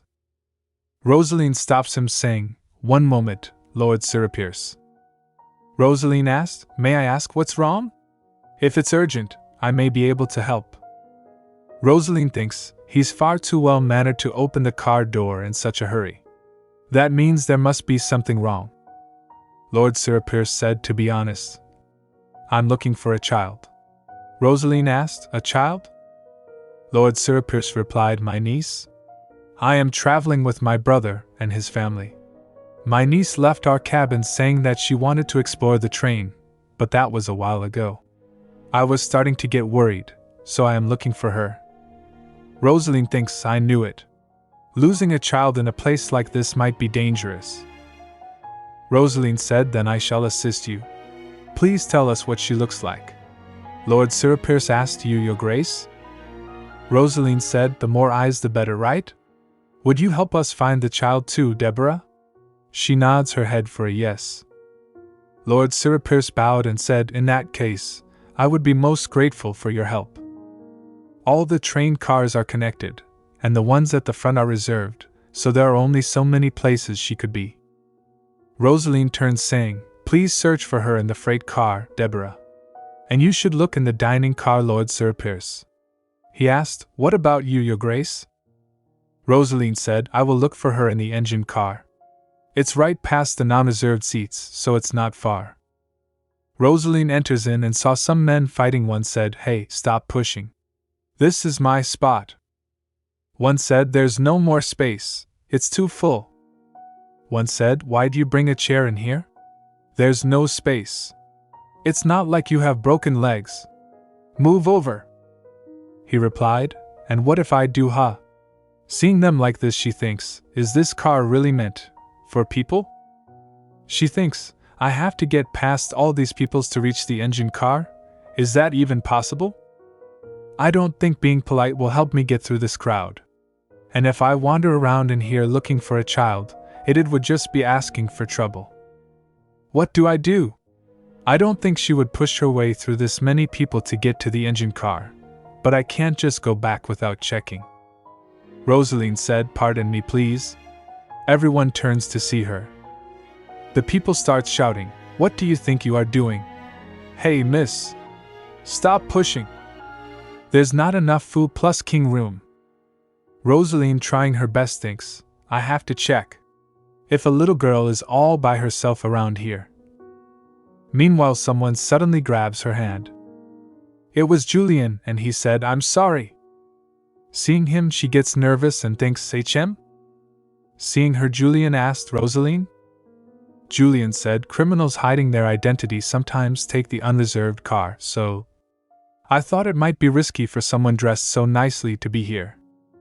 He said, "I had no idea it would be you, Roseline. Why are you heading to the east?" She said, well, meanwhile she thinks, "I can't say much without revealing that I'm a postenmeyer." She asked him, "By the way, Julian, why were you in there? Don't you have a reserved seat?" Julian replied, "Well, I would need to reveal my full name if I wanted to reserve a seat." He said, "But you see, I can't ride in the third-class car. I am still a part of House Postenmeyer, and riding in anything other than first class would damage our reputation." Roseline thinks, "I see. A first-class ticket is too expensive. But he can't just get a third-class ticket either, in case people were to find out. His family still isn't supporting him financially." Roseline grabs his hand and said, "I hear that it takes at least 10 hours to get to the east. Isn't it too tiring for you in that car? Someone might pick a fight with you, too." Julian said, "But you were here, too, Roseline." She replied, "My actual seat is closer to the front of the train." Julian said, "Well, I actually don't stay in the unreserved car." Roseline gets confused and asked, "What?" She thinks, "There aren't any other cars for passengers, are there?" Julian said, "There's actually a hidden space."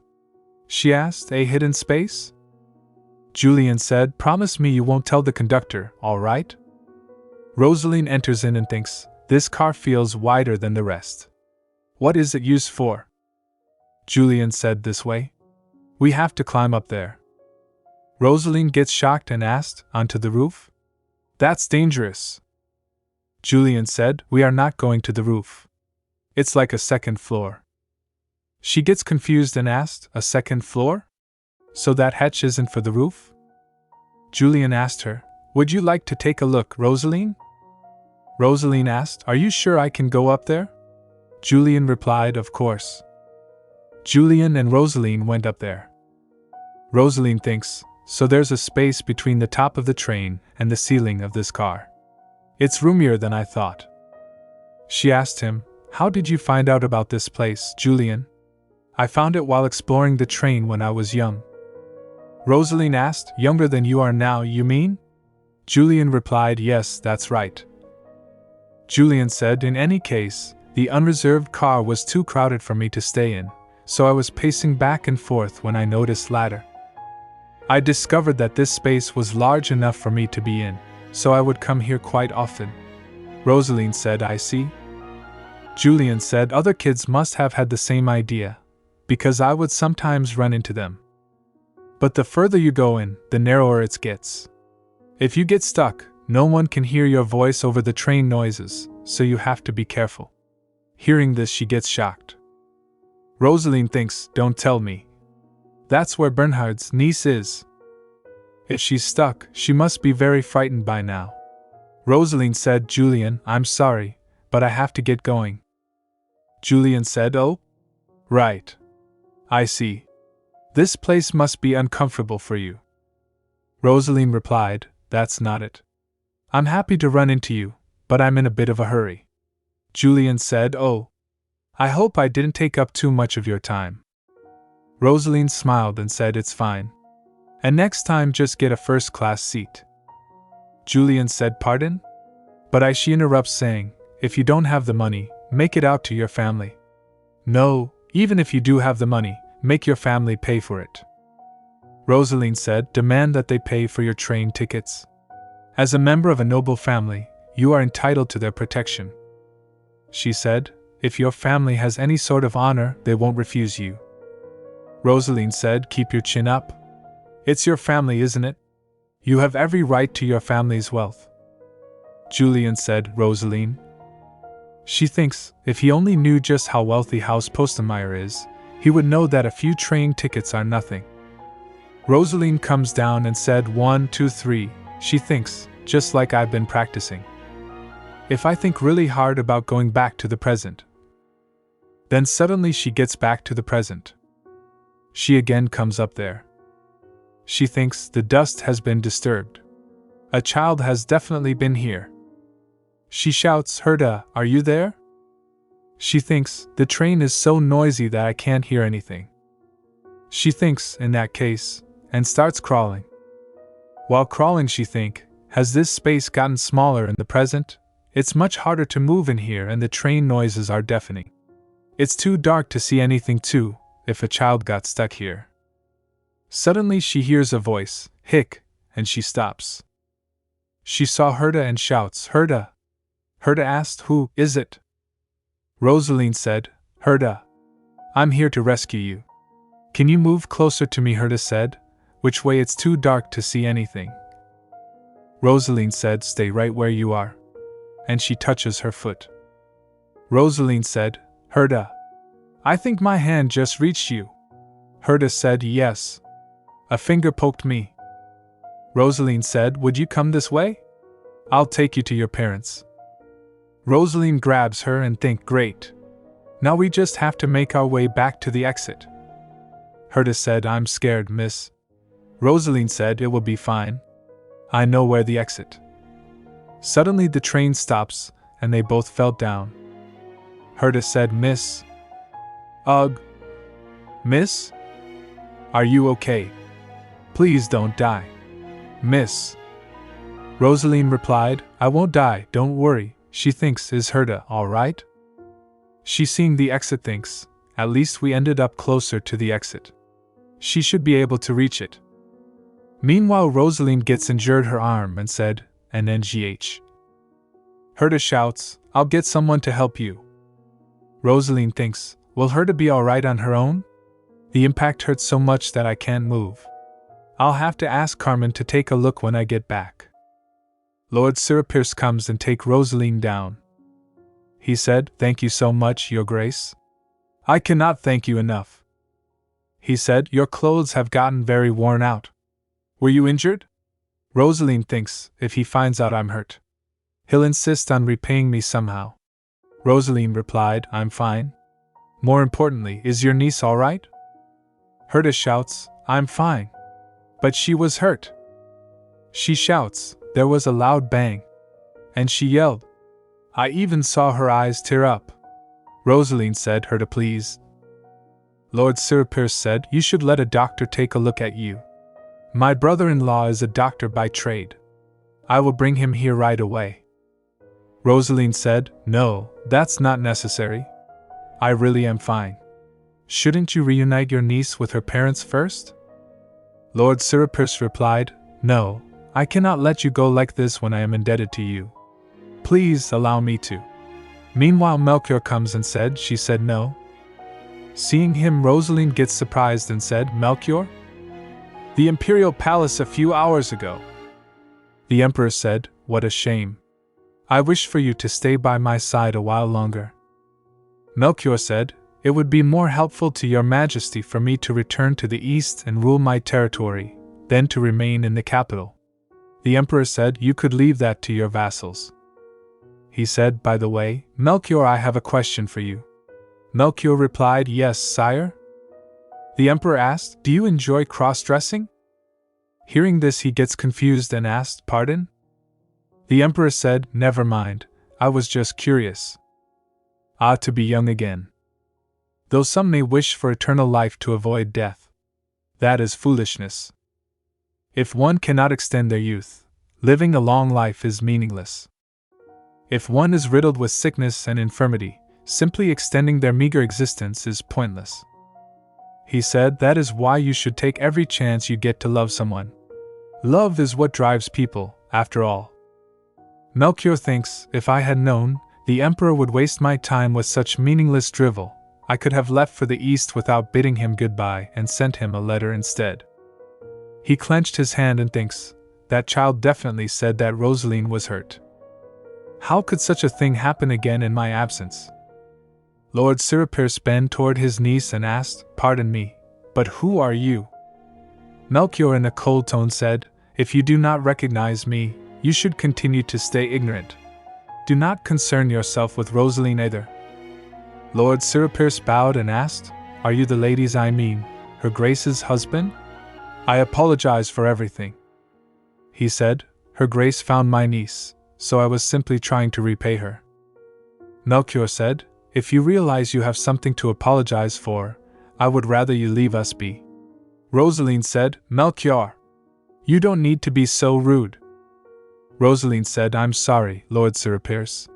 Since my husband is here, I should get going. Lord Siripirce said, I understand your grace. I wish you safe travels. Meanwhile, Melchior picks Roseline in his arms. Roseline gets confused and said, Wait a minute, Melchior. Seeing them like this, Lord Siripirce and his niece both gets confused. Roseline said, Please put me down now, Melchior. I can walk, Melchior replied, It's faster this way. She said, Still, she thinks, I didn't think I would run into Bernhard like this. Did Melchior board at station we just stopped at? It still doesn't make sense how he got here so quickly. Melchior squeezed her arm and she shouts with pain, MMPH. He said, You seem to be in a lot of pain, Roseline. Roseline replied, No, it doesn't hurt that badly, but my clothes are dirty so. Melchior said, You have spare things to change into, do you not? I'm glad I had a doctor accompany you. Carmen shouts, seeing Roseline, Your Grace. Carmen moves towards them saying, What on earth happened? You said you simply wanted to take a look around. Roseline replied, I was looking for a child that went missing and, well, one thing led to another. She said, I feel I will have to change out of these clothes. Carmen shouts, Your clothes are not important right now. Lie down over here at once. Roseline lies on the bed and thinks she wants me to lie down. But my clothes are covered in dust. I hope this is okay. Carmen cuts Roseline's cloths from her arm. Roseline shouts, Carmen, why are you cutting my sleeve open? Carmen replied, If your bones have been harmed, you may hurt yourself further by removing your clothes. It is much better to cut them off. Roseline thinks, But this outfit was brand new. Should I really be wasting money like this? Carmen said, Your back muscles are just a bit tight from the shock. But your arm has been seriously injured. At the very least, there's some nerve damage, and there may be some fractures as well. Roseline tries to say, I'm fine. But Carmen interrupts him saying, Do not tell me you are fine. She said, You have a tendency to neglect your health, Your Grace. If you are in pain or exhausted, you must let me know. Acknowledging how you feel is not whining. If you do not speak up for your body, who will? Roseline thinks so. They really are brother and sister. She is much more outspoken, but she's saying exactly what Damien once told me. She's genuinely worried about me, even though we barely know each other. But, Carmen said, That is all I can do for you now, Your Grace. Please rest now. Roseline thinks she's making it sound like I'm gravely injured or something. This is a little embarrassing. Carmen said to Melchior, You should stay by her side, Your Grace. He asked, Is that all right? Carmen said, If you leave her alone, she will undoubtedly strain her injuries. Please keep an eye on her, Your Grace. Roseline thinks, I guess she has me figured out. Roseline asked him, By the way, Melchior, how did you get here? He replied, What do you mean? By train, of course. Roseline asked, Is there a direct line from Quern to Chalion? We set out to Firm Bolton Station. Melchior replied, I made one just now. Roseline gets confused after hearing this and asked, "Pardon?" Melchior said, "If we went separately, I wouldn't have been able to see you until we got to the east." Roseline thinks, is he saying that he made a non-existent train route instantly appear just so that he could make it here? Why would he go that far? She thinks, it's not like there's anything for us to do in the train. Melchior said, "In any case, stop putting yourself in danger." Roseline asked him, "Melchior? Didn't you tell me that I can do whatever I want?"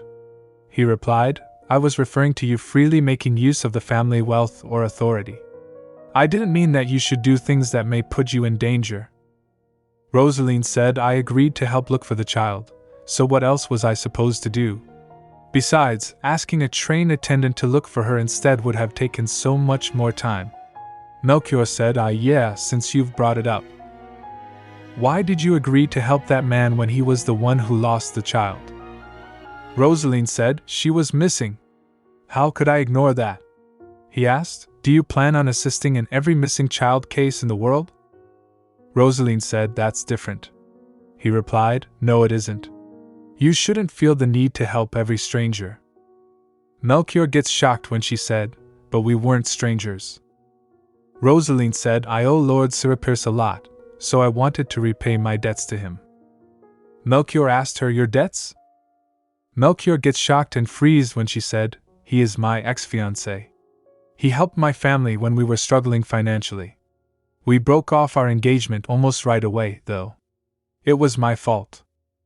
She said, "I heard that he had gone to study abroad. He says he's back in the country because he's on break." Melchior stares and said, "The Sirapirce estate is in the south. Why would he be on a train heading to the east?" Roseline replied, "He seemed to be on a family trip." Melchior said, "Well, it would be best for you not to associate with someone like him." Roseline asked, "Why?" Melchior said, "He made you uncomfortable. You kept saying that you were fine, but he was very insistent." Roseline said, "You misunderstand, he's actually quite the gentleman." Melchior said, "And I'm not?" Roseline thinks, why is he being so childish? She asked, "Melchior, why do you hate Lord Sirapirce so much?" Melchior replied, "You said he was your ex-fiancé." Meanwhile he thinks, there's no doubt about it, that bastard still has feelings for Roseline. If she decides to be with him instead, I am concerned that you may still. We have arrived in. Melchior said, "Get some rest. You should try to sleep even if you don't feel like it." Roseline thinks, there he goes again, breaking off the conversation whenever he feels like it. She sighed and thinks, oh whatever. She fell asleep and Melchior sitting next to her thinks, did the medicine take effect? She fell asleep right away. I have no idea how she knew about that passageway, but I can't believe she got hurt while trying to rescue a child. If I hadn't forced my way here, I wouldn't have been able to be by her side like this. He sighed and thinks, I'm glad I'm able to sit with her, but that bastard. He should have had his family members help him look for his niece. How dare he make Roseline go through so much and allow her to get injured? I should have carved his soul from his body. But that would have upset Roseline. She's still uncomfortable around me, so... He touches her and thinks, I don't want her to hate me. But just as Heinz said, nothing will be resolved if I keep avoiding her. If I just stay by her side like this, and we keep having conversations, I'm sure Roseline will open up to me someday. Train announcement. We have arrived at Bakwin Station, our final destination. We hope you had a pleasant journey. Roseline wakes up and Melchior said, You're awake? How are you feeling, Roseline? Roseline said, Chier? She said, I just feel out of sorts. It's hard to move my arm. Melchior asked, How is your back? She replied, It's manageable. He picks Roseline in his arms and said, So you are saying it still hurts? Roseline said, Hold on. Heinz, seeing them, said, Your Grace. Seeing Rosaline's arm, he said, Oh no. Did you hurt your arm, Your Grace? She replied, It's nothing serious. Carmen said, It will be uncomfortable for her to ride in a carriage due to her back injury. Please prepare a larger carriage for her to lie down in. Heinz said, Oh, understood. Roseline thinks, Melchior is so dense, he probably doesn't even realize how embarrassing this is for me. She hears his heartbeat and thinks, HM? Is that his heartbeat? I guess this statue of a man also has a heart that beats widely. He seemed as cold as ice when I first saw him, but up close, he's more like a blue flame. A few days later, the main Postenmeyer Manor. Deborah said, I brought you your morning medicine, Your Grace. Roseline replied, Thank you, Deborah. She thinks, come to think of it, besides Deborah, I haven't seen any of the servants from the capital around here. It is because this manor is so big? I guess it could also be because I haven't really left my room. After I injured my arm, Carmen has been really strict with me. If things had gone according to plan, I would have checked on the condition of the castle as soon as I arrived, and invited the heads of our vassal families in order to greet them. I have to start working if I ever plan to repay my debt to Melchior.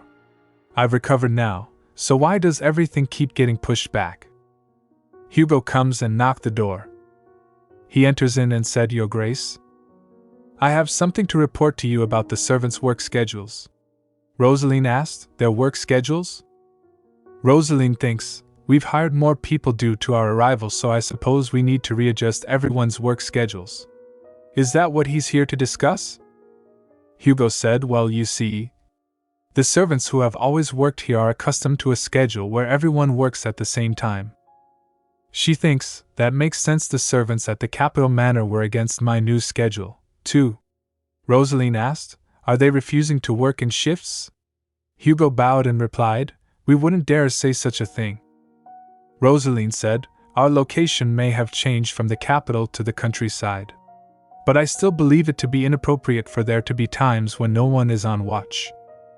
She said, If we want there to be someone constantly on duty, we need to implement the new schedule. Hugo said, Understood, Your Grace. I will let them know. Roseline stops Hugo, saying, Hold on, Hugo. She said, Would you bring me a map of the castle? And please note how many of the castle servants are on duty in each location. She thinks, I'm the lady of the house, so it shouldn't be a problem for me to pull rank and make the servants listen to me.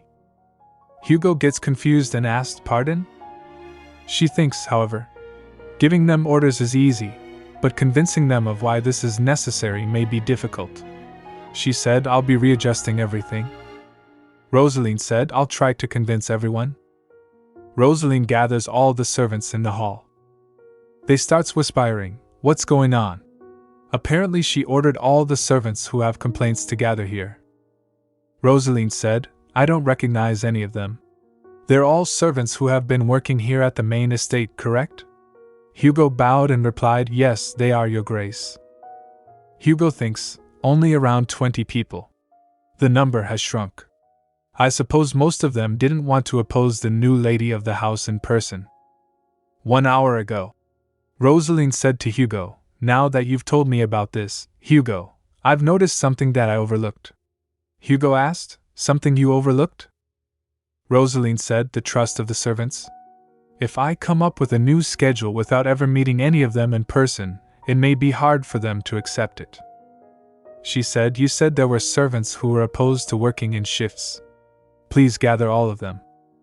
Coming back to present, Roseline said while grabbing cloth from a board, Let's get started. She said, I'm going to explain the details of the shift schedule as well as its efficiency. She said, You are all employees of the House Postenmeyer, and have been working in a way you believe to be most efficient. She said, In order to change that, you will need enough time and a thorough explanation. Roseline said, And so, it is my job as your employer to continue explaining this to you until all of you are convinced. Roseline said, In conclusion, this is the order of the 3 shifts and the locations you will be working in. Everyone gets confused when she said, Go ahead and tell me your opinions. One of them raised his hand and said, Excuse me, Your Grace. Realistically, the schedule you propose doesn't look effective. Roseline said, All right then, please suggest a better alternative.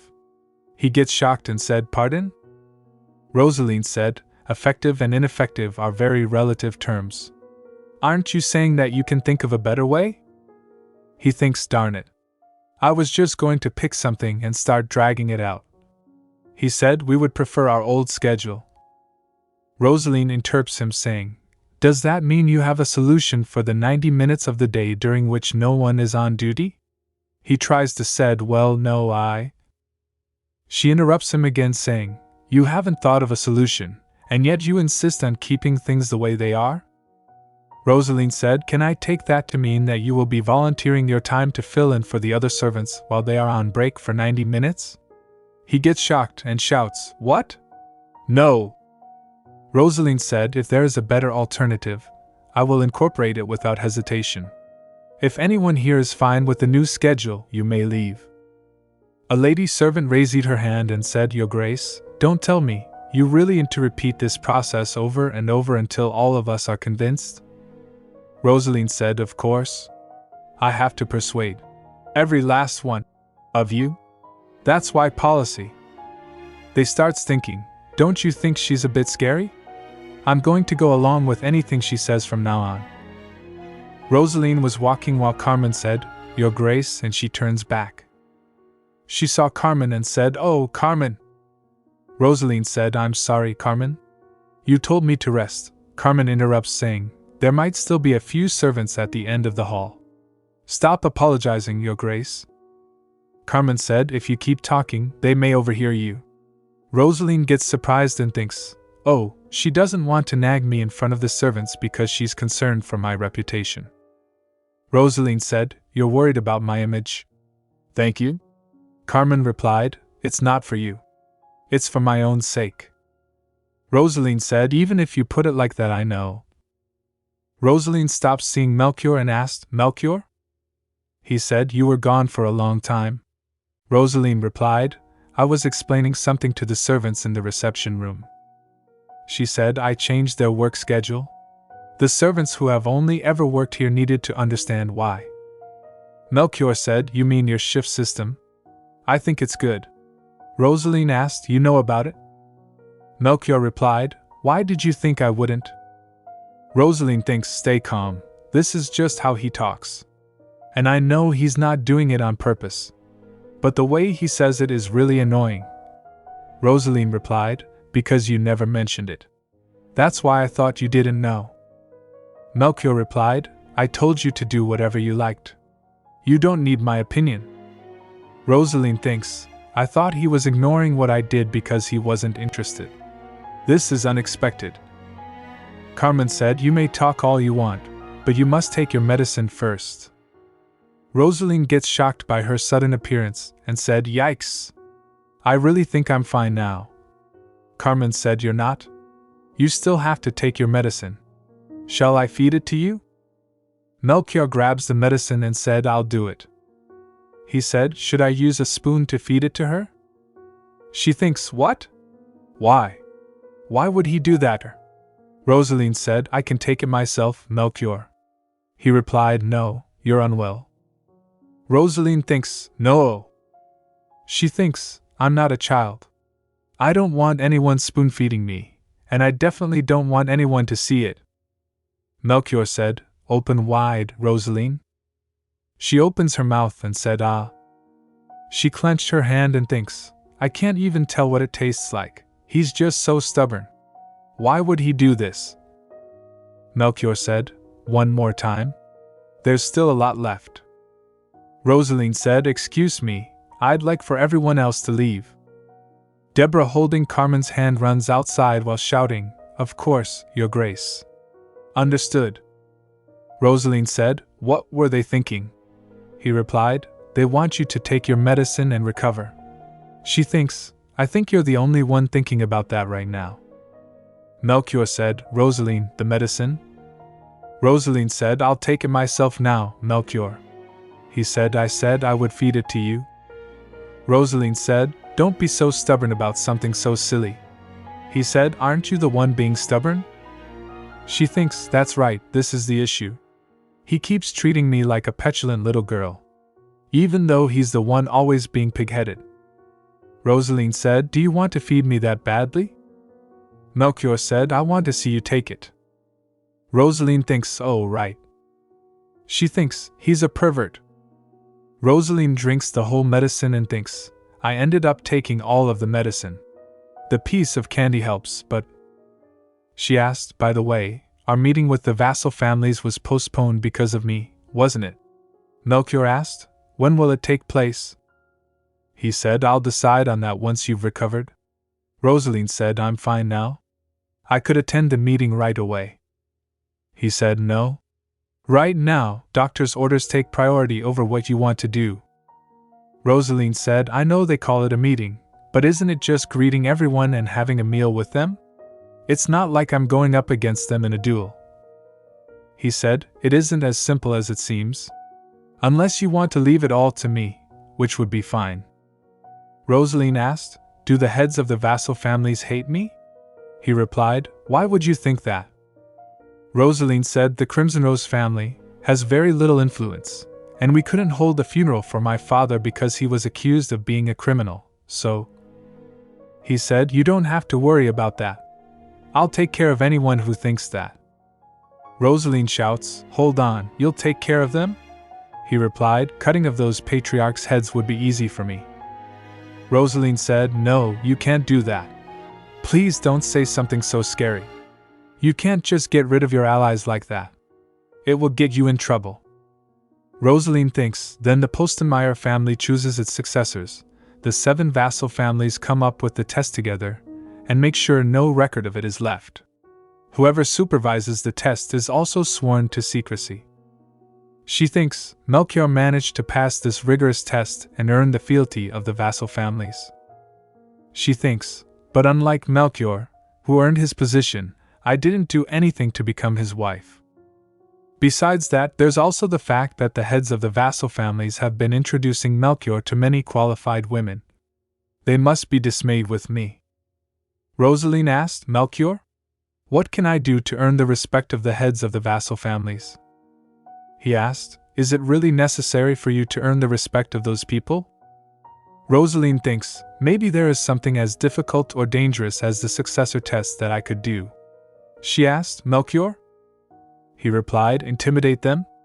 She thinks, he really didn't need to pause for such a silly answer.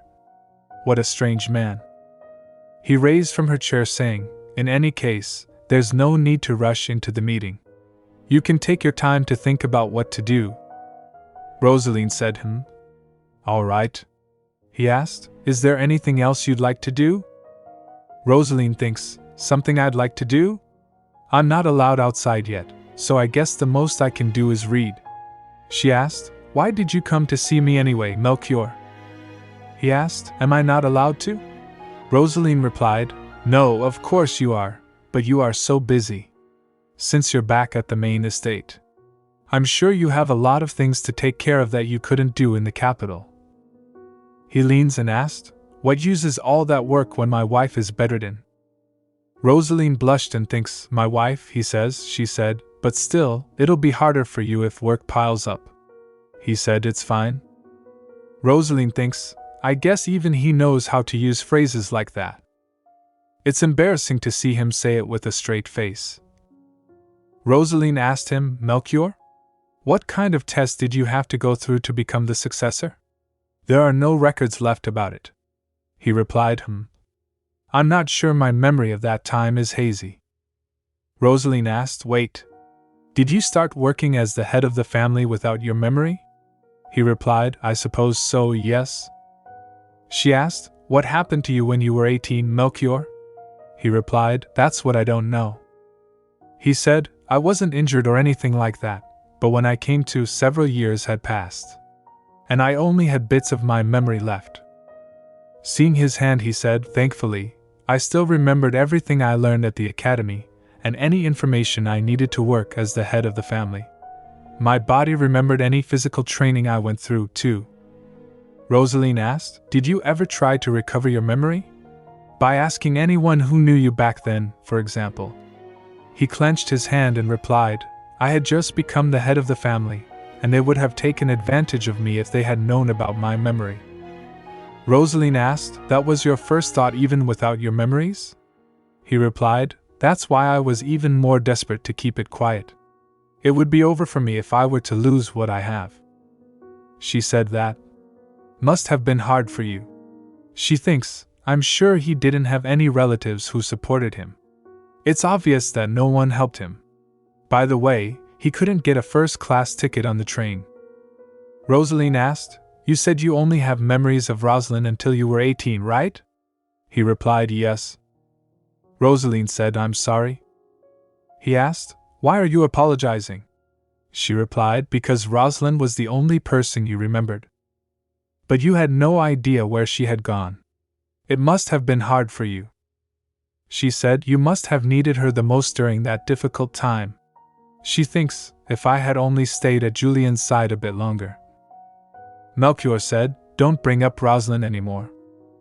Roseline saw him and asked, Pardon? He replied, I no longer wish to speak about her when I'm with you. He turns and said, Rest well, Roseline. I have to get back to work. He starts leaving and she asked, Melchior? After some time, Carmen, holding a file, said to Roseline, Congratulations, you may now go outside. Deborah said, You should have someone escort you, Your Grace. Roseline replied, It's fine. I'll stay inside the castle walls anyway. She thinks the whole castle is filled with people hired by the Postenmeyers, so I won't even need Nicholas to guard me. How long has it been since I was so free? She thinks, I haven't been able to catch a glimpse of Melchior ever since that day. If I had, I would feel so much better now. She comes outside and said, At least the sunlight is amazing. She thinks, this place really is like a fortress. I heard that some of the vassal families stay outside of the castle walls, too. And between the outside and the castle proper is where the collateral line of the family lives. She thinks, so, does that mean this is where Julian used to live? She thinks, he was on the train heading to the east when I saw him last, so I hope he arrived safely. Although I wonder if his relatives treated him well. Roseline thinks, I should have asked Melchior if he remembers anything else. While walking, she thinks, I'll go see him after I take a walk around the gardens, I suppose. She noticed something and think, HM? She saw a blurry image of someone and said, Could it be Julian? Julian, seeing her, gets shocked and asked, Huh? He turns and asked her, What brings you here? Roseline replied, I have things to do here. She said, Were you taking a walk? It's been a while. Julian replied, Yes, it has. She thinks, HM? Why does it feel like he's avoiding me? Oh, and the way he's standing is off, too. Roseline asked, Julian? He turns back saying, I'm sorry, Roseline. I have somewhere else to be. I have to get going. Roseline grabs his wrist and shouts, Wait. She said, Julian, please look at me. Julian turns towards her. His face was injured. Roseline said, Who hit you, Julian? He replied, Nobody. I just tripped and fell. Roseline thinks, if he's lying even though it's this obvious someone hit him, it must be one of two things. Either he doesn't want me to worry, or he's too proud to admit it. If this was the Julian I knew, I would think it was the former, but he seems different today. Roseline said, Julian, please look at me. She said, There's a large handprint on your cheek.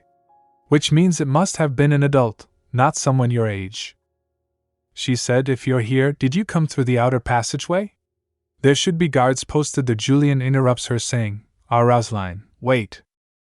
He said, I'm staying at the manor of the Santre family. I came here because I found a secret passage. I come here when I want to be alone. Roseline thinks he's right, there's a path over there. The Santre family? Hold on. She thinks, I heard they were the last of the 7 vassal families to join the Postenmeyers, but they steadily grew their influence by supporting members of the collateral Postenmeyer line. Does that mean Julian attends the academy with their support? Roseline said, Did someone from that family hurt you? Julian replied, No, that was my brother. Roseline said, Your brother? Roseline thinks, Melchior doesn't have any siblings, does he? Julian said, Well, he's technically my cousin. He's the one who will be in high-ranking position, so I can't make him look bad. Roseline thinks, someone who will be in a high-ranking position? That must be the Santre family's candidate for the next head of House Postenmeier. Julian said, I was just punished for not helping the family because I've been staying at the academy dorms without doing anything. Roseline said, what is that supposed to mean? He said, I was supposed to make all of my successes at the academy look like they were my cousins, but I failed to do so and am being punished for it. He said, I was being arrogant. I should have remembered that they are the reason I could even attend the academy. Roseline interrupts saying, hold on, that's nonsense. Going to the academy is your right. They can't hold that over you. She thinks they neglect him when he needs them, and use him like a tool whenever they please, even making him feel responsible? That's how my life has been, too. When I was no longer learning how to be the successor and was sent to the academy, when my father died, and even when my engagement was broken off, I was told the same thing. If only you'd done better. I didn't want to live with the burden of responsibility for all of that. She said, Julian, you're being treated unfairly. You don't realize it yet. I didn't either. But if you think about it, you will. It isn't normal for you to have no one who will listen to what you think. She said, any member of the family has the right to be protected by it. That's a principle of the Postenmeier family. Julian gets shocked and asks, did I tell you about my family? Roseline thinks, oops. Oh right, Julian never told me he was a Postenmeier. Roseline starts sweating and said, well, the Santre estate is quite far from here. If you were just a student they were funding, you wouldn't have been invited here, so I thought, since you came here to cry, you must be a Postenmeier. Someone who's familiar with this place. Julian replied, I didn't cry. Julian said, I was trying to hide it, but you always seem to realize what's going on, Roseline. Roseline gets shocked when he asked, but why are you here? She replied, me? I came here with my husband. We'll be staying here for a while. She thinks that's not a complete lie. Julian said, your husband, I see. Roseline thinks, oh right. It might look strange for a married woman to walk around without anyone guarding her. She said, my husband, well, he doesn't mind me walking around like this. Julian clenched his hand and said, so that's how he treats you. He's not a very good man. Roseline gets confused. HM? Julian said, I should head back. He said, I shouldn't be out here for too long. I need to be ready to greet my cousin before he gets back. Roseline thinks, they're not even siblings, and yet they're making Julian bow down to this cousin of his just because he's a successor candidate.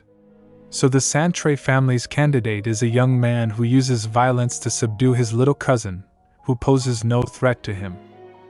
Roseline said, Julian, next time, don't just take it. Fight back. Julian asked, fight back? I don't have the right to. She interrupts him saying, why not? You're a member of House Postenmeier too. She said, you have the right to be a successor candidate as well. Julian said, no way. It's not that easy to become the next head of the family. You need to pass a test just to prove your competence to become a candidate. Roseline grabs his hand saying, so? Take that test then. You are more than capable, Julian. Julian asked, I am? Do you really think I could become the head of the family? Roseline replied, of course I do. She said, Julian, you can become the head of the Postenmeier family. You have to. Roseline said, I'll make it happen. Meanwhile, Heinz said to Melchior, of course she's jealous. Melchior gets confused and asked, jealous? Heinz said, think about it. How would her grace feel about you continuing to look for a woman you met as a child and could never forget? Melchior replied, not once have I tried to look for Roseline after Roseline arrived. And it's been a long time since I put an end to the search. Heinz asked, well, did you ever tell her grace what you just told me? He thinks of course he didn't. Heinz said, your grace, at times you make things worse by saying something unnecessary, but sometimes you cause misunderstandings because you failed to say something. He said, I do admire you for standing by your principles and all, but it's at times like these that I feel bad for her grace. Melchior thinks, I did tell her that I would focus on her rather than Roseline from now on, so why is she still worried about Roseline? If Roseline asked me to only look at her for the rest of my life, I would gladly do so. I will do whatever it takes, however long it takes, to prove my loyalty to her. He thinks, but what do I do if she has already lost her trust in me? He thinks, I don't remember every moment I shared with Roseline. Parts of my memory are gone, and I only remember glimpses of some of the other moments. He thinks, I don't even remember how we parted ways. Should I get some sort of hypnosis treatment to completely forget about her? Meanwhile, Roseline comes and opens the door shouting, Melchior! Seeing him, he gets confused and asked, Roseline? He asked, what is it? She steps forwards and replied, did the Santre family sponsor you in the past? He replied, HM? They did. She asked, is he dead yet? Hearing this, they both get shocked. He asked, dead? Who? She replied, the other successor candidate from the Santre family. He replied, he should be alive. I read somewhere that he left the castle and sought asylum somewhere abroad. Melchior, seeing her, gets confused and asked, Roseline? She asked, if you read it somewhere, that mean you don't remember what happened, right? He replied, that's right. He thinks, why is she looking for that man? Did he do something to her? Or maybe he interfered with her business dealings. Roseline touches his face and asked, why did you let him hurt you? You poor thing. Roseline said, I'm sorry for barging in like this, but I had something I needed to tell you as soon as possible. She said, Melchior, please set a date for our meeting with the vassal families. We should hold it in about 3 weeks. Roseline turns and said, I know this interrupts your work, but I had to tell you as soon as possible. I'll be going now. Good luck with your work. Melchior was completely shocked and starts blushing. She leaves the room and Heinz asked Melchior, are you all right, your grace? Meanwhile, Roseline said to servant, please send for a few dress designers from this region. The servant replied, is there a certain designer or boutique you have in mind, your grace? Roseline replied, no. That's why I would like to see a few and take my pick. The servant said, understood. I shall send for some designers who specialize in dresses. How many should I request? Roseline replied, all of them. Hearing this, the servant gets shocked and confused. Roseline said they don't need to be professional dress designers either. If they have the skills, it doesn't matter what their field is. Send for all of them. The next day, the designers comes to the manor.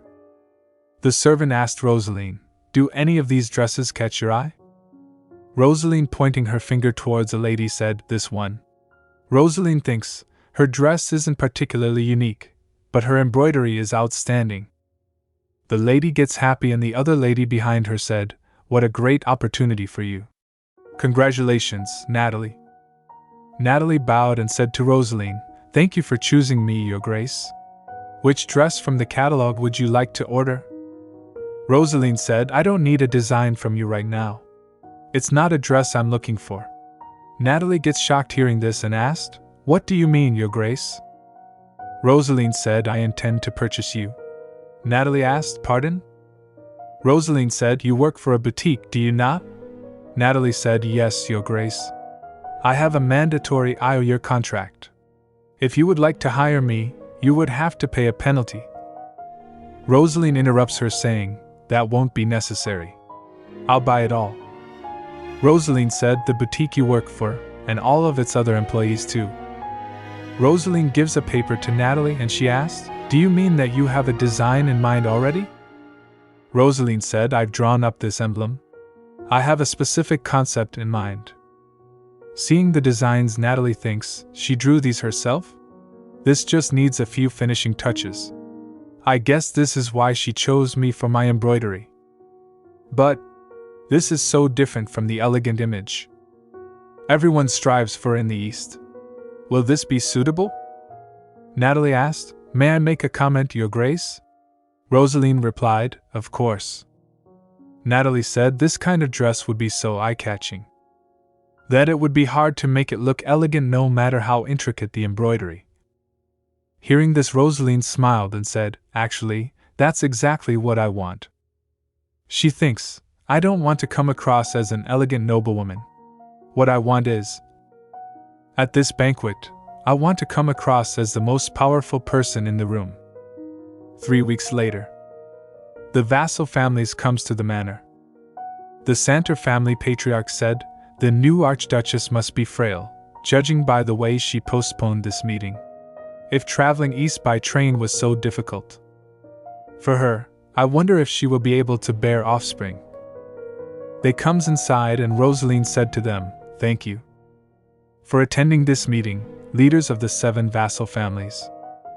She said while standing next to Melchior, I am Roseline Postenmeier. Melchior noticed the man. He asked, The family heads don't appear to be greeting the Archduchess. The lady replied, Glory be to House Postenmeier. I am Ursula, head of House Yuthron of Courage. The other 2 guests said, I am Lambert, head of House Laban of Intellect. House Mitchelk of Benevolence. Seeing them, Roseline thinks, so these are all the people I need to convince at today's meeting. The information on them included far too many fabrications. She said, Thank you for coming. Please take a seat. Roseline tells them, We have prepared a meal for you so that you can eat while we have this meeting. The half-bald man raised her hand saying, Yes, I thought the refreshments were very extravagant. Meanwhile, Roseline interrupts saying, I couldn't let you wait until the banquet, since this meeting will take a long time. They all get shocked and confused and thinks, I thought she had prepared this sumptuous spread by mistake. Seeing each other, they thinks, we all thought she would be naive, but she considered the fact that we would have many questions for her. A man with mustaches said, To be frank with you, we had a lot of doubts before coming here. Roseline asked, Doubts? He asked, We heard about how you were bedridden as soon as you arrived, Your Grace. We were worried that you were too frail, but seeing you in person has soothed our worries. Roseline thinks, Ha! They're already trying to intimidate me. She smiled and said, I had no idea you were so concerned for my well-being. As I did not receive a single care package, I was under the impression that I should be hiding the state of my health, so I didn't think to contact any of you. She said, Next time, I will make sure to let you know when I get sick, so that you don't have to worry. Seeing them, she thinks, they're all underestimating me. I'll take this opportunity to pay them back for what they did to Julian. Noticing her, the bald man starts sweating and thinks, Why is she suddenly glaring at me? He said, House Santer has been wholeheartedly supporting His Grace ever since he was just a successor candidate. Roseline thinks, they stuck him in boarding school, neglected him, and didn't even pay for his train tickets. Wholehearted support? Really? She said, Yes. I heard a bit about that from my husband. Hearing this, he thinks a bit. Is she trying to make my support seem trivial? He, rubbing his chin, said, Since His Grace went to war as soon as he became the patriarch, it was my family that actually managed the Postenmeier Archduchy. Melchior said, Yes, during those 2 years, all of the businesses managed by House Postenmeier were taken over by House Santer. Roseline thinks, I thought he didn't know about that. Melchior said, You managed those businesses fairly well. You even raised profits. The man flinched and said, Ha ha. Yes, that's right. House Santer did its best. He smirks and said, Back then, you won many battles in war, and the Emperor rewarded you with a name. Your renown was astounding. He said, It was enough for there to be talks of marriage between you and Princess Anastrat. Hearing this, he whirled and said, Santer, you agreed never to bring that up again. Roseline said, Yes, Her Highness told me about it herself, but unlike the imperial family, who respected my husband's wishes, I hear that House Santer would not stop pushing potential brides at him, making things difficult. Santer said, Please think of it as the worries of an old man. He said, House Santer has supported His Grace ever since he was successor candidate. I think of him as my own son, so I couldn't help but be more attentive. He said, I am sure His Grace is aware that this was nothing but an expression of loyalty to the Archduchy. Roseline said, I heard House Santer supported a different candidate. He said, it is Postenmeier law to give the role of patriarch to whoever is most suitable for it. He said, as soon as we recognized how capable Lord Melchior was, we deemed him to be most apt for the role. I still remember the moment His Grace became the patriarch like it was yesterday. The fact that House Santer was supported such a great man from the time he was a candidate is our house's greatest pride. He sneered and said, and so, I was extremely curious about the woman His Grace had chosen to be his bride. He raised his hand saying, it usually falls on the lady of the house to rule over the vassal families. Naturally, I believe that you will be leading us, Your Grace. He said, however, as House Santer has been managing the Postenmeier businesses, we already have a good system in place. How do you propose to handle this matter, Your Grace? Hearing his words, Roseline replied, good question. She ordering the servants continue her words, I would like to warn you ahead of time. They pulled the cloth from a board and Roseline said, from this moment onward, until we have settled this matter. Giving a cold look she said, no one will be able to leave this room. Seeing the papers they shouts, what is this? What do you mean, Your Grace? Roseline replied, I mean exactly what I told you. Push. Seeing that I have missed quite a few of these sessions, I decided that this urgent matter could no longer be delayed. She said, this is the new business proposal I have prepared for today's meeting. She said, I heard that each vassal family took over parts of the Postenmeier business when my husband was still unmarried because there was no lady of the house. I was impressed by your business prowess. Not a single business had suffered any losses or become difficult to maintain. She said, however, there was one thing that could be improved on, and that is the fact that there has not been much growth. Santer said, it is only natural for long-established businesses to plateau. He said, in fact, all of us here believe that the growth period of these businesses is over, and that sustaining them is the best we can do now. Roseline smiled hearing this and asked, is that so? She thinks, it may sound reasonable at first. But the patriarchs and matriarchs gathered here know all too well that the profits they gain from the Postenmeier businesses are enormous. She thinks, with the development of the railroad, there has been rapid growth in both commerce and tourism centered around the cities where the trains stop. Among them, the Santer territory is especially well situated.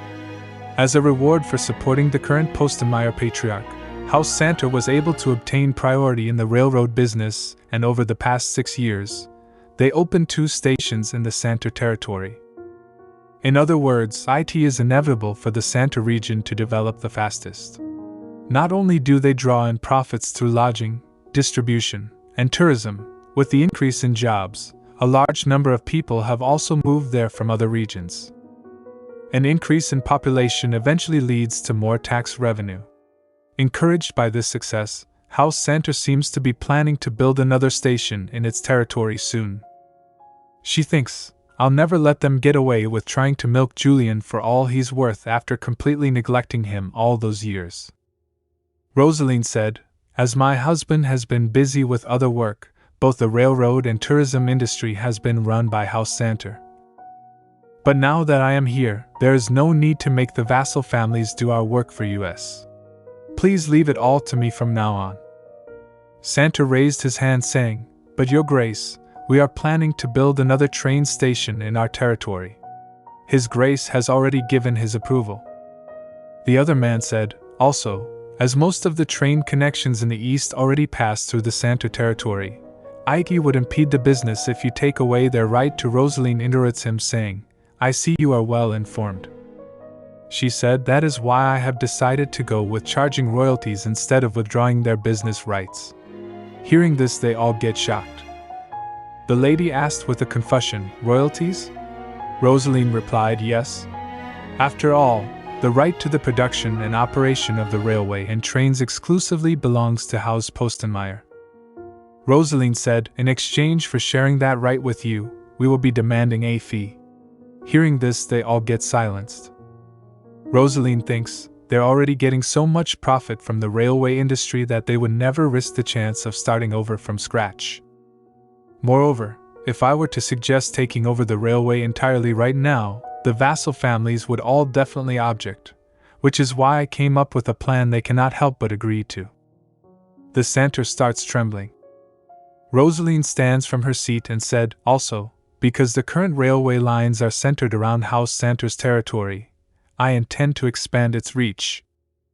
They asked, expansion, Your Grace? Roseline, showing them a map, replied, yes. Please take a look at this map. She points her finger towards a point and said, we are going to build a central line that allows you to cross the whole eastern region without ever having to transfer. And that line will then be connected to the capital. Oh, the man asked, capital, you say? Roseline said, some time ago, my husband opened a temporary line from Quern Station to Kilian Station. We intend to make this into the new line that will go all the way to the east. Hearing this, Melchior thinks, a line between Quern and Kilian Station. Does she mean that temporary one I ordered so that I could see Roseline sooner?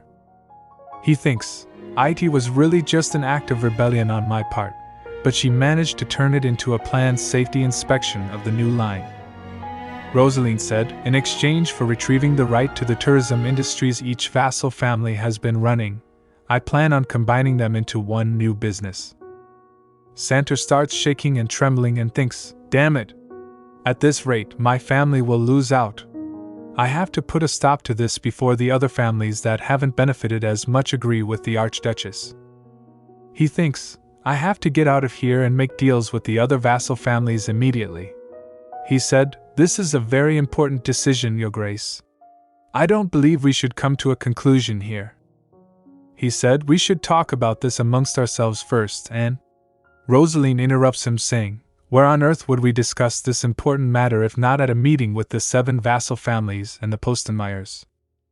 He said, as I said, the vassal families should discuss our opinion on the matter ourselves and come up with. She interrupts him again, saying, there's no need for that. You may share your opinions with me freely. She taps on the table, saying, I will now explain to you how I have come up with the rates I have proposed. You may ask me questions at any point if you are not yet convinced. She said, I will endeavor to explain everything to you, no matter how long it may take. After some time, a man thinks, seeing them, I had no idea they would be done before dinner. They ended up agreeing with everything Her Grace proposed. I suppose they were defenseless because they all underestimated her.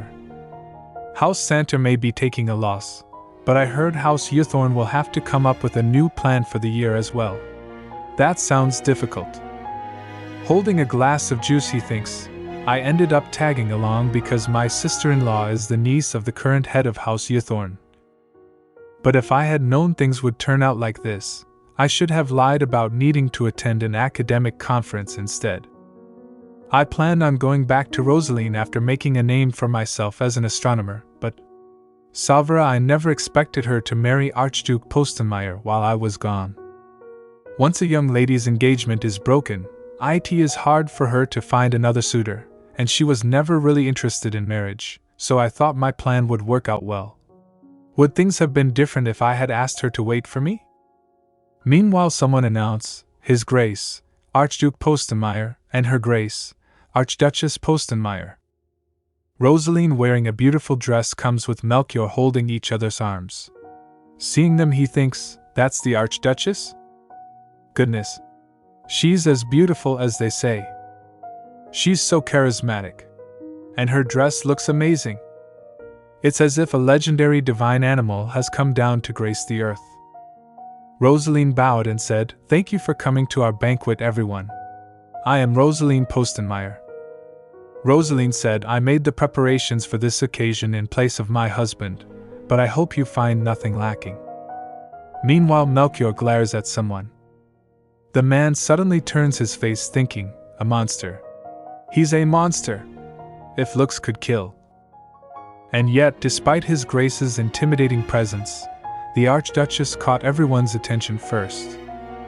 A lady wearing a dress with flowers printed on it comes and said, It is an honor to meet you, Your Grace. My name is Malvita Constans Uthorn Sirapierce. A man bowed and said, I am Winfried Arno Sirapierce. Greetings, Your Grace. Roseline thinks, Sirapierce? Oh, so they must be Bernhard's. Roseline said, It's nice to meet you, Sir Sirapierce. The man in green dress tries to say, We meet again, Your Gra, but Melchior interrupts him saying, Though we would like to greet every person, we cannot let all of you stand and wait when you have come such a long way. Melchior said, Please go ahead and enjoy the banquet. Bernhard turns and Roseline thinks, Melchior won't even let Bernhard greet me. She glanced at Melchior thinking, This is a different side to him than I'm used to. She thinks, I heard he was gruff, never attends social events, and only shows his face briefly at official banquets. Considering all that, he's hosting this banquet so well. He even knows how to speak formally. Then again, of course he does. He has to use formal language when he has audiences with the Emperor. Maybe I don't give him enough credit. She smiled while thinking, come to think of it, ever since we met, Julian has always been such a polite boy. Smile. They don't seem like the same person at first glance, so it's fascinating to find similarities. Roseline said to him, You're good at that, Melchior. He gets confused and asked, HM? Roseline with a smile said, using formal language. Hearing this, he gets nervous and starts sweating. Roseline said, Melchior? And he turns his face. She thinks, what a strange expression. Maybe he's annoyed because I complimented him on something so basic when he's much older and more familiar with high society than I am. Oh no. I can't apologize to him when there are so many people who might overhear. I must have picked up this habit because I always compliment Julian. I should be more careful from now on. After the banquet, they comes to their room and Roseline thinks, today was a long day. But at least the banquet went well. She thinks, I expected our guests to at least try and subtly insult me by bringing up my background or my family's financial situation. Distracting everyone with such an eye-catching dress really was a good idea. I was worried about the Eastern nobles not reacting well to it, since they value elegance above all, so I'm glad it worked out. She fell on the bed saying, now that I finally get to relax, I'm exhausted. She said, even with the banquet over, the nobles who traveled here will be staying up to a month. I hope everything goes smoother starting tomorrow. She thinks, come to think of it, I wonder if Bernhard will stay that long too. It's best not to run into him if I want to avoid any unnecessary rumors. But it feels wrong to completely avoid him like tonight. Meanwhile, Melchior knocks the door and asked, Are you asleep, Roseline? He comes inside and Roseline asked, Melchior? He said, I'm sorry, Roseline. Were you sleeping? Roseline replied, Not yet. I was just getting ready to. Come in. He said, All right. He thinks, I haven't been able to think about anything else. He recalls Roseline's words, You're good at formal language. He thinks, why did Roseline say that? Being able to use formal language isn't anything worth complimenting, is it? Could it be that she has been unhappy about the fact that I addressed her informally the moment we met? And if seeing me address the nobles formally caused her to explode? It's all my fault. Roseline, opening the window, said, Oh, one moment. I'll open the window. She said, the summer in the east is cooler, but it's still quite warm, isn't it? She sits on a sofa saying, So, what is it you wanted to tell me? Melchior also sits on the sofa next to her. He said, I'm sorry, Roseline. Roseline gets confused and asked, HM?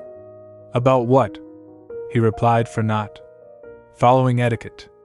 Roseline thinks, etiquette? What is he talking about? Oh, does he mean the way he's dressed? Touching his shirt, she said, It's fine. You must be warm. She said, But you really should button up your shirt.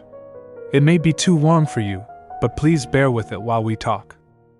She thinks, oh no, I was so distracted while getting changed.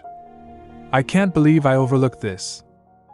Melchior grabs her hand saying, You may be too late, but from now on, "ISH shall treat you with love and respect, my lady."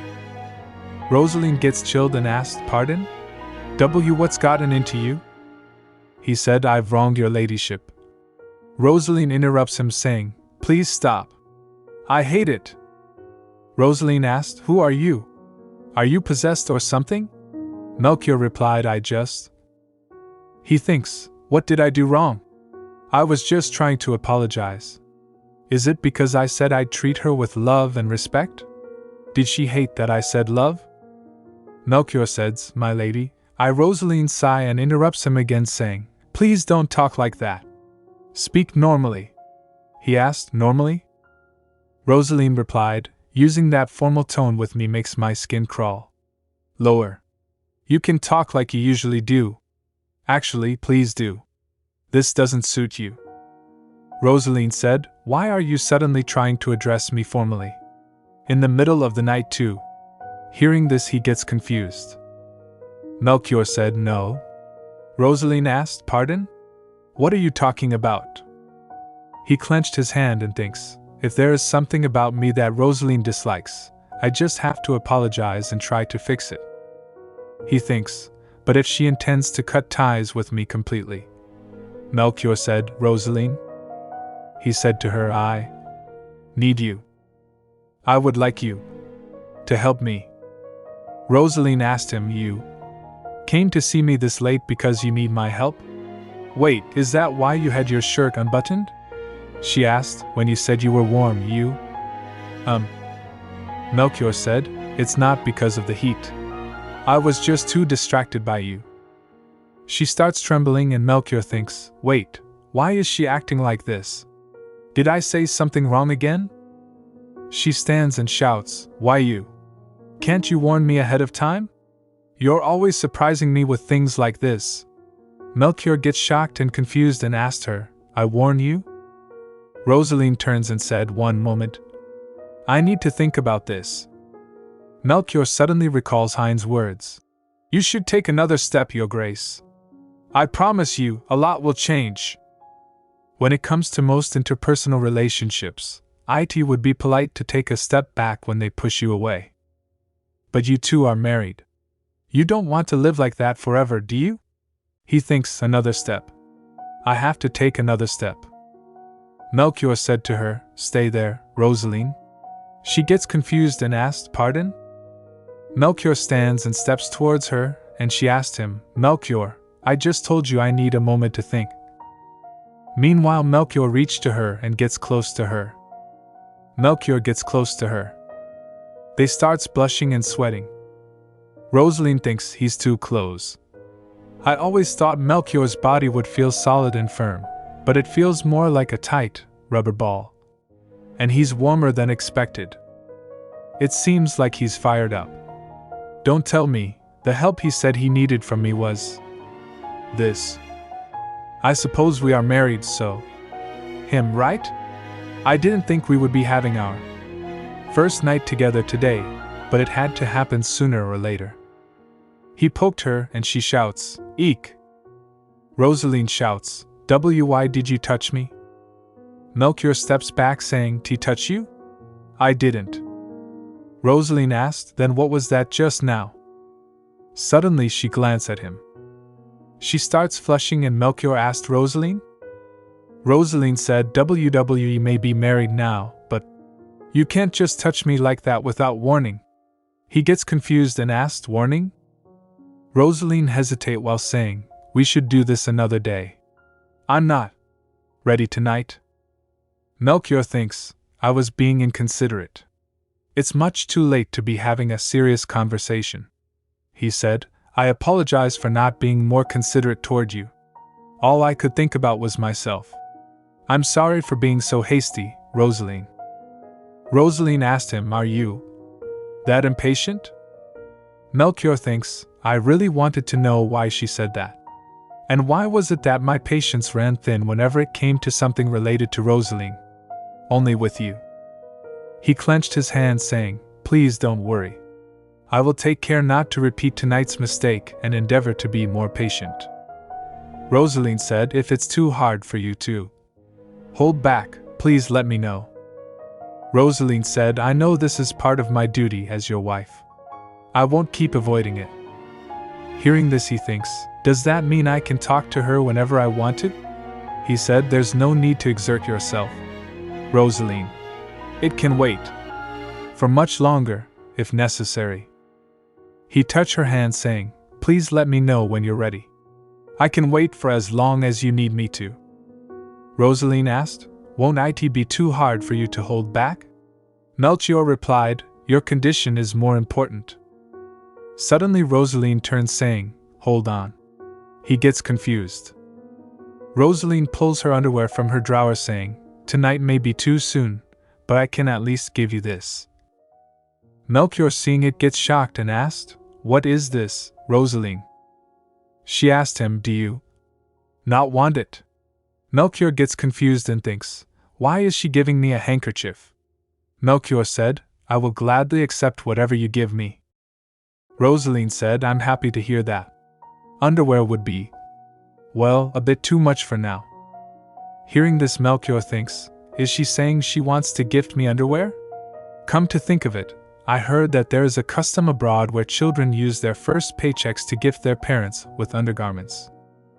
He, taking her piece of cloth, thinks, her father has passed away, and she isn't close to her mother, so perhaps she wants to give it to me instead. He squeezed it, saying, I prefer this. Meanwhile, he thinks, it actually feels more special because her perfume is on it. Roseline said, oh, really? She thinks, phew. Thank goodness. Melchior said, of course, if you choose to give me undergarments, I will gladly wear those too. Hearing this, she gets shocked and thinks, wait, wear them? She asked him, you're going to wear them? Melchior, smelling it, replied, of course. Malvida Constance Uthorn Sirapers, the head of House Uthorn's niece and Benhard's sister-in-law, asked, so this is the herb that only grows in the Postenmeier territory? She said, I can't thank you enough for inviting me and my husband along with my aunt and treating us so well. Roseline, sitting in front of her, replied, you are very welcome. Meanwhile, Roseline thinks, I didn't expect that many nobles to show up to afternoon tea, but I didn't think it would only be 4 people. And of course it had to be Lord Winfried Sirapers, who brought along his family, which included Bernhard. Malvida said, due to her old age, my aunt tends to need rest the day after a big event. She asked me to send you her deepest regrets for not being able to join us today. Roseline said, it's all right. I understand completely. Meanwhile, she thinks, ugh. This is stressing me out. Roseline asked the baby, were you able to sleep well last night, Herta? Herta replied, I saw a ghost. Hearing this, Roseline gets surprised. Malvida said to her, Herta, I told you I was just a lantern. Herta replied, I'm not dumb. I swear I saw a purple light going past the window like whoosh. Roseline started sweating and said, House Postenmeier has a long history. It wouldn't be strange for there to be a ghost or 2 in this big castle. Herta asked Roseline, have you seen a ghost as well, miss? Roseline replied, well, it wasn't purple, but... Roseline said, oh, I just thought that maybe ghosts all have different colors, just like how the rainbow is made up of different colors. Sir Winfried said, a purple will owe the wisp warrens of a grudge. Hearing this, Roseline gets shocked. She asked, a grudge? He replied, yes. They say that a soul that has just died and is unable to move on takes on a particular color as it wanders the earth. He said, at first it is blue, then it turns purple, before it slowly loses color and becomes a ghostly white. He said, vengeful ghosts who intend to harm are said to be green, and those who remain because they are worried about someone they left behind are a light orange or beige. Hearing this, she gets stunned. He said, black ghosts are the most dangerous and should be avoided because they attack anyone on sight, not just those who harmed them in life. Herta asked him, wow, is that all true, uncle? He said, it is. Those who are alive change their odor and such things according to their emotional state, and since souls have no physical bodies, they can be differentiated by the color they emit. Hearing this, all Roseline thinks, I wonder if there is any real proof of those claims. Roseline said, "You seem to be an expert on the matter, Lord Bernhard." He replied, "It is my expertise, yes." Roseline asked him, "Didn't you say you had studied astronomy in Atheum?" He replied, "Astronomy has always shared a link with astrology and history. In order to study such mysteries, we need magic. And in order to study magic, we cannot avoid learning about space, time, and the laws of nature." He said, "All of this then relates back to astronomy. Academic subjects tend to converge in such a way." Hearing this, she thinks, "Hold on, magic?"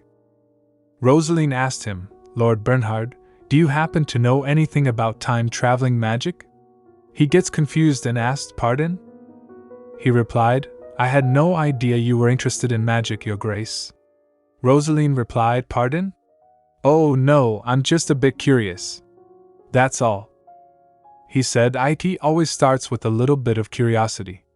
Even in Ainum, where the study of magic is highly developed, magic related to time is a forbidden subject.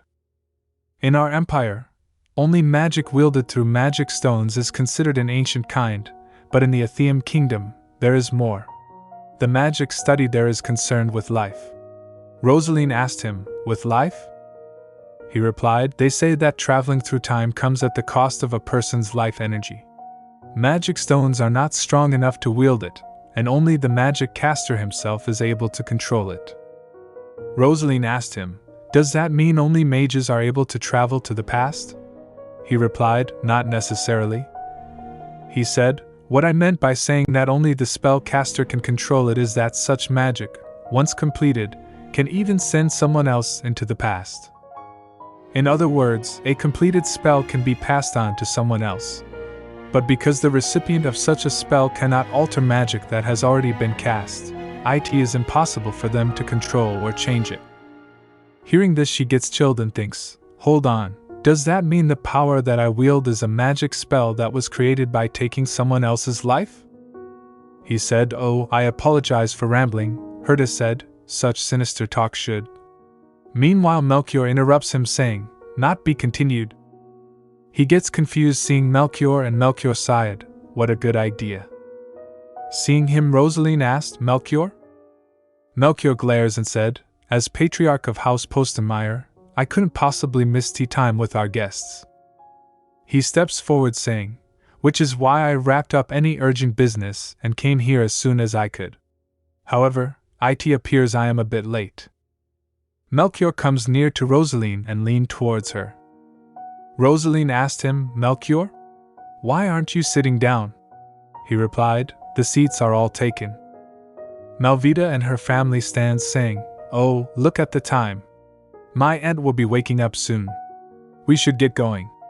"Absolutely. We were so busy talking that we forgot about the time." Bernhard said, "If you have anything else you would like to ask me, Your Grace, please do let me know." Seeing him, Roseline thinks, Bernhard seems to be in good spirits. I thought he would be bothered by practically getting kicked out. Did he enjoy talking about magic that much? Meanwhile, Bernhard gives a smile. They leave and Roseline asked Melchior, "Did something happen, Melchior?"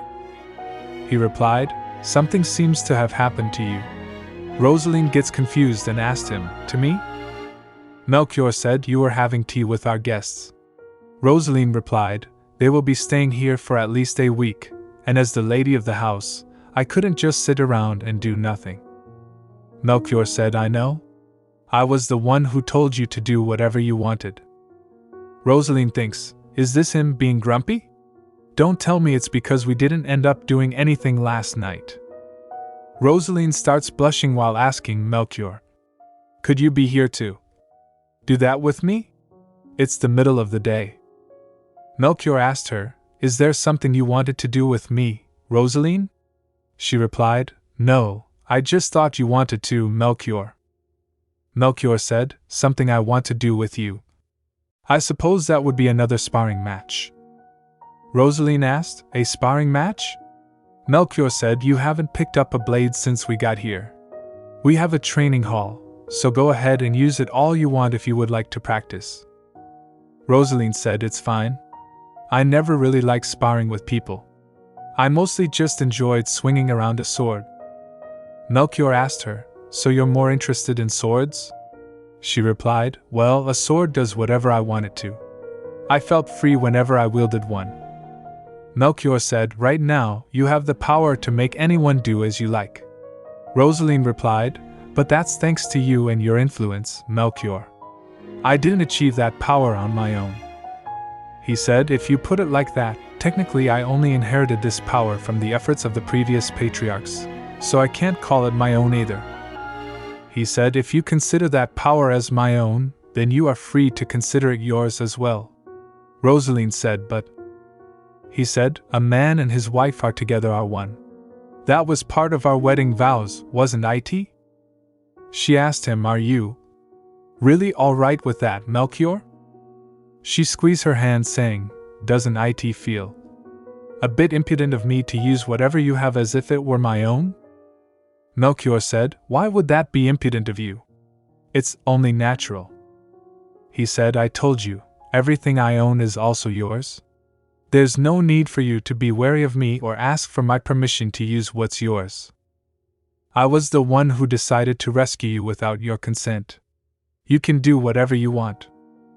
I would like you to refrain from doing anything that puts you in danger, though. Hearing this, she thinks, so he's not just saying that to be kind? When I first met him, I thought he was a stubborn man with no regard for anyone else. He asks very strange questions at times and even swept me off my feet at our wedding and at a train station. He comes to see me in the middle of the night and tells me he needs me. So he has definitely made things difficult for me at times, but he's never forced me into anything or tried to control me. She thinks Melchior doesn't even know that I'm Roseline. So why? She blushed while thinking it's as if Melchior actually likes me or something. I am Roseline as well, after all, so it's true that Melchior is interested in me, but this feels a bit different. If I were to tell him who I truly am, would he believe me? And if he did, she said to him, Melchior? She raised from her chair and comes close to him, saying his name again, Melchior. She touched his face, saying, if I happen to be your Rose. Meanwhile, Carmen comes and opens the door, shouting, Lady Roseline, I have something to tell. She, noticing Melchior, said, I see, His Grace is here too. I must have interrupted your precious time together. Roseline said, Carmen, what is it? Carmen tells, I was just on my way back from examining the head of House Youthorn, and I received a report from one of House Lochball's servants that their patriarch is not feeling very well either. Roseline said, we can't just stand by when so many family heads are bedridden. I will go and check on them in person. Roseline, holding a light in her hand walking through the hall, thinks, Carmen was right. The older family heads are falling ill one by one. Carmen isn't able to see them all on her own, so Damien and a few other doctors are helping as well, but this is not good. No matter how well House Postemeyer treats the family heads.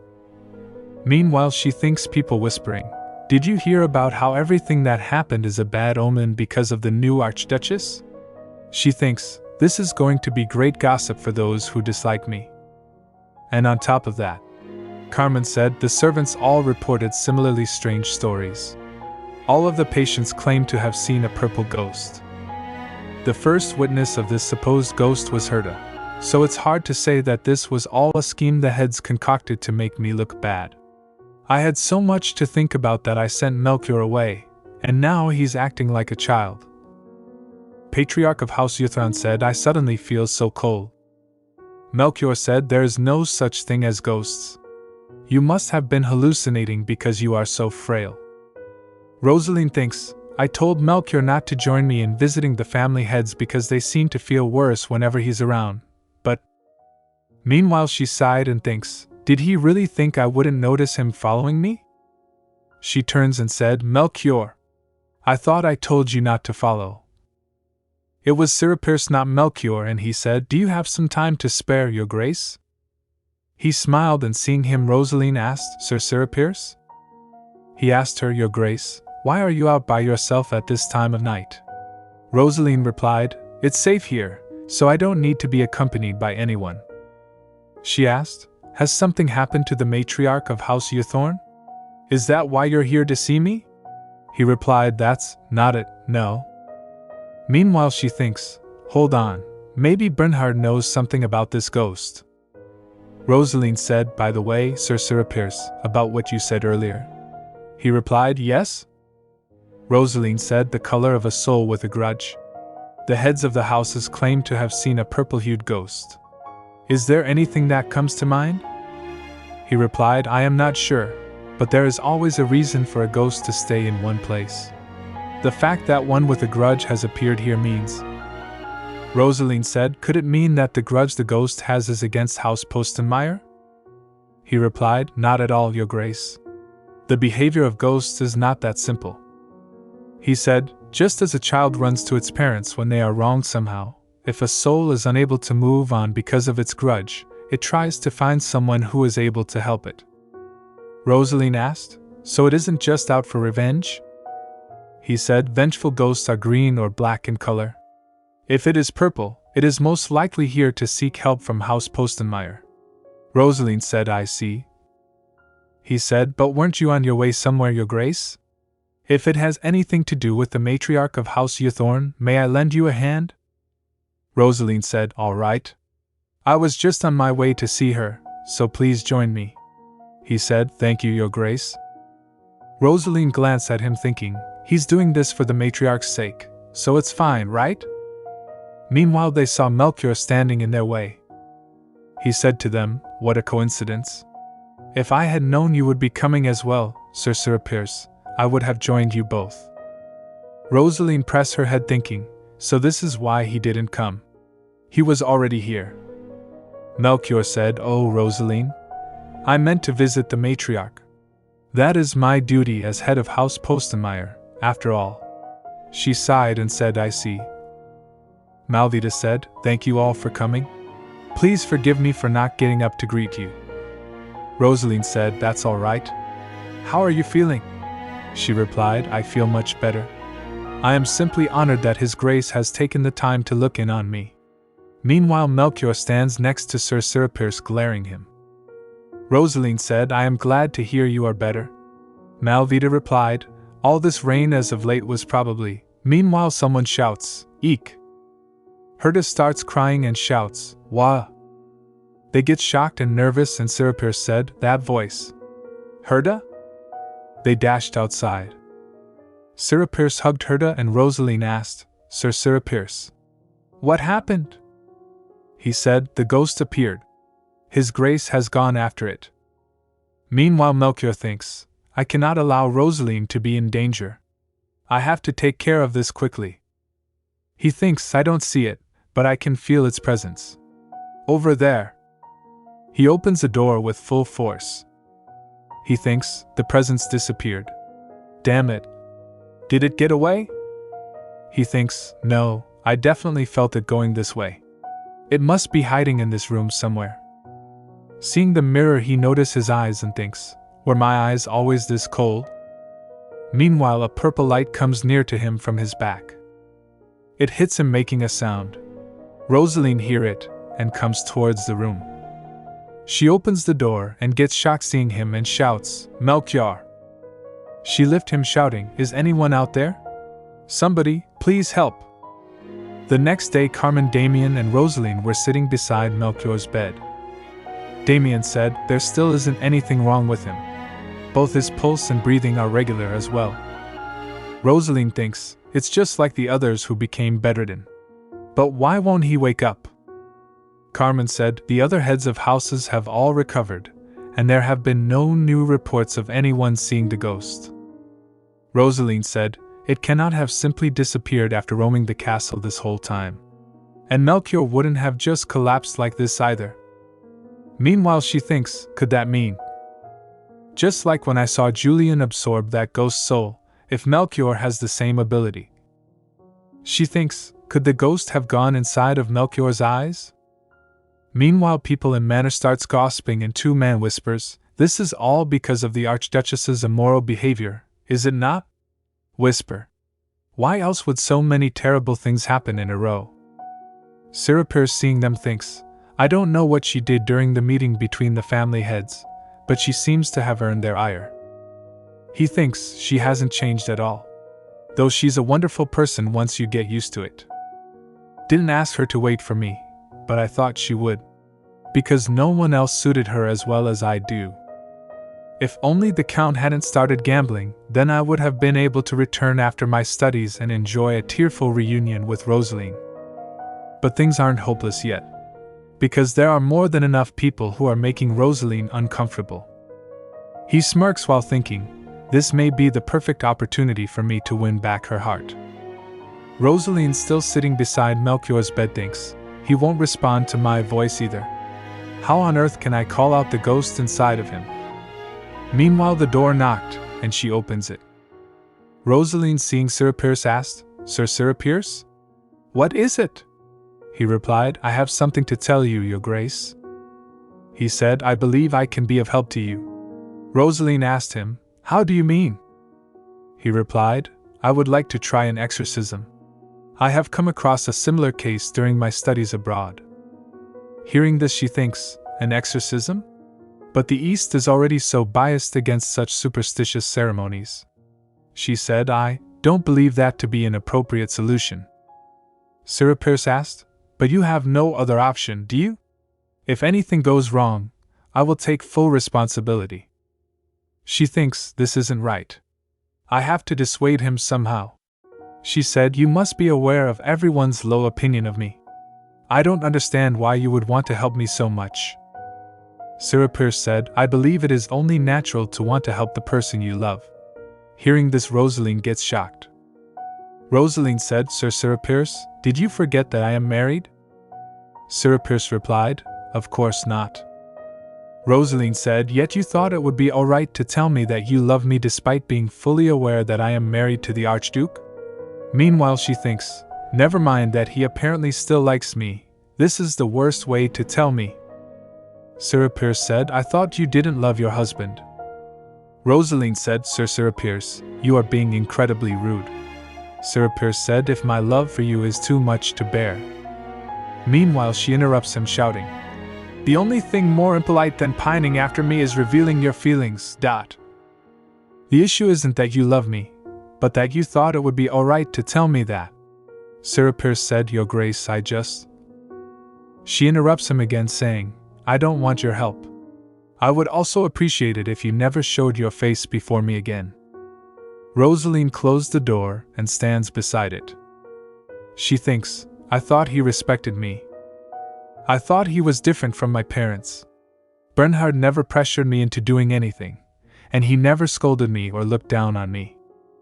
But if he had really been a kind and considerate person, he never would have broken off our engagement without warning and run away to study abroad.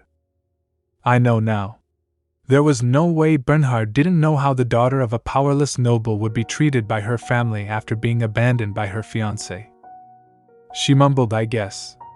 I really am a poor judge of character. Meanwhile, she hears Melchior's voice. She rushed towards him and asked him, Are you awake, Melchior? She thinks, it doesn't seem like he's awake. Oh, but his expression has changed a bit. What if he never wakes up? Maybe I should have accepted Bernhard's help after all. Or, hold on, there's someone other than Bernhard who can help me in this situation. Roseline, tousing his hair, said, Look at this mess we're in because you lost your memory. What would you do without me? She ties her hat, thinking, going through the rose garden would probably be the fastest way. There's no time to waste. She thinks, I'll bring Melchior back to normal no matter what it takes. Meanwhile, Julian, sitting under a tree, thinks, she isn't here today either. They said no one visited the castle. And there aren't any records of Roseline's visit. Was there some reason for her to stop by Postenmeier Castle in secret? He sighed and said, Whatever it is, I wish I could help Roseline. Meanwhile, Roseline said, Would you like to help me then? Julian gets surprised seeing Roseline. He saw her and shouts her name, Roseline. Julian said, It's been a while? Oh, what do you mean? She asked him, How do you deal with spirits, Julian? He gets confused and asked, Pardon? Seeing her, Julian thinks, hold on. Roseline seems different today. Sit. It looks like she hasn't slept much, and her eyes are red. Don't tell me. Roseline asked him, the ghost we saw in the woods that one time. You said you absorbed it into your eyes, didn't you, Julian? He replied, pardon? Oh, yes. She asked him, if you can absorb it into your eyes, can you extract it too? Julian replied, of course I can. There's no need to hold on to the spirit for long, anyway. Roseline said, you weren't absorbing it? You were just holding on to it? He said, if I left it where I found it, someone else might come along and trip over it or slip and fall. So I tend to take those spirits and release them somewhere else. Roseline said, I see. Could you tell me how to extract a spirit from your eyes? Meanwhile, Julian thinks, Roseline is exhausted. I'm sure of it. Could it be that she's being harassed by someone close to her? He asked her, why do you want to know? Roseline replied, I suppose you could say a ghost has caused some problems for me. My husband is holding on to a spirit in his eyes. He has the same ability as you see. Julian gets shocked and asked, you mean the ability to absorb ghosts into his eyes? Julian thinks, that makes no sense. That ability shouldn't be present in any other family. He thinks, if that really is true, why did Roseline come to ask me about it instead of asking her husband? Come to think of it, her husband didn't seem like a good man. Could it be that he is making Roseline take responsibility for something that happened because of him? I hate him, but I don't want Roseline to keep suffering. Roseline asked Julian. He said, if you came to me to ask about this, I guess it means your husband isn't able to help you. I'll tell you how to force the spirit out of his eyes. Roseline said, thank you so much, Julian. Julian said, first you have to. Meanwhile, after Julian tells him everything, she comes back and thinks about what Julian said. Standing next to Melchior's bed, the easiest way to extract the spirit is to draw blood near it. Ghosts are drawn to humid spaces. If the ghost has been absorbed into his eyes, it means it's in a weakened state. The best thing would be to draw blood as close as possible, like on your husband's face. She thinks, I can't just hurt someone who is unconscious. Definitely not. Making a cut on her hand, she thinks, I really don't want to do this, but… ouch. She touches his head saying, this will be the last time I help you this way, Melchior. She recalls the moment when Melchior said to her, do as you wish. She thinks, I wanted to tell you that I would protect you. She said, I owe you so much. This is the least I can do. She thinks, no, you don't owe me anything. Nothing in life goes my way, but a sword always does what I want to. Just use me like a sword. I'll do anything you want. I would like you to rely on me. Don't you understand that you are making me uncomfortable? No, I just wanted to grow closer to you. I can, help you. I believe, only natural, the person you love. No. Look at this mess we're in because you lost your memory. Don't leave me, Roseline. Meanwhile, Melchior wakes up. Roseline shouts, Melchior! Are you all right? Melchior said, I smell blood. Seeing the knife, he said, Roseline, what on earth? Roseline said, oh, I'm sorry. The smell. There's a reason for this. He said, do you hate being here so much that you had to harm yourself? She said, Melchior, I swear there's a good reason for… Meanwhile, he interrupts her saying, is it because of him? Your ex-fiancé. Roseline asked, were you awake for that, Melchior? Melchior said, enough to overhear some of what was said. So, were you planning on leaving once I woke up? Roseline said, I'll leave the room after the doctor tells us your diagnosis. But first… Melchior said, I told you I would try. Why did you change your mind? Am I dirty to you? He thinks, because I liked another woman? Because my heart isn't pure? He asked her, do you find me repulsive? Hearing this, she gets confused and thinks, why is he asking me such a thing right when he woke up? I don't think he means that in a physical sense either. Could he be asking whether I find him repulsive for being a pervert? She said, well, the thought did occur to me before, but that's all in the past. I don't think of you that way anymore.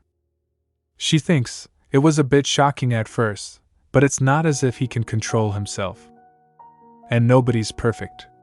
I may not feel the same, but I can try to understand him. Melchior said, then please give me another chance. Why do you push me away? She said, it's not that I hate you, I was just a little overwhelmed. Melchior gets shocked and asked, overwhelmed? Roseline replied, yes. I was. In what regard? She said, like when you said you'd wear the underwear I gave you, that really caught me off guard. He asked, do you not want me to use the gifts you give me? Hearing this, she gets shocked and said, that's not the issue. You said you'd wear it. He asked, so what? She gets chilled and asked, what do you mean, so what? If I gave you underwear as a gift, would you not wear it? Roseline shouts, why would I? I don't even want a gift like that. Melchior asked her, why do you hate my gifts so much? She replied, why wouldn't I hate that? Melchior said, what did I do wrong? Roseline asked him, do you like underwear to that extent? He replied, it doesn't matter what it is. The important thing is that you are giving it to me. She said, but that means, in the end, your intent is to humiliate me. He said, it's not like it's used underwear. Roseline shouts, yes. He asked, what are you saying? Roseline asked him, didn't you mean that you wanted to wear my underwear? He replied, how could I do that? It would be much too small. She gets confused and asked, then, what did you think I was saying? He said, I've heard that people give each other underwear as a gift in other countries. Isn't that something the West has also adopted? She asked, then why did you come to my room in the middle of the night? He replied, because I wanted to see you after our first banquet together. She asked, and what did you intend to do? He replied, I wanted to apologize for addressing you informally without asking, and I was trying to be more formal with you. But you didn't want that. She gets stunned hearing this and asked, that's all? Melchior said, I suddenly wanted to see you and hear your voice. Is it so bad for me to want those things? Meanwhile, Roseline thinks, this is unbelievable. That night, he looked like he was there for something more. Roseline said, I was sure you had come to sleep with me. He said, why would I sleep in your room when I have my own? Your bed wouldn't be big enough. She starts blushing and said, no, I mean, by sleeping with me, I mean, you know. We're married, after all. She said, we're husband and wife. If we ever wanted to have a child, we'd have to have marital relations, right? He starts trembling and asked, WW, what are you saying?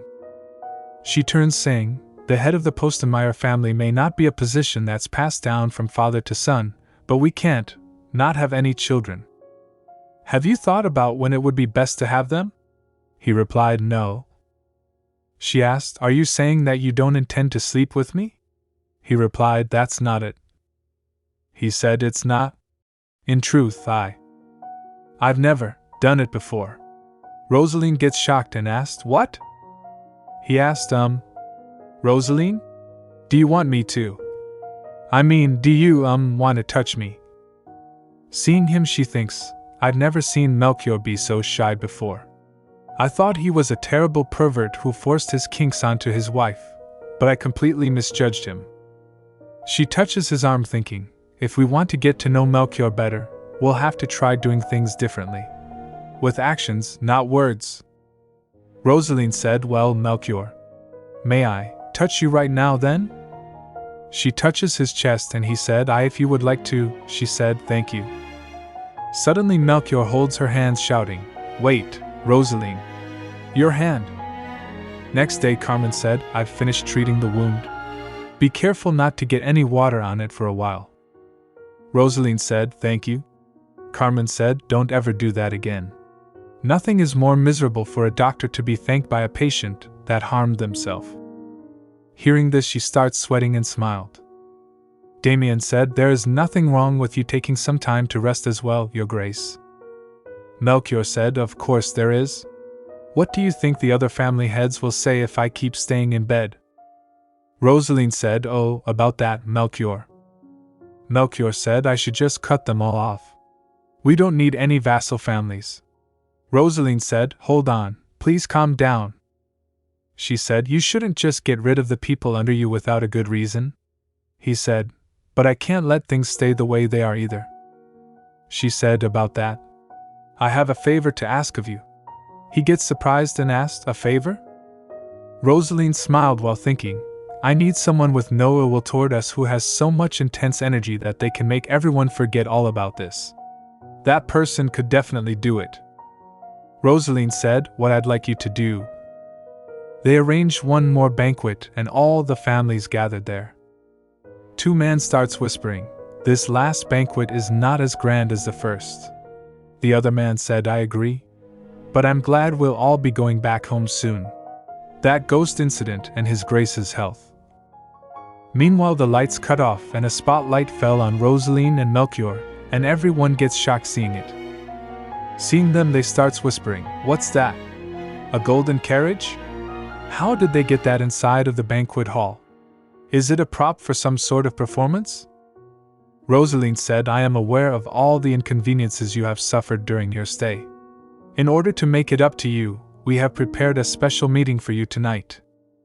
She raised her hand saying, My family is from the West, and I am still unfamiliar with many of the customs here. That's why I thought I should prioritize adjusting to Eastern culture, but meeting all of you has changed my mind. She said, Just like I've done before, I will not be pursuing anything on my own. I should provide you with the knowledge I am familiar with. Melchior said, And when we told the imperial family about our plan, His Majesty the Emperor readily gave his permission. He said, And so, Princess Anistrad herself is here tonight as the face of our cultural exchange project between the capital and the East. They all get shocked and surprised hearing this. The princess comes outside of the carriage and shouts, Go ahead. Praise me. Seeing the princess, the members of families get shocked and thinks, That's the princess? The princess said, Was that too flashy for you? Then let me greet you more normally. When I heard all of you had gathered here just to meet me, I, Princess Anistrad, was overjoyed. A man said, For many years, the Archduchy and the imperial family did not get involved in each other's territories. Princess replied, We believe this to be for the good of the empire. She raised her hand in air saying, However, times change, and the relations between people also change. I believe that it is time to tear down the wall between the capital and the East. She said, In other words, you will not have to go through House Postenmeyer to converse with me. You will be able to do so yourselves in person. Now then, shall we greet each other first? The man starts trembling and thinks, Please don't come this way, please don't, please. The princess said, You're the head of House Laban. It's nice to meet you. She asked, Do you not shake hands in the East? He replied, And not when it's our first time meeting. The princess replied, We can get to know our customs together. You'll get used to it soon enough. She grabs him from his shoulder and said in a cold tone, Are you the head of House Soldai? I heard you were bedridden until just a few days ago. Seeing her they thinks she's like an elephant. Avoid her at all costs. Roseline said, The heads of the vassal houses must be nervous because they've never met you before, Your Highness. May I introduce them to you? The princess said, Of course, Roseline. Though I don't mind continuing this way there. Roseline said, It is an honor to be of assistance. The man seeing Roseline thinks, Thank goodness. She's just like a savior, a benevolent savior. Princess asked Roseline, What do you think, Roseline? Did I do well? Roseline replied, I don't know what you mean, Your Highness. Princess said, You can't fool me. You were always so overwhelmed by my presence. But then you suddenly sent me an invitation to a banquet? And by express delivery at that? What else could it mean except that you had need of me? She said, You wanted me to plow through all these Eastern nobles like a herd of helpless cattle, right? Are you satisfied? Roseline bowed and replied, I must have been very rude to you in the past, Your Highness. I apologize. The princess said, don't be so formal about it. I told you. I don't care about things like that. She said, what happened anyway? Those 7 vassal families didn't seem like much at all. Roseline said there was a bad rumor that spread because of my lack of experience. They were saying that uncanny things were happening to the Archduchy because I am a disgraceful Archduchess. I wasn't able to lay rest to those rumors on my own. The princess said, you could have just ignored them, you know. Roseline gets confused and asked, pardon? The princess replied, when your reputation sours, it's much easier to make use of that than to try and rectify it. If you had continued to do everything perfectly, those family heads would have united against you. But that rumor about you made you less perfect. They never would have dreamed to ally with you if you had kept being so upright, but now, some of them will want to join your side. Roseline asked, my side? The princess replied, yes, because they are now in need of your help. Roseline thinks, the conversation I had with the princess after the ball gave me a completely different perspective on the matter, which was very helpful. But what am I supposed to think about what she said after that? Roseline recalls the moment when Princess said to her, if I become Empress, I would like you to be by my side, Roseline. She asked, is it because I'm Archduchess Postenmeier? The princess turns and asked, are you curious as to why I have taken an interest in you? She said, it's because you are the crimson rose that survived. Hearing this, she gets confused and asked, pardon? The princess said, if someone survives when they should have died, it means they were chosen to by the time period they live in. Since you have cheated death, you should use your ability to its full potential. Coming back to present, Melchior asked her, Roseline? What are you thinking about? She replied, oh, nothing really. She glanced at him while saying, by the way, Melchior. Seeing the flowers in room, she asked, what is all this? Melchior said, I had it prepared because you said you wished to talk to me. Is it perhaps lacking? Roseline said, no. This is more than enough. Melchior said, I see. Roseline said, the preparations must have taken a long time. Melchior said, not at all. Melchior, this is nothing. He asked, so, why did you want to see me? Very eager. Roseline said, there's something I would like to discuss with you. He asked, what might that be? Roseline said, House Lochbaz and House Santre invited us to come visit. I wanted to discuss where we should go. She said, one of us could go to Lochbaz and the other to Santre. Which family would you prefer to visit? Or would you like me to choose? Roseline said, oh, right. I should have asked about your availability first. Would a visit to the vassal families fit into your schedule? Meanwhile, she stops and, noticing him, asked, Melchior? He asked, is that all you wanted to talk to me about? Work? Roseline said, I'm sorry. Do you not like to discuss work in private? Melchior said, I do like hearing you talk. Melchior raised from her chair, saying, we'll go together. She gets confused hearing this and asked, pardon? Melchior, moving his hand towards Roseline, said, there's nothing stopping us. From now on, we should always travel together. This starts their journey, and Roseline thinks, we're really here. To think we'd leave the Archduchy unattended for a month under the pretense of going on a honeymoon. We were supposed to come here to conduct some tourism research.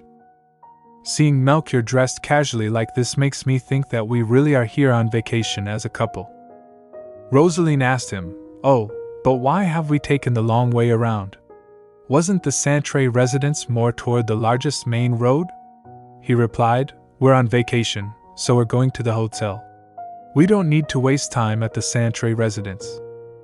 Roseline said, but I already informed them that I'd be visiting. Melchior said, you said you'd come sometime this week, not that you would be going today. He said, and I'm certain that House Santre is already aware of our arrival as well. They can wait. They're not so special that we need to go see them right away. We don't need to cater to their needs. Roseline replied, that's true. I guess there's no reason for us to go seek them out first. She thinks, if I go to Santrace as soon as we arrive, It'll make me look like I'm bowing to their authority. There's no need for me to pretend to do that. She, holding his arm, said, It was a good idea to come with you, Melchior. She thinks I thought the rest of the day would pass with excitement and simplicity. They seeing only one bed in hotel gets shocked. Roseline glanced and said, Melchior. She asked him, Why, is there only one bed? Please remember to like and subscribe if you enjoyed the video, as it really helps our channel grow. Thanks. The door creaks open. Melchior and Roseline step inside, carrying their luggage. The room is softly lit, a single bed dominating the space. She asked, Why, is there only one bed? He glances at Roseline, a hint of panic in his voice. Then he thinks, We have our own bedrooms back at the manor. I wasn't expecting them to only give us a single room with one bed.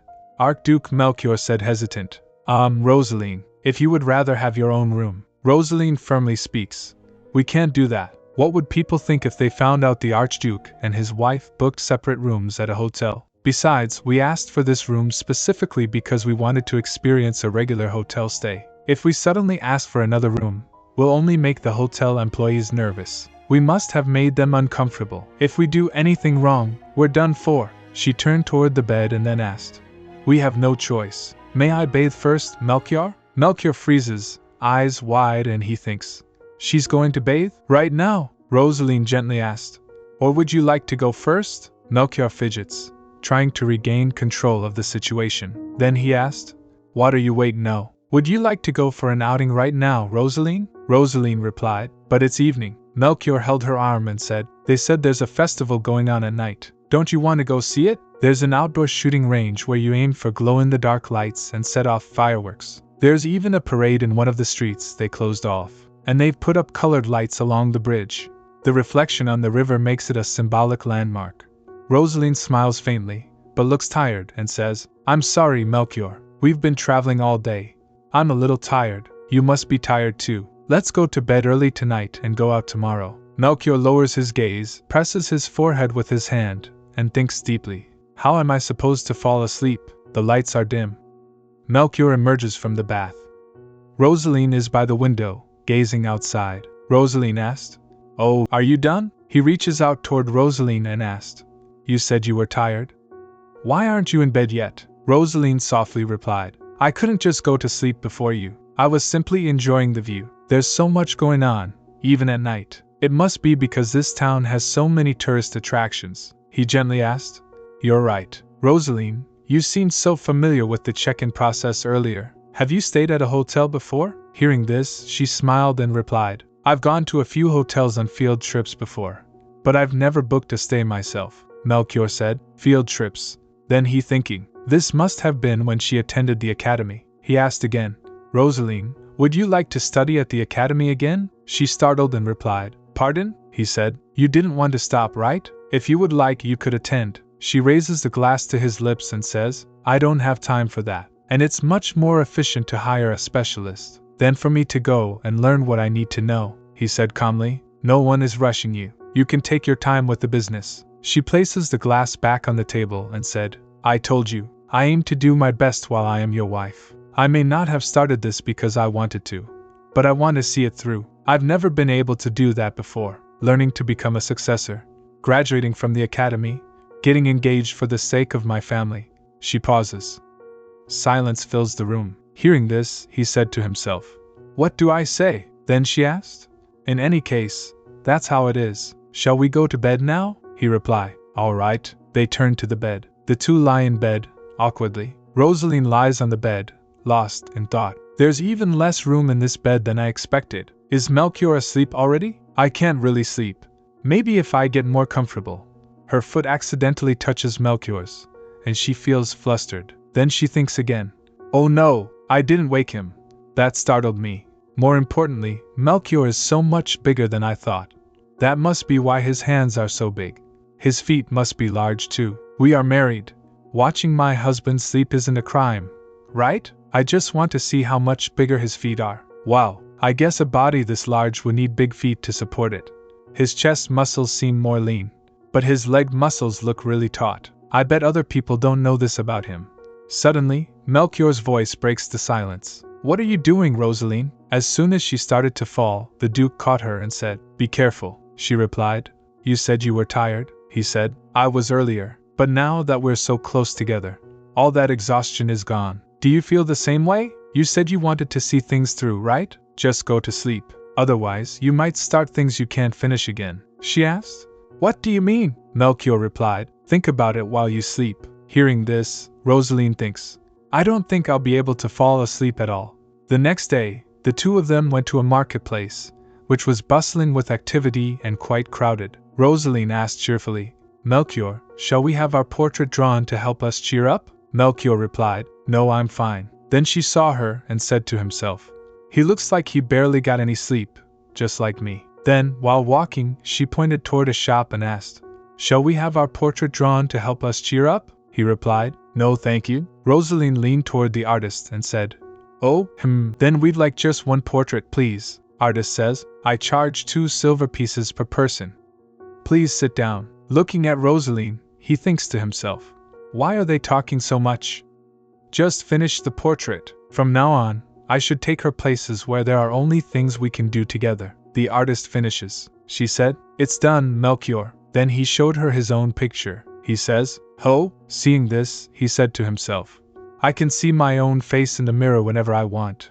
But I thought it would be nice if we had a picture to commemorate our visit here. She asked, What do you think? He replied softly, I like it. Suddenly, an announcer shouted loudly, I have an announcement for everyone attending the festival today. We sincerely apologize. Tonight's parade has been cancelled. They both turned their faces toward him. They took a few steps closer, and Roseline asked, Excuse me, what do you mean? Announcer replied, The residential areas have put in a complaint that it was too noisy. She asked again, Too noisy? Isn't this a regular event? Announcer replied again, Well, the daytime events are hosted by the residents of this region, but the nighttime parade is actually done by a theater company invited from elsewhere. There has been quite a lot of conflict between the residents and the tourists lately, so we've decided to put a stop to the nighttime events for now. She saw him and lost in thoughts. This must be because more people have flocked to the Santré train station. I suppose this is why there was a need for a new train station. She speaks. I suppose we won't be able to see the parade then, since we need to move on to Lochbaz soon. Melchior tightened his fists in anger and walking back said, I need to see the patriarch of House Santré. She says, Pardon? His voice rises, anger barely restrained. Then he thinks, How dare they? How dare they keep Roseline from seeing the parade? Is he even taking care of his territory properly? When they reach that place, then, a stately man, the patriarch, greets them in the hall. Patriarch smiling and said, I did hear that you were staying at a hotel. When I went to visit, I was told you were out. I've been waiting for you to contact me. Thank you for coming, Your Grace. I will host you here at the manor from now on, so please rest easy. I will have my servants bring your luggage from the hotel here. Melchior speaks. The nighttime festival. I hear the parade was cancelled. Patriarch shrugging and says, Oh, the fall festival has been going on for so many years that there have been changes here and there. It's also why we specifically invited the Archduchess. Roseline asked, What do you mean? Patriarch replied, The new business you are pursuing. Once more, cultural exchange with the capital is happening, so more outsiders will visit the East. Santré is dealing with the same problem at the moment, so I thought it would be good for you to experience it firsthand, to help you with your future business endeavors. Rosaline's eyes narrow. Then she thinks, So that's why he called us here. He wants to push the responsibility of solving this problem to me, the Archduchess. If I succeed, he gets to profit without lifting a finger. But if I fail, he will call it a failure in judgment on my part, and use it as an excuse to try and change my business plans. Patriarch smiled and said, Please think of it as my way of showing my loyalty to you. Hearing this, she began to think again. Besides, House Santré invited me before anyone else. It's the perfect setup for them to act the loyal subject. If I refuse now, it will look like House Postenmeier is casting aside one of its vassal houses. But I won't let him simply push me around. Then she speaks. I do understand that you are sincerely loyal to House Postenmeier. So, as the Archduchess, I would like to help House Santré with its troubles as though they were my own. Patriarch says, If you say so, Your Grace, she said, but in exchange, you must sign over your authority first. The Patriarch was shocked. Roseline holding up the cup and said, "This is House Santer's territory, so we cannot do anything under the name of House Postenmeyer." She thinks again. I don't care whether he is out for profit or plotting to make me look bad. If he says he is concerned for me and sincerely trusts me, he shouldn't hesitate to sign over his power, the absolute power to do whatever I want in his territory. She smiled and asked, "You agree, don't you?" Patriarch replied. "Pardon?" While sipping her tea, Roseline asked once again. "You agree, don't you?" That evening, they went back to his room. Roseline stood by the window, looking outside, lost in thought. With windows this large, you'd easily be able to see what we're doing in here from the outside. It's obvious what House Santer's patriarch is thinking. It would be best to leave the lights off. He refused to give me a clear answer. He's quite good at this. She recalled that patriarch said, "It's gotten late, so let's discuss business another day. Let me show you to your room." She thinks again. I mean, if I don't have to solve anything and simply leave, that wouldn't be so bad either. This must be a daybed for taking naps. What a relief. I was worried I would have to sleep in the same bed as Melchior again. I should be able to sleep well tonight. Then she said, "I'll sleep here, Melchior. He speaks. Walking around all day today must have been tiring. I will sleep there, so please take the bed." She asked. "But this bed is too small for you, isn't it?" He replied. "It'll be better than sharing a bed with you." Roseline glances down, expression unreadable. Then she thinks again. I did bring up sleeping separately first, but I guess he would prefer to be uncomfortable than share a bed with me. I suppose I can understand. I prefer sleeping alone as well. I understand that, but, she asked suddenly, do you hate sharing a bed with me that much? He shocked and asked. What? She replied. It would be incredibly uncomfortable for you to sleep in a small bed like this. Doesn't that mean you find sharing a bed with me to be even more unpleasant? He said. It is uncomfortable, but, no. That's not what I meant. I just thought it would be too cold for you, since it's next to the window. I was just worried for you. She gently speaks. Then let's just sleep together, Melchior softly asked. Are you angry with me, Roseline? Roseline looks away. She sits on the bed and said to himself, whenever Melchior pushes me away like that, I feel like I'm worth nothing, and that I'm not fulfilling my role as his wife. When I was negotiating with House Santer's patriarch, Melchior didn't say a thing either. I know that he was simply trying to stay out of my business, and that it wasn't meant in a negative way, but then she starts thinking, still, why can't he tell me whether or not I'm doing well? She asked. Are you even interested in me at all? He replied loudly. Of course, she asked again.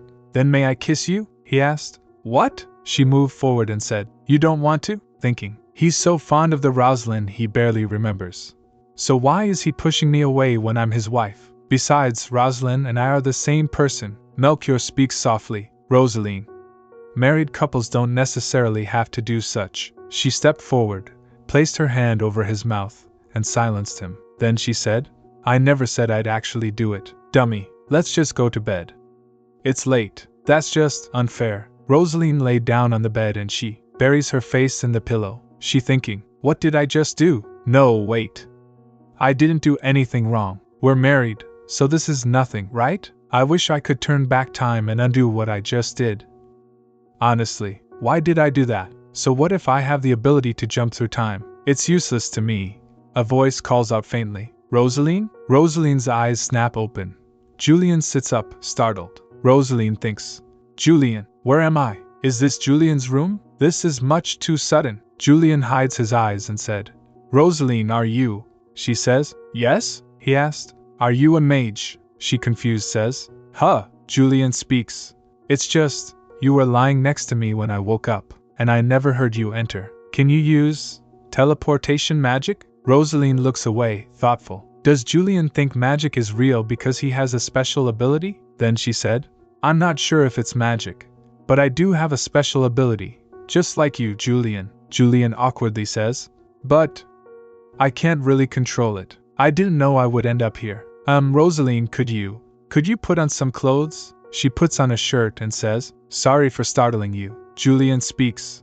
It's all right. I should apologize for seeing you like this when I'm not your husband, she said. It was an accident, so it's fine. Besides, my husband isn't interested in me at all. Julian asked. What? Why are you with a man like that? Hearing this, she lost in thoughts. Come to think of it, Julian has grown so much, judging by how much deeper his voice is now. He must have gone through puberty. I was surprised by how big his clothes were, she asked.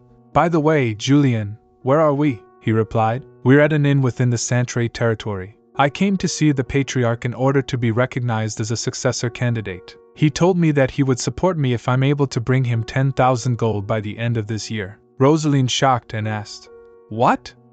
10,000? Then she began to think.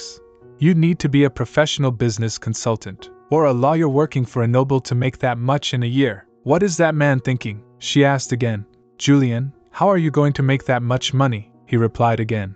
I've thought of a few ways. First of all, my main source of income will be selling fresh produce from Sanctuary, after transporting it to the capital during the harvesting season. Hearing this, she lost in thoughts. Produce from Sanctuary is quite valuable because of its high quality. But the direct line from Sanctuary to the capital hasn't been built yet in this era. Transportation and labor costs will take up a lot of the budget. But the main issue is time. If the produce starts to rot while being transported, he'll only lose money. She asked again, Julian, did House Santer's Patriarch tell you to bring him the 10,000 gold in cash? He replied, Pardon? No, but I thought that was implied. She speaks calmly. You shouldn't make assumptions. Noble houses put value on plenty of things other than coin. The Sanctuary territory is lagging behind the other vassal houses in terms of profit. In order to prove you can get 10,000 gold, then she raised her head and said, You need to raise House Santer's reputation, or achieve something great to develop the territory. If you do, no one will be able to criticize your legitimacy as a successor candidate. He speaks. But the Sanctuary territory doesn't have any room for development. The travel routes are unfavorable, and it's just surrounded by fields. An uninteresting place full of nothing but farmland, with no large buildings in sight. Suddenly she said, If something were to be constructed there, it would draw everyone's attention. What if you were to set up an attraction? Sanctuary only has one train line connecting it to other areas. And because the trains need to be inspected and fueled up, the passengers have to wait for it. They're basically stuck there for hours. We can take advantage of that, Julian softly says. An attraction. How about something like a parade? Since the passengers will be tired from their travels, it might be nice for them to watch something energetic like a parade. She thinks, I wondered why Melchior was so obsessed with the parade. Maybe it was because he was the one who came up with the idea, he said. Oh, but do you think they would want to pay for it? If they're just passing through Sanctuary, they may not be very well off. She says, Don't be ridiculous. Of course Sanctuary would be paying for it. Julian asked. What? She replied. You'll make the parade a well-known attraction of Sanctuary, and if the passengers enjoyed watching it, they'll definitely tell others about it in other regions. That means you'll be advertising the territory and developing it at the same time. It's only natural for Sanctuary to bear the burden of the costs up front, Julian says. But, Roseline said, Don't worry. The idea alone is worth at least 10,000 gold. If it's done well, it'll be worth even more. Julian looking down and speaks. I'm sorry, Roseline. I can't do that. This was your idea. So you ought to speak with the Patriarch yourself and start this project. And you should get part of the profits too, Roseline asked. What? No, I don't want any of that, Julian asked. But why? You came up with the idea. Why would you want me to do it? Roseline replied. Because I want to be helpful to you. All I wish is for you to reach your goal. Then she said to himself, I always felt guilty for making use of House Postemeyer's authority and power. I only became the Archduchess out of sheer luck. And I've always felt like everyone and everything was telling me that I don't belong there. She speaks softly. You wouldn't remember this, but it's only thanks to you that I'm alive. I'd actually appreciate it if you saw all that I do to be an extension of your abilities. I would like you to consider me one of your people, Julian said. Roseline, I won't just think it. I'll make it happen. I'll become the head of House Postemeyer. And I swear I'll. He turns abruptly and says, I should go see the Patriarch. Things like this should be finished as quickly as possible. Roseline startled and said, Julian? He's so quick to follow through. I should really head back now. Back at the manor. Roseline stirs awake to the sound of knocking. Melchior asked. Roseline. Roseline, are you in there? Roseline sitting up and shout loudly. Yes. I'm up, she thinks. How much time has passed? He didn't notice I was gone, did he? Melchior said. I'm coming in. Roseline shocked and thinks. Julian's shirt. Then she speaks loudly. Wait, I'm getting changed. Please wait a moment. I must have been asleep for a while. I'll go and wash up, he said while fixing her hair. There's a hair. Seeing hair, she thinks. Is it Julian's hair? Roseline says. It must be one of yours, Melchior said. Is it? Melchior broke a strand of his hair and said, My hair isn't this short. Seeing this hair, she began to think. Oh no, he's starting to suspect me, Roseline nervously said. Melchior calmly speaks. It's fine. It doesn't really matter. But I do have to make one thing clear. I am your husband. She thinks again. What's going on? He doesn't seem angry. Is he in shock because he thinks I was with another man? She softly said. Melchior, I wasn't lying just now, he says gently. I know, you would never lie to me, but sometimes. Melchior stands in the soft light of the room. He avoids her gaze. She thinks again. Oh, I think I know what's going on, he said. I wish that you would try to fool me, even if you have to lie to me. Roseline freezes, her breath catching. His voice is calm, but fragile. Then she thinks again. He's hurt, just like I was yesterday.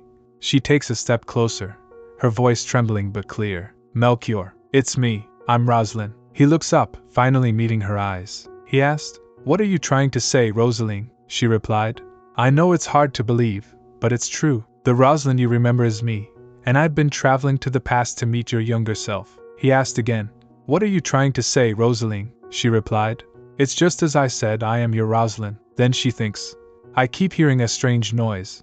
He asked again, What are you trying to say, Roseline? Roseline's eyes widen. She replied, Melchior, I am Roseline. I traveled 10 years into the past and met you. Then he thinks, What in the world? Something is wrong. The air seems to ripple, as if time itself hiccups. Melchior asked again, What are you trying to say, Roseline? Roseline asked, Melchior, do you remember what I just said? Melchior asked, Just now? You told me that you weren't lying, and that you wanted me to believe you. Roseline realizes time looped for a moment. Then she thinks, As soon as I told him the truth, time turned back? He speaks, I believe you. She asked, What? He replied, You don't have to ask me to do so. I believe you because I want to. But please know that no man could be a better husband for you than me. Roseline softly says, Melchior, I am not interested in anyone else. Then she shouts loudly, You are my ideal type, all right? The fragile and shy Melchior that I want to protect. You make me want to wrap my arms around you and comfort you,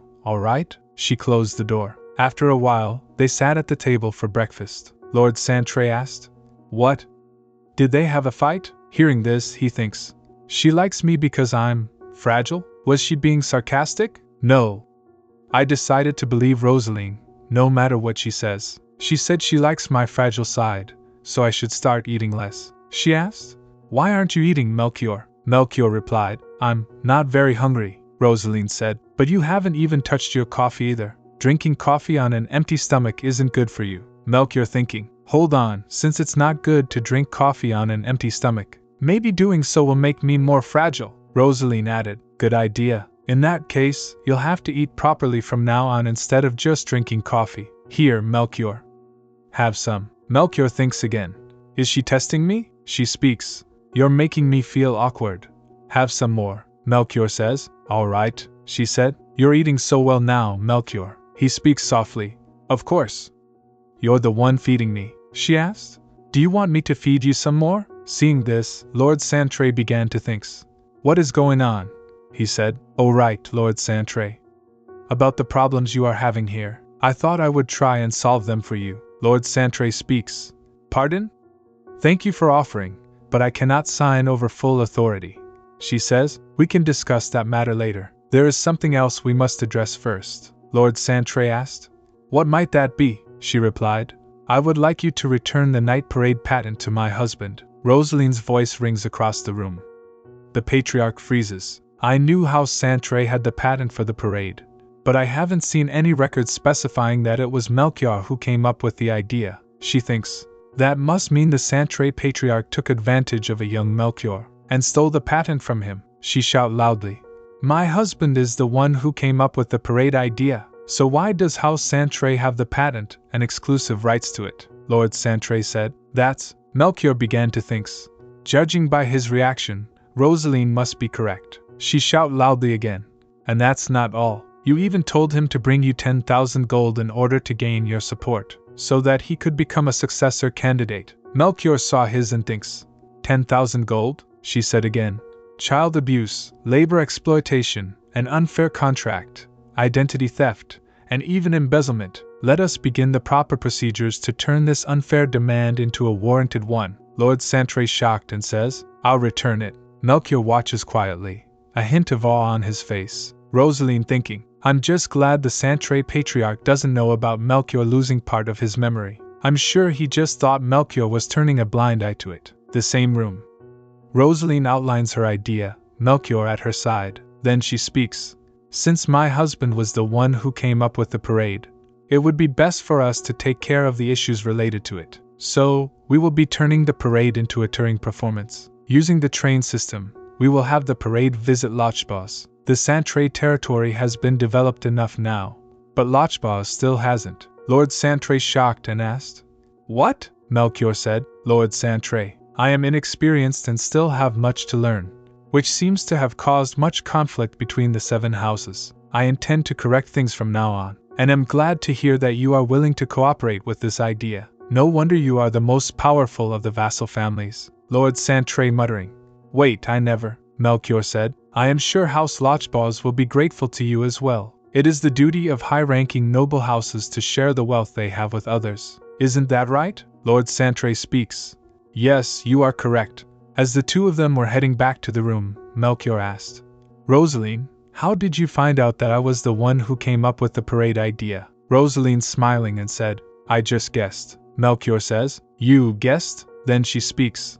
When we were at Postenmeyer Manor, I read through some of the records, and it seemed that the Santré patriarch didn't demand much from you after you became the Archduke, but he's a very greedy person, so I thought there might have been something you did for him that you don't remember, and the year that the parade began happened to coincide with you becoming a successor candidate. That's why I thought it might have been your idea. I took a gamble and got lucky. She lost in thoughts. I did read through the records, so it's not a total lie. He asked, How did you know about the 10,000 gold then? She replied with smiled. That's a secret, he said softly. Thank you. I've been thinking that House Santré has gotten too cumbersome to handle, and was planning on coming up with a solution depending on how things went. But it was all resolved rather easily thanks to you, she says. I feel the same. I'd like to thank you too, for trusting me. Melchior? I have a favor to ask you, he speaks. Oh, sure. Go ahead, she asked. May I sleep somewhere else tonight? Melchior looks at her, startled. He asked, Are you still angry with me? She replied, No. Not at all. I just wanted to find out how they chose the head of House Postenmeyer, since you don't remember anything about it. Hearing this, he thinks, Why is she curious about that? Then he speaks. I don't remember anything about the test itself, but I do have some flashes of memory left. I remember being on a train, and there were plains and mountains. He thought, although I went there with Roseline. He speaks again. And the sea, I remember going to the sea. We should head to Lochbos. We may be able to find some clues there, she says. Right away, he said. We've taken care of the issue at Santré, so there's no need to stay here any longer, she asked. But still, isn't this a little sudden? Melchior recalled that she said, You are my ideal type, all right, the fragile and shy Melchior that I want to protect. Then he says, I had too much to take care of here, so my head has been hurting.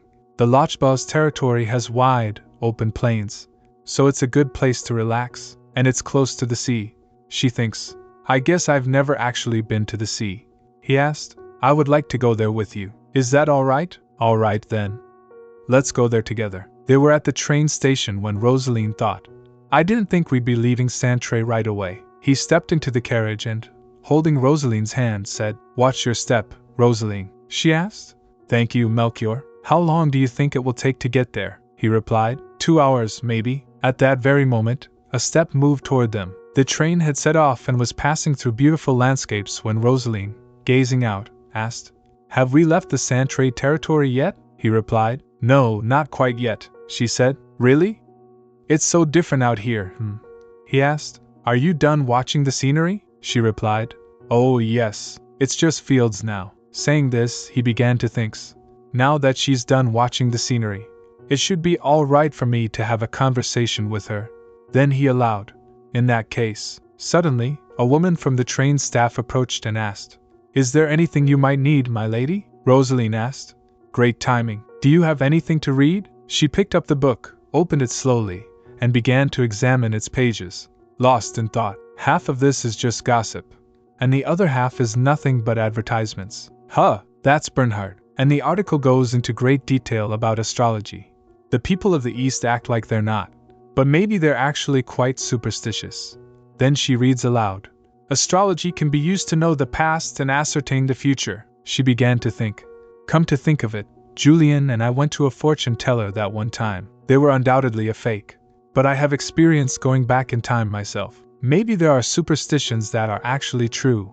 It would be great if there was more research I could look up. But all the knowledge contained in the Library of the Northeast was lost to that landslide 6 years ago. Huh! Hold on. The library was buried 6 years ago. Back when Julian was 18. If I go back to that time, I might be able to find out something. But Melchior doesn't like it when I'm gone for the night. How do I make a time trip without him noticing? All of a sudden, the train's horn blared, startling everyone. Frightened, she ran to Melchior and clung to him. He asked, Are you all right, Roseline? She replied, Yes. Thank you. He stood up and said, I'll go and see what the issue is. Please wait here. She watching her and speaks. All right. Roseline saw a woman in a black dress sitting on a seat. The lady is thinking. Is she looking this way? When Duke stepped down from the train, then he asked, What's wrong with the train? Train worker replied, gesturing. Move everything into the freight car, he said. You there? Worker speaks. Yes, please wait for a moment until we. As soon as he looked back, he bowed and spoke respectfully. Ah, Your Grace, he asked. Why did you stop so suddenly? Worker replied. There were mannequins strewn all over the tracks. They looked like people from afar. So I pulled the emergency brake. He asked. Mannequins? Worker replied. Please take a look. He saw his and asked. Why were these on the tracks? Worker replied. We have no idea. They were placed along the tracks too neatly for them to have fallen off of a freight train ahead of us. We couldn't just leave them there. So we're in the process of moving them into the freight car. Seeing this, Melchior began to think. It's very similar to Rosaline's wedding dress. If this gets out, Roseline might be inconvenienced. This isn't a threat against her, is it? Who would do such a thing? Worker said.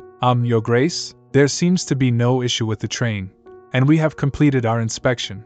So we will be making an announcement soon, Melchior says. Oh, right. Go ahead, Worker speaks. I apologize for the inconvenience. When he came back to his seat, he said, Roseline, I went to check, and there doesn't seem to be much of a. When he saw Roseline lying on the seat, he asked, Roseline? Are you asleep? You must be so uncomfortable. Roseline? Melchior shook her gently, but she was unconscious. A dimly lit imperial chamber. Heavy curtains separate the emperor from his beloved Wilhelmine. A faint breeze stirs the fabric. With calm, deliberate steps, the emperor approached, pushed the door open, and asked in a composed voice, Wilhelmine, may I open the curtain so I can see you better? Wilhelmine weakly replied, I do not wish for you to see me like this, Your Majesty. I am in poor condition. You continue to preserve your youth. But I have grown old, Emperor said, but I want to see your aged face. The wrinkles prove how long we have loved each other. Wilhelmine says, You may open the curtain. The Emperor draws back the curtain. Wilhelmine sits in the shadows, pale but regal. Emperor asked, Empress, may I take your hand? Empress asked, Where did you find such a salve, when you are so busy governing the empire? Emperor smiling faintly and replied, I have plenty of loyal subjects, who will do whatever I tell them to. Empress says, but a medicine that stops aging cannot simply be found because you command it. Emperor speaks, like I told you before, it isn't a medicine that stops aging. It reverses time. Empress said, Yes, whatever the case may be, you were lying about ordering someone to find this, weren't you? Don't tell me. You had this smuggled in, Your Majesty. It is not right for the Emperor to break the law. He softly speaks. It isn't technically smuggling. Do not worry, she says, Your Majesty. He took her hand and said, I just want to have Anastrat take over for me, so I can spend all my time finding more medicine to cure you, she says with weak smile. You ought to do your duty as the Emperor, Your Majesty. He added, All right. In that case, Wilhelmine, please hang on just a bit longer. I will find you more medicine. A guest room. Roseline lies in bed, bandages at her neck. She stirs awake. A man asked in a firm voice, How are you feeling, Your Grace? Are you hurt? Roseline said. I feel. Then she began to think. Why are there bandages around my neck? Did I hurt myself when I fell unconscious? More importantly, I feel like I locked eyes with someone in that passenger car. She asked. But, who are you? The man bowed respectfully and said, I apologize for not introducing myself earlier. I am Kalaman, the Imperial Court Physician. She asked. The Imperial Court Physician? Kalaman replied. Though I am on holiday, His Majesty told me about this holiday destination in Lochbos. So I have been staying here, and came running when I heard you were injured. She says. I see. Then she thinks. Where am I? And where's Melchior? He entered the room with the food and said, You're awake, Roseline. She speaks. Yes, I'm fine, he says, but the physician said that you fainted from overworking yourself. She said calmly. I feel fine though. He speaks. That train needs to be improved. They said it was a high-speed train, but it was far too slow. I know that the Lochbos territory has many rough patches of ground, but I didn't think the carriage would be so slow either. I was just ordering the Patriarch of Lochbos to level the roads. Hearing this, she think, he must have been worried about me. Then she said, Thank you for treating me, Kalaman. How can I repay you? Kalaman replied, Nonsense, Your Grace. The fact that you are fine now is reward enough for me. I will come back tomorrow to check on you. She surprised and asked, What? Is that necessary? Melchior speaks. We can't be too safe, even if you feel better. It's better for him to check on you one more time tomorrow. Kalaman bowing and says, Indeed, Roseline said. All right. Kalaman speaks. Please rest well, Your Grace. As he steps out, Melchior takes a seat at the small table beside the bed. Roseline asked, Is this a hotel, Melchior? Melchior replied, It's a villa owned by House Lochbos. I rented it from them, because it was the place closest to the station. Roseline, I see, warm lamplight. Melchior offers a dish to Roseline. Then he said, Now eat this. Roseline says, This is... Melchior speaks. You haven't eaten anything all day, so I brought you something easy to digest. She looks at the food and thinks, What is this? Melchior said, That's seaweed. As the name implies, it grows underwater, and is apparently very good for women. Roseline, I see. Melchior speaks. You should take it easy and rest for a while. Roseline firmly asked, But what about our work? Melchior replied, It's nothing urgent, right? I never wanted you to overexert yourself like this. You don't need to work so hard. I don't want to put any pressure on you. Roseline shaking her head and says, I don't want to rest. There's something I have to achieve. Then she said to himself, All my life, I've never been given the chance to take the stage. But now that I finally have that chance, I can't waste it by not achieving anything. I have worked so hard, for so many years. If I want my hard work to be acknowledged, I have to work even harder. Melchior suddenly placed his hand over her eyes and said, What do you mean? I already acknowledge you. You've already done so well. You've been doing much better than I could have ever imagined. She trembled and asked, Does anything I've done so far have any meaning? He replied, Of course it does. They were all things only you could have accomplished. She said, That's a little embarrassing to hear, but it's also nice.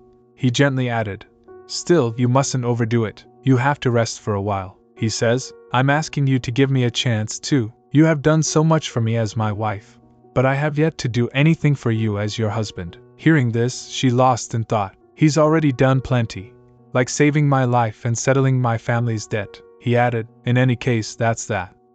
Please keep eating, she says. All right. He comes out of the room carrying the dishes, then hands them over to his soldier and asks, What did you find out? Soldier replied, We questioned every single passenger on the train, but none of them were suspicious at all. There were 8 people in first class, and 22 in second class. Here is all the information related to them. He takes hold of a document and reads through it. Gertrude Bart, fashion designer from the capital, here on holiday. Then he thinks, Gertrude? But I thought she had gone missing. In the candlelit study, papers are spread across a desk. Melchior looks at the paper in his hand and begins to think. Gertrude. I received a report that Gertrude's assistant came to see Roseline and asked if she knew where Gertrude was. Apparently, she disappeared after our wedding. So why are traces of her suddenly being found? And in a way that connects her to Roseline. The fact that the Empress's knights went after Roseline before, and that the Empress was the one who introduced Gertrude to us, is starting to look suspicious. I'll have to look into this some more. Early the next morning, Carmen came and speaks. Your Grace. Hopped on the next train after hearing what happened. I keep warning you, but here you go again. Roseline smiling faintly and said, Carmen, I've decided to triple your salary. Carmen snapping to attention and says, I shall do my best to serve you well. However, you really need to work on your body's endurance, Your Grace. No work for a while. You need to exercise, then rest for a day, and repeat. Roseline said, Sure. Melchior knocked on the door and entered. Carmen bowed respectfully. Melchior says, Roseline. Roseline asked, What is it, Melchior? He replied, I've come to give you today's report. She startled and said, Pardon? He asked. I thought you might be bored. Would you rather I didn't? She blushing and replied, No. Actually, I was hoping you would tell me. He looks closely at the paper, she said to himself. I like doing things myself, but leaving it to Melchior isn't so bad. Melchior continued to come and report his progress to me every day after that. Since I was forced to take a break, I realized something. As much as I wasn't acknowledged by others all my life, I also refused to recognize them for their worth. That's why I always thought it was easier to do things myself, and was unable to put down my work, even going so far as to overwork myself. But after Melchior told me that I was competent, I feel so much better. Taking a break isn't so bad after all. I've never been able to rest so well. Roseline was sleeping when she suddenly woke up and said, Is the window open? It's so loud. Roseline stepped forward. She saw that the wind was blowing outside, closed the window, and said, The window is just fine. When she turned back, she saw an envelope lying on the floor. Then she asked to herself, Is it because the wind is so strong here in Lochbos? Did Melchior leave this behind? She picks up a letter, reading aloud. To the successor of House Crimson Rose, please return the Imperial family's treasure. She stunned and says, The successor of House Crimson Rose. The Imperial family's treasure? Suddenly, the envelope catches fire and turns to ash. She asked to herself, What in the... Then she lost in thought. Why was this here? Alphonse is the successor of House Crimson Rose. More importantly, the Imperial family's treasure? They made it sound like I took it. She recalls that Melchior said at the manor, So your excuse for wrecking the whole manor is that you were arresting everyone? Soldier bowed respectfully and speaks. That's because they were hiding from us, he asked. Since when can people hide behind picture frames and vases? She thinks, That's right. The Empress's knights seem to be looking for something in the manor. Is this why? That letter. Should I tell Melchior about it? No, it might just be a summer home. But if he hears that something like this happened at a manor belonging to House Lochbos, Melchior won't stand for it. It's best not to make a fuss for now. I don't know who this person is, but they'll contact me again since they think I have something they want. I'll use that as a clue to find out who's behind this and what they're after. Then again, there's nothing I can do right now. A faint noise. She freezes. The villa's hallway. A pale figure emerges from the shadows. Maybe it's because it's so early, but even the south gets pretty cold. Then Roseline asked, Gertrude, is that you? Where have you been all this time? And how did you get in here? Gertrude's ghost spoke in a voice hollow. Time, turn back, time to before, back to before. Hearing this she thinks, I died, turn back time, to before I died. A black shadow slowly moves toward her and said, I cannot die, I can't. Roseline panics and runs backward, and the shadow follows her. Gertrude's ghost speaks. Give it back. Roseline thinks, Is no one here? There must be a guard. When she looks back, she sees some green vine wrapping around the shadow. Roseline gasps as she sees blood dripping onto the floor. Then she said to herself, Blood? The easiest way is to draw blood near it. Ghosts are drawn to humid places. I need to keep it bound here. Julian lunges toward her. Then, she was soaking a cloth in a bowl. As soon as she brought the cloth close to him, she woke up. Julian asked, Can you hear me, Roseline? Do you recognize me? Please don't move. You're very hurt. Do you feel any discomfort, Roseline? Would you like some water? She saw her and said, You've grown so much, he replied. I will be 17 soon. She asked, Are you on winter break? He replied, It would be, but I've actually graduated already, so I don't have breaks anymore. She smiled and said, You graduated? But you're still 16, he speaks. I skipped a grade. I wanted to focus on the successor selection. This is actually a room provided to me because I am a candidate. She asked again, Is this in House Postenmeyer's main castle? He replied, Yes. She smiled and said, You've really become a successor candidate. Congratulations, he says. It's all thanks to your advice. Roseline, she speaks. You're the one who listened to it. No one has ever followed my advice aside from you. Saying this, she thinks. My student, my friend, my savior, and my current husband. Only you, she says. Thank you for taking care of me, Julian, but I should get going. She began to think. Now that he's a candidate, he can't be involved in scandals because a woman was seen in his room. He asked, Are you going back to your husband? Please don't go. That man neglected you and allowed you to get injured like this. Hearing this, she thinks. I feel like he's misunderstanding something. He said, Please stay by my side from now on. Whatever your husband might say, I will protect you. He moves closer to her, about to kiss her. Then she said to himself, I can't. This isn't the time period I'm supposed to be in. If me being here gets him into trouble during the successor selection process, Julian might lose his place as a candidate. In that case, the future will change, and that's no good. Roseline pushed him back gently and said, Well, you see, because, Julian, the only person who can protect me is the patriarch of this house. Then she thinks, the man who can drive away the Empress's knights and bring my family back from ruin. Julian bowed respectfully and said, All right.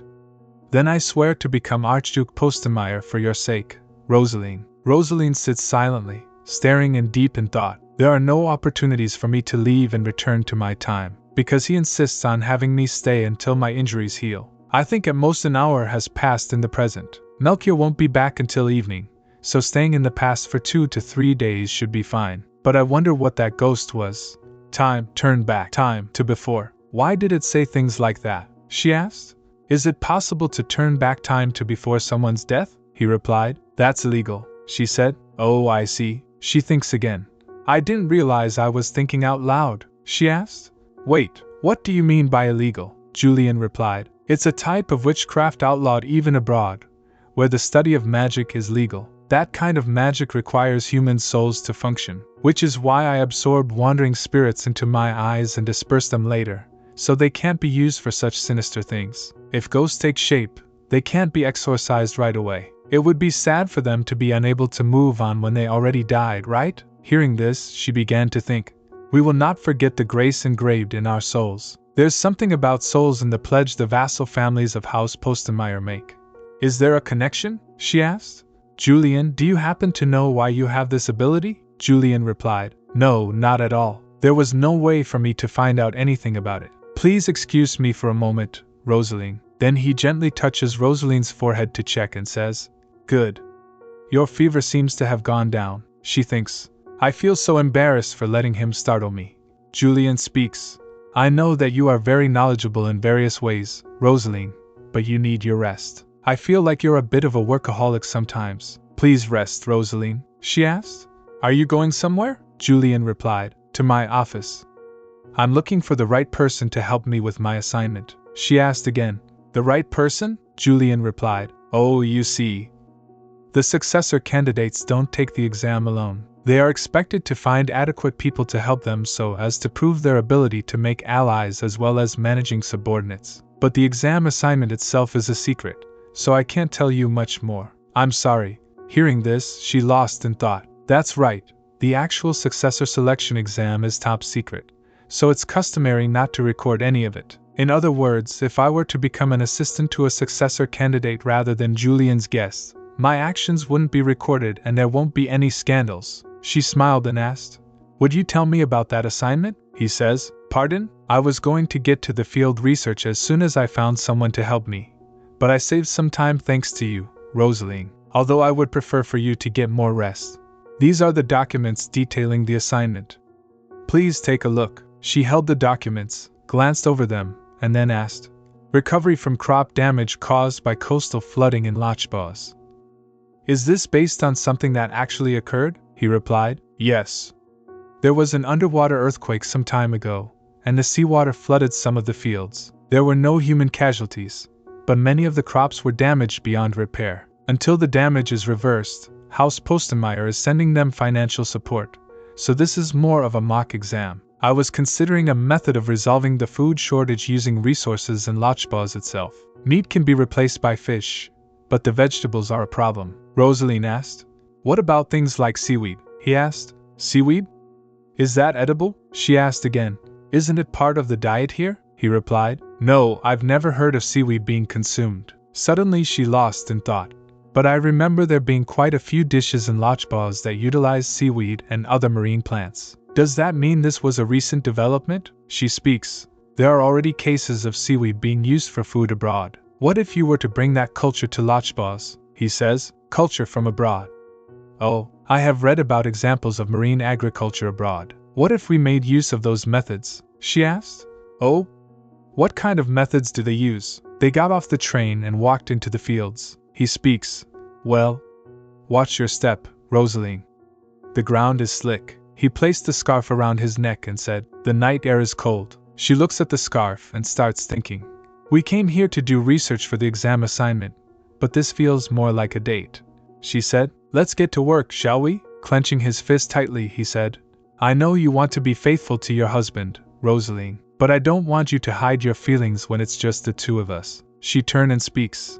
I'm not hiding anything, Julian. I think you're under the wrong impression, he said. You want me to save you? She asked. What? He speaks. You said that it was only the patriarch of House Postenmeyer who could save you, Roseline, and you are trying to help me reach that position. I've given you my answer, that I would become the head of House Postenmeyer for your sake. Roseline says. Julian, he said, I will keep my promise and I will wait for you, of course, but I don't want you to ignore my feelings. Roseline, I like you. Then he said to himself. I knew that Roseline was Melchior's first love. I knew, but, she asked, why do you like me? Is it because I saved you? Is it because you're grateful? He shocked and replied, no, I mean, I do like you more because of it, but I've liked you since the moment we first met. She added, however, if you say that you like me, I would have to reciprocate in kind, but I'm unfamiliar with such feelings. He says, I didn't confess to you because I wanted something in return, Roseline. She hesitates and speaks. That's not it, I just don't know how to love. I don't. Then she said to himself. No one ever taught me. Even though I wanted to be loved, I never actually knew what that meant. Kind words and soft touches. Eating together at the dinner table. And asking each other about their day. I could only assume that things like that were love. Which is why I complained to Melchior that he wasn't doing his duty as a husband. And why I boasted to Julian that I would help guide and help him.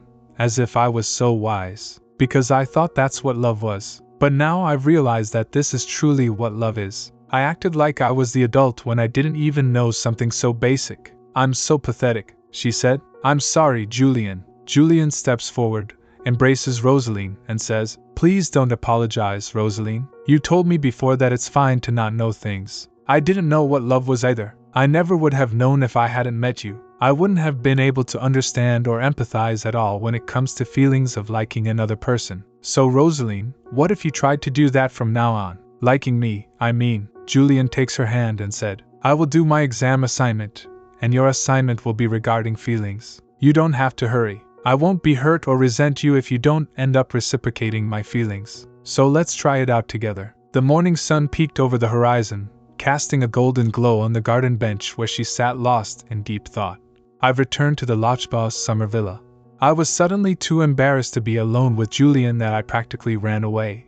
I need to go, Julian. Since I've appeared in his bed quite suddenly already, I'm sure Julian is aware that I have some sort of ability. Suddenly Melchior came and asked, Roseline, are you all right? Are you hurt? She replied, I'm all right, Melchior, he said. I'm sorry. I couldn't find you, so I was a little startled. A private study in the villa.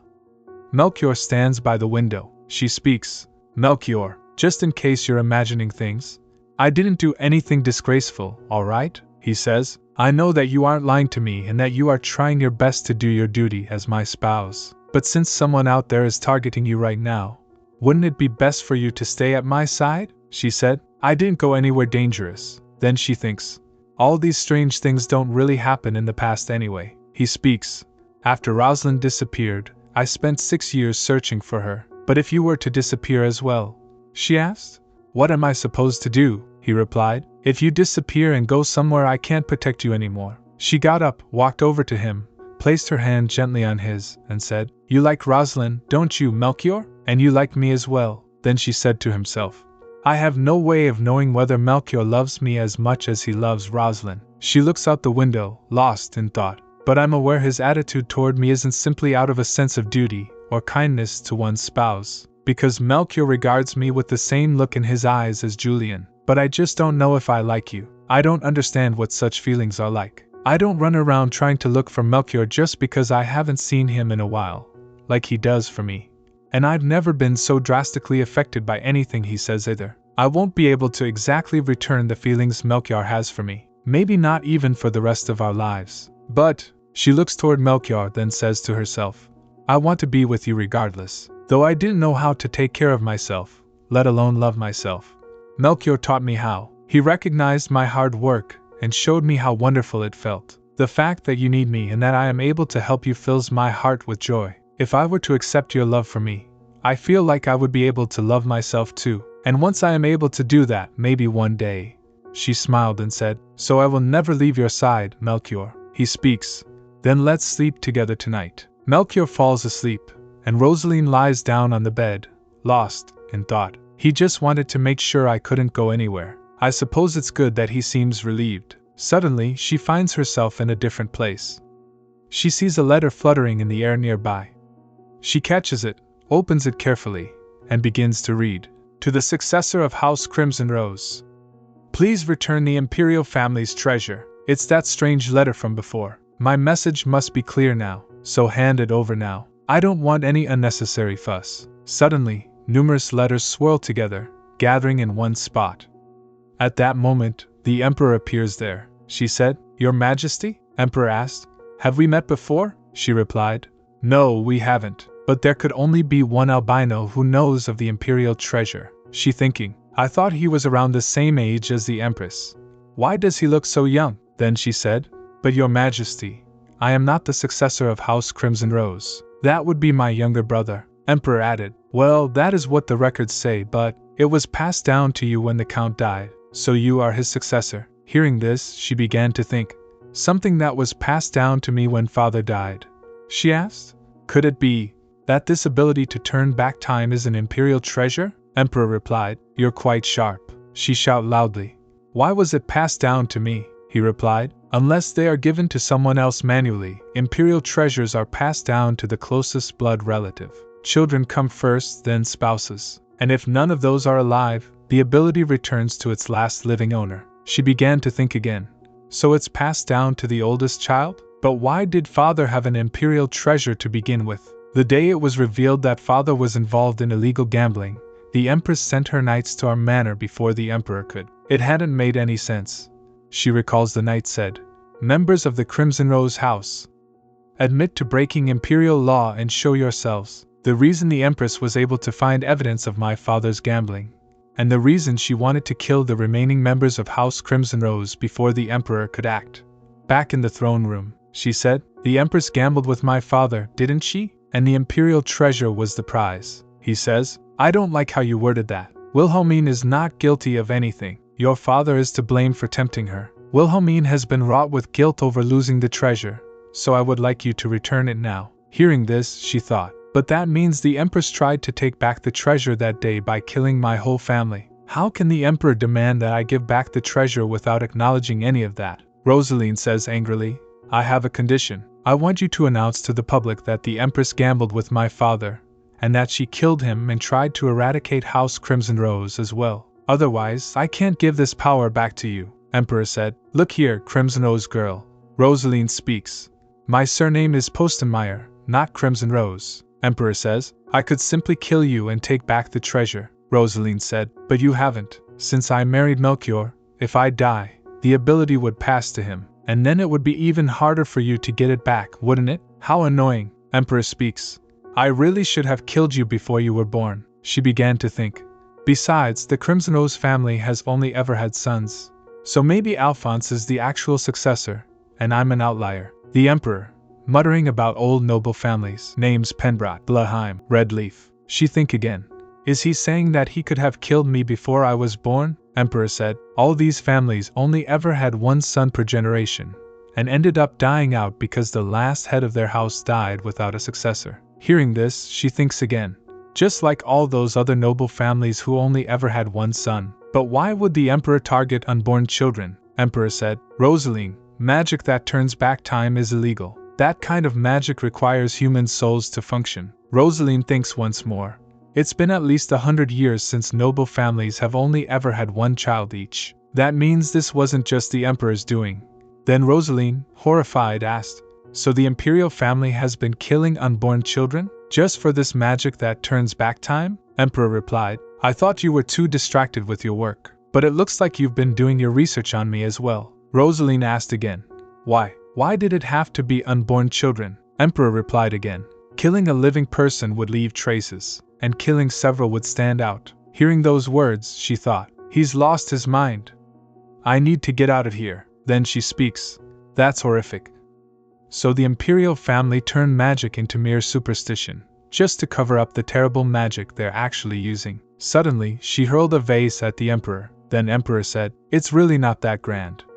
The other mages just annoyed me. Hey, Crimson Rose, it seems you're acting this carefree because you think I can't kill you. Suddenly, the emperor lunged forward and grabbed Roseline by the throat, his voice cold and ruthless as he hissed. Then he said, but the only reason I was taking my time was because I didn't want to kill Melchior. I wanted to keep him alive, because I was grateful to him for saving Wilhelmine. But if there's no other way, I guess I'll just kill you both. My only motive is to live out my life with Wilhelmine until the end. She thinks, I have to run away. How did I escape? He forcefully grabbed her by the throat.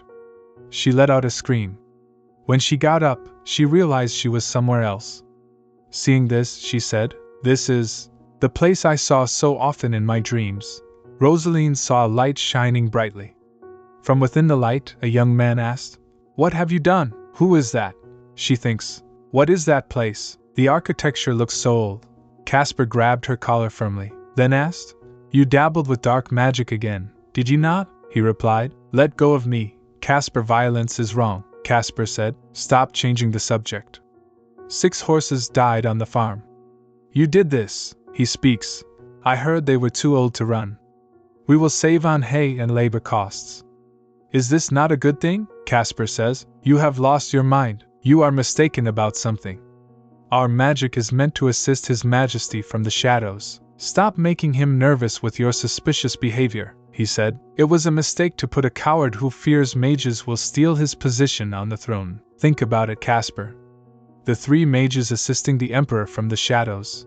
Why do we have to keep an emperor on the throne when the fate of the empire is in our hands? Casper punched him angrily and asked, how dare you say something so treacherous? We mages give up our lifespans in order to use magic. Do you really think we could rule an empire when we are fated to die young? He replied. Then all we have to do is find a way to live longer. Her tone shifts, cold and determined. Suddenly, blood started to flow from Casper's mouth, and he collapsed to the ground. He speaks calmly. Magic and dark magic operate on the same principle, Casper. Magic is performing miracles by sacrificing the user's lifespan. Dark magic uses offerings to perform miracles. Either way, magic requires lives. But using this, mages can live longer. Maybe even longer than the average human. You and Melchior thought it was worth sacrificing your lives for the sake of your families, since the Emperor promised so many privileges in return. But that is not what I want. Why do I have to sacrifice myself for the Emperor? I also hate the fact that those bastards from my family will take all the credit for what I have done. That's why I'm going to take it all for myself. The throne, a longer lifespan, eternal youth and immortality. He looked up and then said, while I could extend my life to transcend death, it would not do to be so old and decrepit that I can no longer move the way I want to. Therefore, I must acquire both. The amount of time I can gain with one person's life is merely a few months. But that just means I have to take enough to last me for however long I want. She saw him and said, oh, he's already dead. She fell into deep thought. So, in the ancient empire, there were 3 mages who assisted the emperor, and one of them was the current Emperor Balthasar, right? If what I just saw is true, that means it wasn't the imperial palace killing unborn children for dark magic but Balthasar alone. Come to think of it, I heard there were doubts about Balthasar's legitimacy because he suddenly showed up claiming to be a relative of the emperor when he died without any heirs, and he'll just become history once he hands the throne to the princess. That part is really suspicious as well. Maybe that's his way of ensuring his immortality and eternal youth are kept hidden. After the power to turn back time was passed on to me, I started to see this place in my dreams. Maybe it's related to time magic, but I can't show what I just saw to other people, so I need to find tangible proof that the Emperor is an undying, eternally young mage. Let's go over what I found out so far, she said to himself. According to what I witnessed just now, true immortality requires two kinds of powers: the power to stop time, and the ability to turn back time. I don't know why he gave the ability to turn back time to the Empress, but judging by the way the Emperor still looks so young, he must still have the power to stop time. I need to research this magic more. I should look for more clues once I get back, though I'm not sure how to get back. A faint voice pierces her thoughts. Roseline! She ran away after hearing this. Huh! She lay unconscious in Julian's arms, and he was shouting desperately. Roseline! Wake up, Roseline! Roseline saw herself in his arms, and then, looking at her own soul, she thought, wait, did my body and soul separate somehow? Julian pricked his finger, causing blood to flow, and poured it into Rosaline's mouth. She came back to life, and he asked, Roseline? One moment, Roseline. Are you all right, Roseline? She replied, yes. I think I'm back now. But where are we? As Roseline wrapped a bandage around his finger, she asked softly, what? The candidate in charge of Youthorn for the competition bowed out. So you came all the way here to take care of the problem yourself? He replied, yes.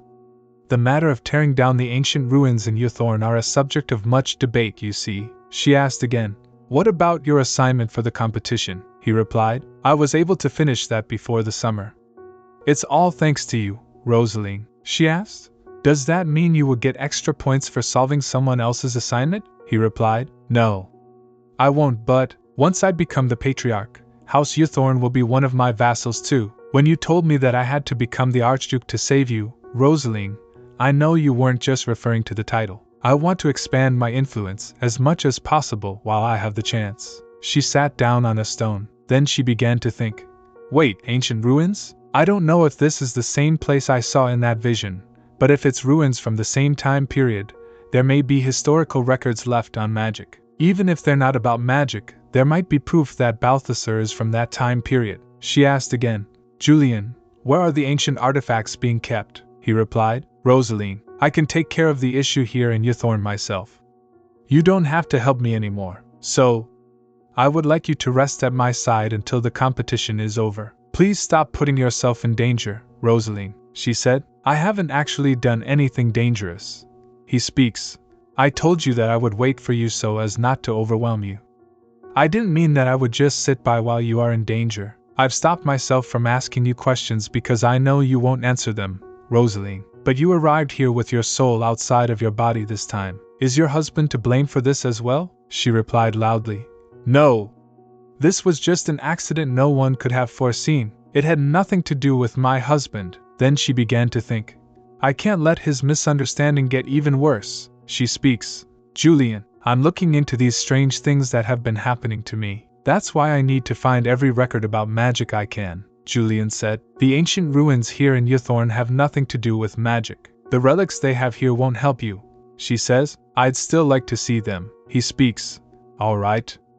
Please follow me. They walk deeper into the tunnels. The light dims further. Walls lined with stone shelves stretch endlessly downward. Julian said, this is where they keep the ancient artifacts. It looked small from the outside, but it keeps going down here. These tunnels are actually connected all the way to the outskirts of the northern region. She speaks. That far?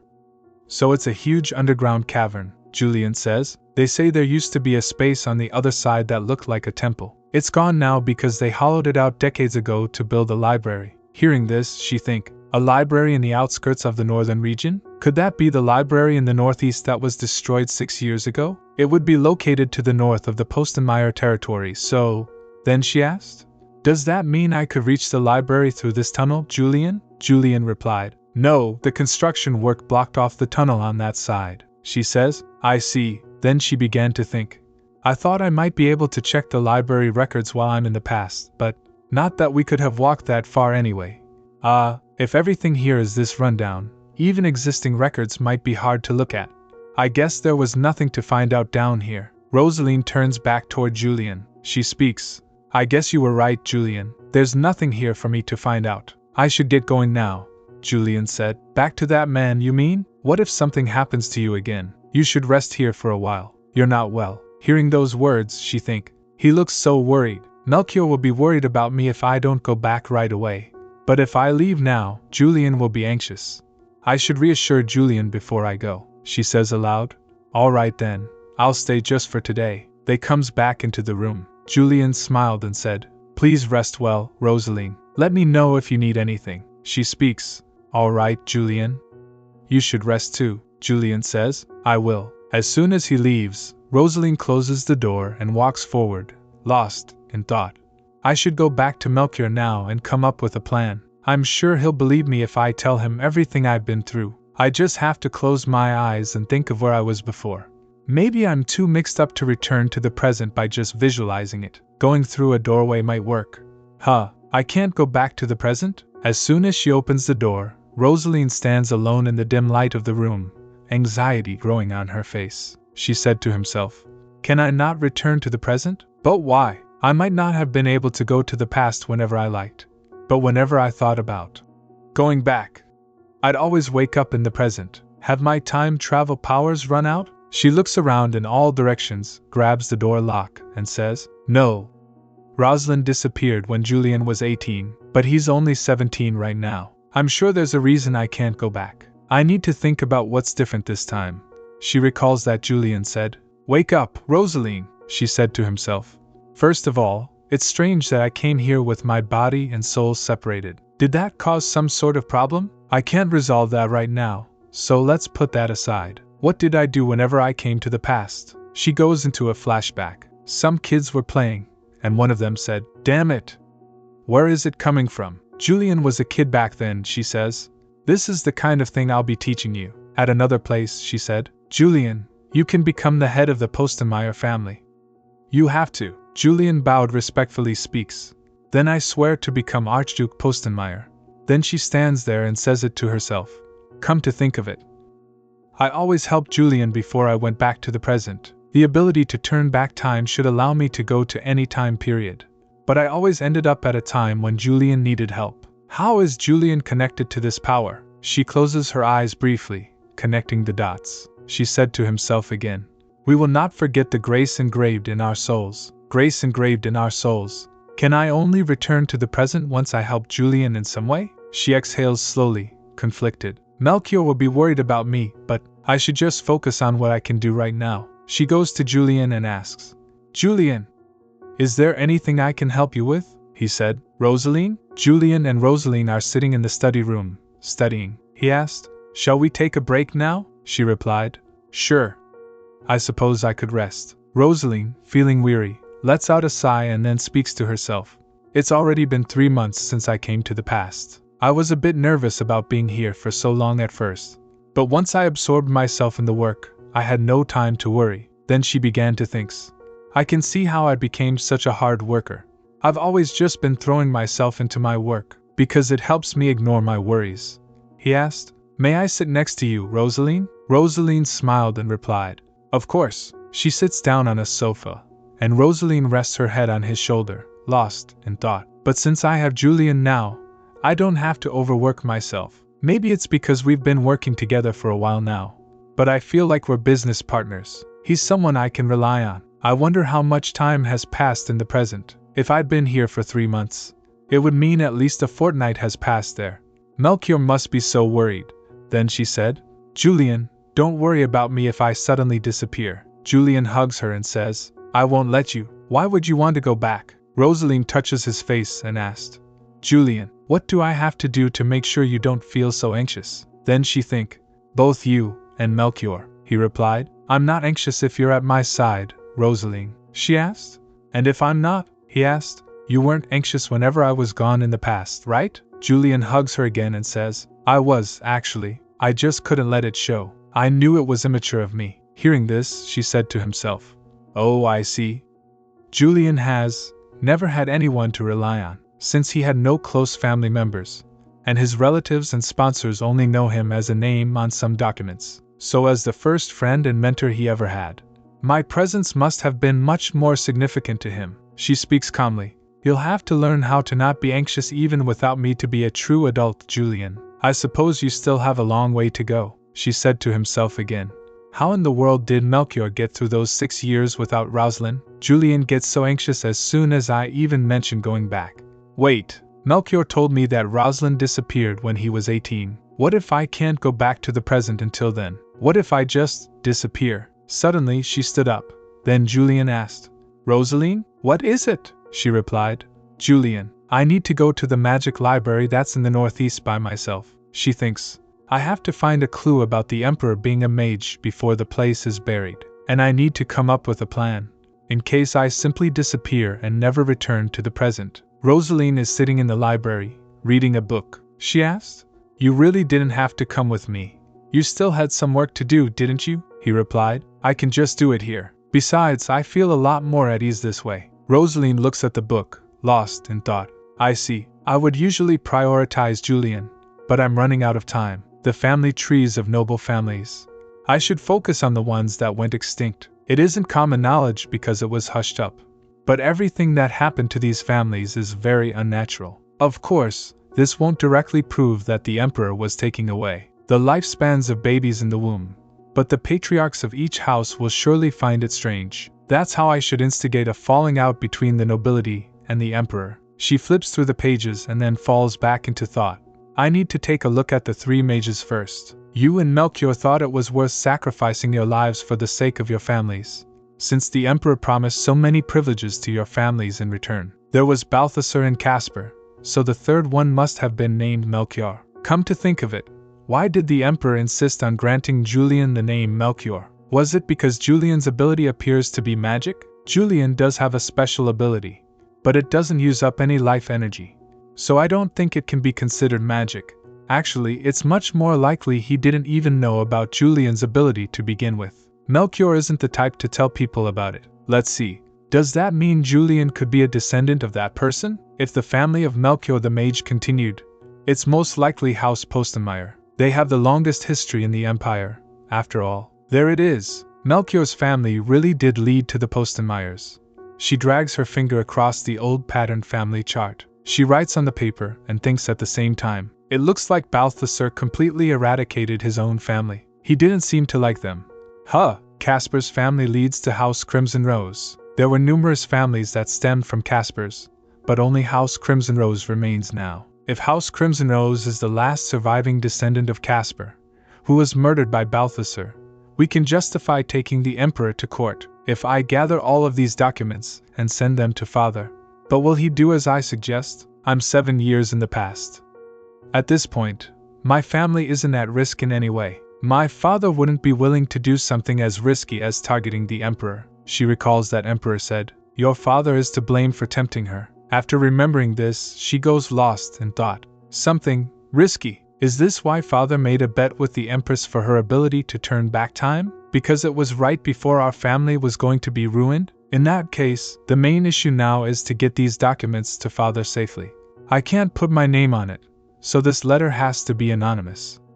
But if I want my father to actually pay attention to it, she writes a heading at the top of the letter, to the successor of House Crimson Rose. Then she said to himself, to think that I would be using this phrase.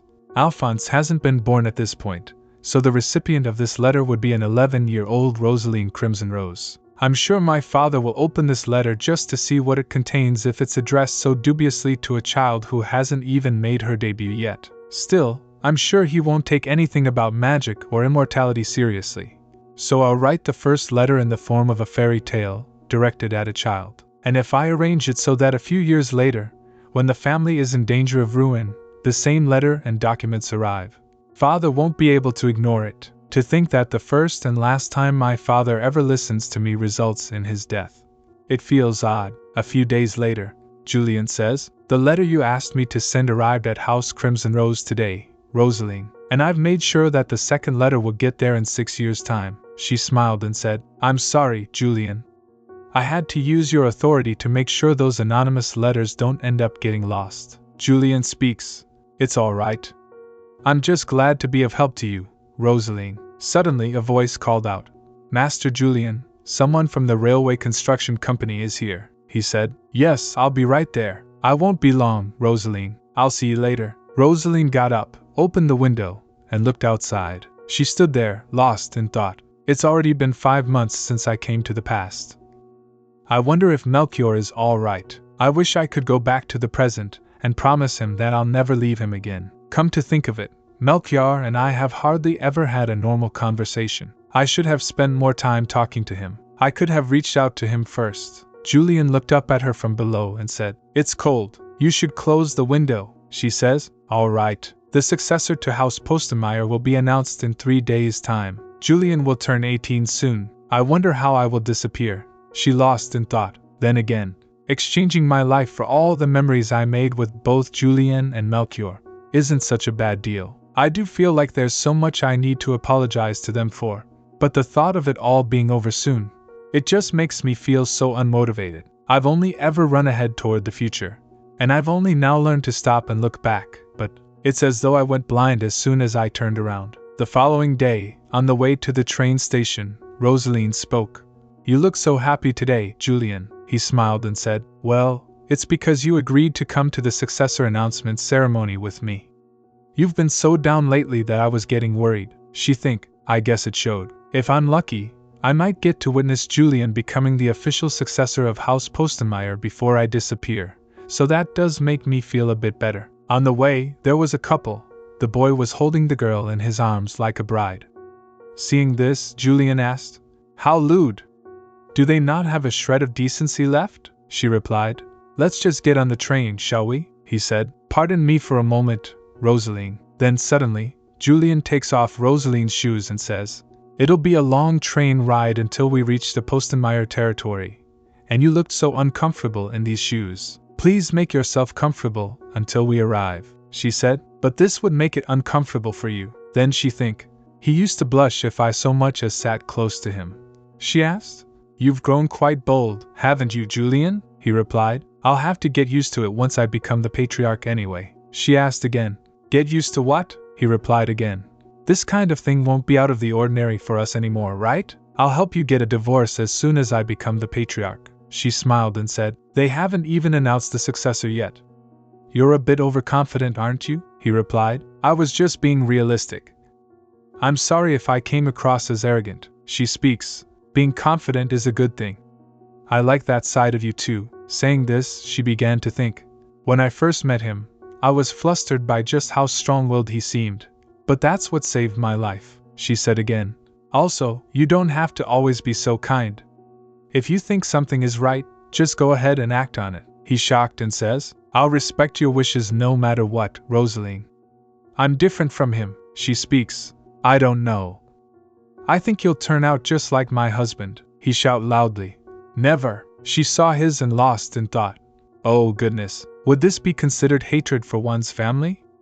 Wait, but this is about himself in the future. Self-hatred, maybe? Then she said, "Julian, I don't despise my husband," he speaks firmly. "But, Roseline, that's just your way of protecting your own heart because you were exposed to such a cruel environment for a long time," she says. "That's not it. I like him a lot, so much so that I'm still thinking about him, even now," she said to himself. "I was happy being by Melchior's side because he made me feel like I had worth. I liked the way I could shine next to him. But now that I've been stuck in the past, I understand. Nothing I achieve is worth more than being able to return to Melchior's side." She speaks calmly. "It took me a long time to realize this. I'm sorry." Suddenly, the train jolted violently, and Julian, startled, exclaimed, "Roseline," she said to himself. "That library was buried in a landslide 6 years ago." In Melchior's study room, Heinz came in and, while handing over some papers, said, "Your Grace, here is today's report from the Santre territory." Melchior flipped through the pages and kept looking at them. Heinz says, "Your Grace, you haven't rested properly for a whole month while searching for her Grace. Now might be time to take a..." Melchior held his head and said, "I don't have time to rest." Then he said to himself, "As soon as I realized Roseline was gone, I turned Lochbos upside down looking for her, but I couldn't find a single trace, so I returned to House Postenmeier and ordered all 7 vassal families to search for her. But how are you supposed to find someone who disappeared into thin air?" Melchior noticing something and asked, "What is this?" Heinz replied, "Oh, that's a letter from Her Highness." He saw her letter and said, "A letter from the princess?" Then Melchior started reading the letter. "Melchior, I heard that Roseline disappeared. How devastating. The emperor was shocked to hear the news as well, and has dispatched the imperial knights to find your wife. But even after an entire month, they have yet to find any clues. It occurred to me that if both the Archduke and the Emperor can't find her, perhaps Roseline is no longer in this world. He crumpled the letter and threw it on the table, then started thinking deeply. Why would she send me a letter like this? Is this her way of getting back at me for all of my rude behavior? Of course Roseline is still in this world. I was always confused as to how she would often disappear without a trace. But what if it was because she was traveling to another world? He speaks.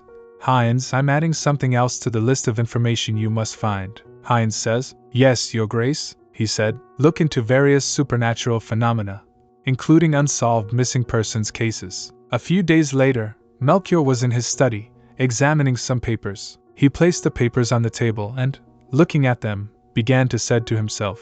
They were spending time together, when the other person disappeared suddenly, right before their eyes. Their child was in bed, but was gone after they returned from an errand. She fell asleep holding her husband's hand, but he was gone the next morning. These cases are all similar to how Roseline disappeared, and in the past half year, there have been over 20 cases of vagabonds and criminals going missing. Did they go after such people to make sure the investigation would be dropped quickly? He stood up, his eyes fixed on the papers, and then began to think. Wait, all these people disappeared around the same time at night. It's when the Imperial Guards change shifts. Does that mean the culprit is related to the palace somehow? Someone knocked on the door and spoke.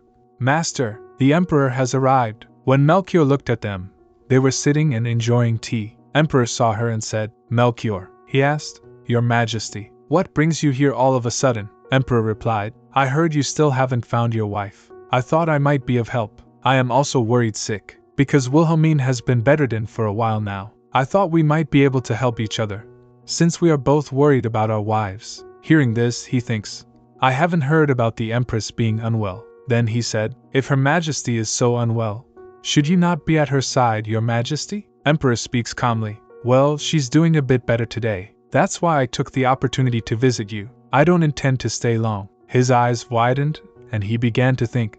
He acted this way at our wedding too. Why does he seem so interested in Roseline? Something feels off. Then he speaks. In that case, it's all the more reason for you to return to the palace. Your Majesty, my men and I are capable of looking for my wife. Emperor asked. Don't be so cold, Melchior. Do you really think I made you Archduke, only for you to treat me this way? He replied. I became the head of House Postenmeier through a series of tests. I only went through with the ceremony of receiving the title from you, in order to uphold your reputation, Your Majesty, as your faithful vassal. Emperor asked. Oh? Have you forgotten? I thought you were just being humble. When you said you didn't remember saving Wilhelmine, did you actually forget? He asked. Forget about what, exactly? Emperor replied. You didn't get to your position on your own merits. On the other side, the train was inside a tunnel and was surrounded by rocks. Julian asked. Can you hear me, Roseline? Can you hear me? She asked. What happened? He replied. There's been a landslide. The train seems to have been covered by it. Since the train never arrived in Postenmeier, I'm sure they'll look into what happened soon, she said. We should be rescued in 2 days' time, if we're lucky. But that means you won't be able to participate in the successor announcement ceremony. Then she began to think. And any successor candidate who doesn't make it to the venue is disqualified. He says, I'm sorry, Roseline. I told you I would save you, but let's just focus on being rescued for now. We're close to the dining cabin, so we should have access to food and water. She think again. What if my involvement changed things? I shouldn't have insisted on coming here. No, I should have at least gone straight back to the Youthorn summer house after sending those documents to my father. She speaks firmly. Julian, we have to get out of this place, he says. Pardon? She got up, walked to the door to open it, and said, If we follow the train tracks, we should be able to reach the southern Youthorn station by dawn, and if we take the next train from there, we can make it just in time to the ceremony. He worried and said, It's too dangerous, Roseline. If we try to force ourselves through the rubble, we might end up getting crushed by it. Hearing this, she lost in thought. I can't let the future change because of me. I need to convince Julian to get out of here. What should I do? Then she speaks. Then, what about the injured? They won't last 2 days. If we just sit here and wait to be rescued, it'll be too late. We need to tend to those who are in urgent need. and then get out of here to alert people. This happened in one of your vassal territories. Are you really just going to stand by and watch? He says. All right. While pushing with effort, she asked, Is the door stuck, Julian? He replied. It seems like the door frame was damaged from the rubble. It opened. When the door opened, they saw several dead bodies in front of them. They were shocked upon seeing the dead bodies. Then Roseline saw a hand and said, Just hold on. We'll help you out, injured passenger says. Help me, Julian, he speaks. All right, passengers shout loudly. Help me, please help, he speaks. Please calm down, we'll rescue you right away. Then he noticed that stones were falling from the ceiling, so he said, One moment, Roseline. He raised his hand and made a strange gesture, so Roseline asked, What did you just? Did you take away the soul of a living person? He replied, This cabin is about to collapse. We need to move him, and then I'll return his soul. I'll drag him into the next cabin. So keep helping the others, she says. Huh? Oh, sure. Seeing this, she began to think. I didn't know he could take someone's soul without killing them. That would mean he could save someone whose heart is about to fail. Then she looked at a woman and thought, That's the woman we saw kissing that man at the station. The man seems to be dead already. He lifted her like that and gently sat her down, then looked at her and began to think. Her clothes might be too tight while we carry her. I should loosen them. Oh, I must have hurt myself without realizing it. The sudden pain was a surprise. I'll move her first. The sound of metal creaking. She saw her ANS said, Oh no! Suddenly Julian came. ANS says, We need to get outside, she said. Outside? He speaks. We can't stay inside the train for much longer. We might be able to dig through the floor and get out that way. She asked. Would that be any safer? He replied. It will be. There's an underground passage beneath us. Hearing this, she think, Right, the underground passage from ancient times, he said. The passageway has been fine for over 1,000 years. We should be fine down there. I found a shovel over there, so I'll start digging. She looked at the pit and said, Wow, the passageway really is right underneath us. You did well digging without falling in. He says, I found a ladder, Roseline. Let's use it to move the injured down there. Roseline says, All right. They descended into the pit and gathered the dead bodies together. Roseline looked toward the tunnel and thought, If this place has been completely fine for over 1,000 years, it must have been built using magic. In any case, we should be able to reach Uthorn this way. Roseline speaks. I'll go and call for help, Julian. Julian asked. What? Alone? Roseline replied. Someone has to watch after the injured, and I should be safe walking down this passageway. Since it's been abandoned for so long, I'll try to be quick. She walks away, her footsteps echoing. Suddenly, a faint light flickers ahead. She thinks, A light? Why? Why is the Emperor down here? She moved to one side and fell silent. The Emperor walks past her. Roseline think again. He went right past me. Did he not notice my presence? That's not the issue right now. He's going straight for Julian and the injured people. If the Emperor steals their souls, calling for help won't do us any good. I have to chase after him. She follows the Emperor. Julian kneels beside an unconscious woman and thinks. Her pulse is getting fainter. Once she dies, her soul won't be able to return to this body. But if I take it away, her bodily functions should slow down. If I keep her soul safe, I might be able to buy her enough time for help to arrive. Suddenly, the Emperor came, and Julian saw her.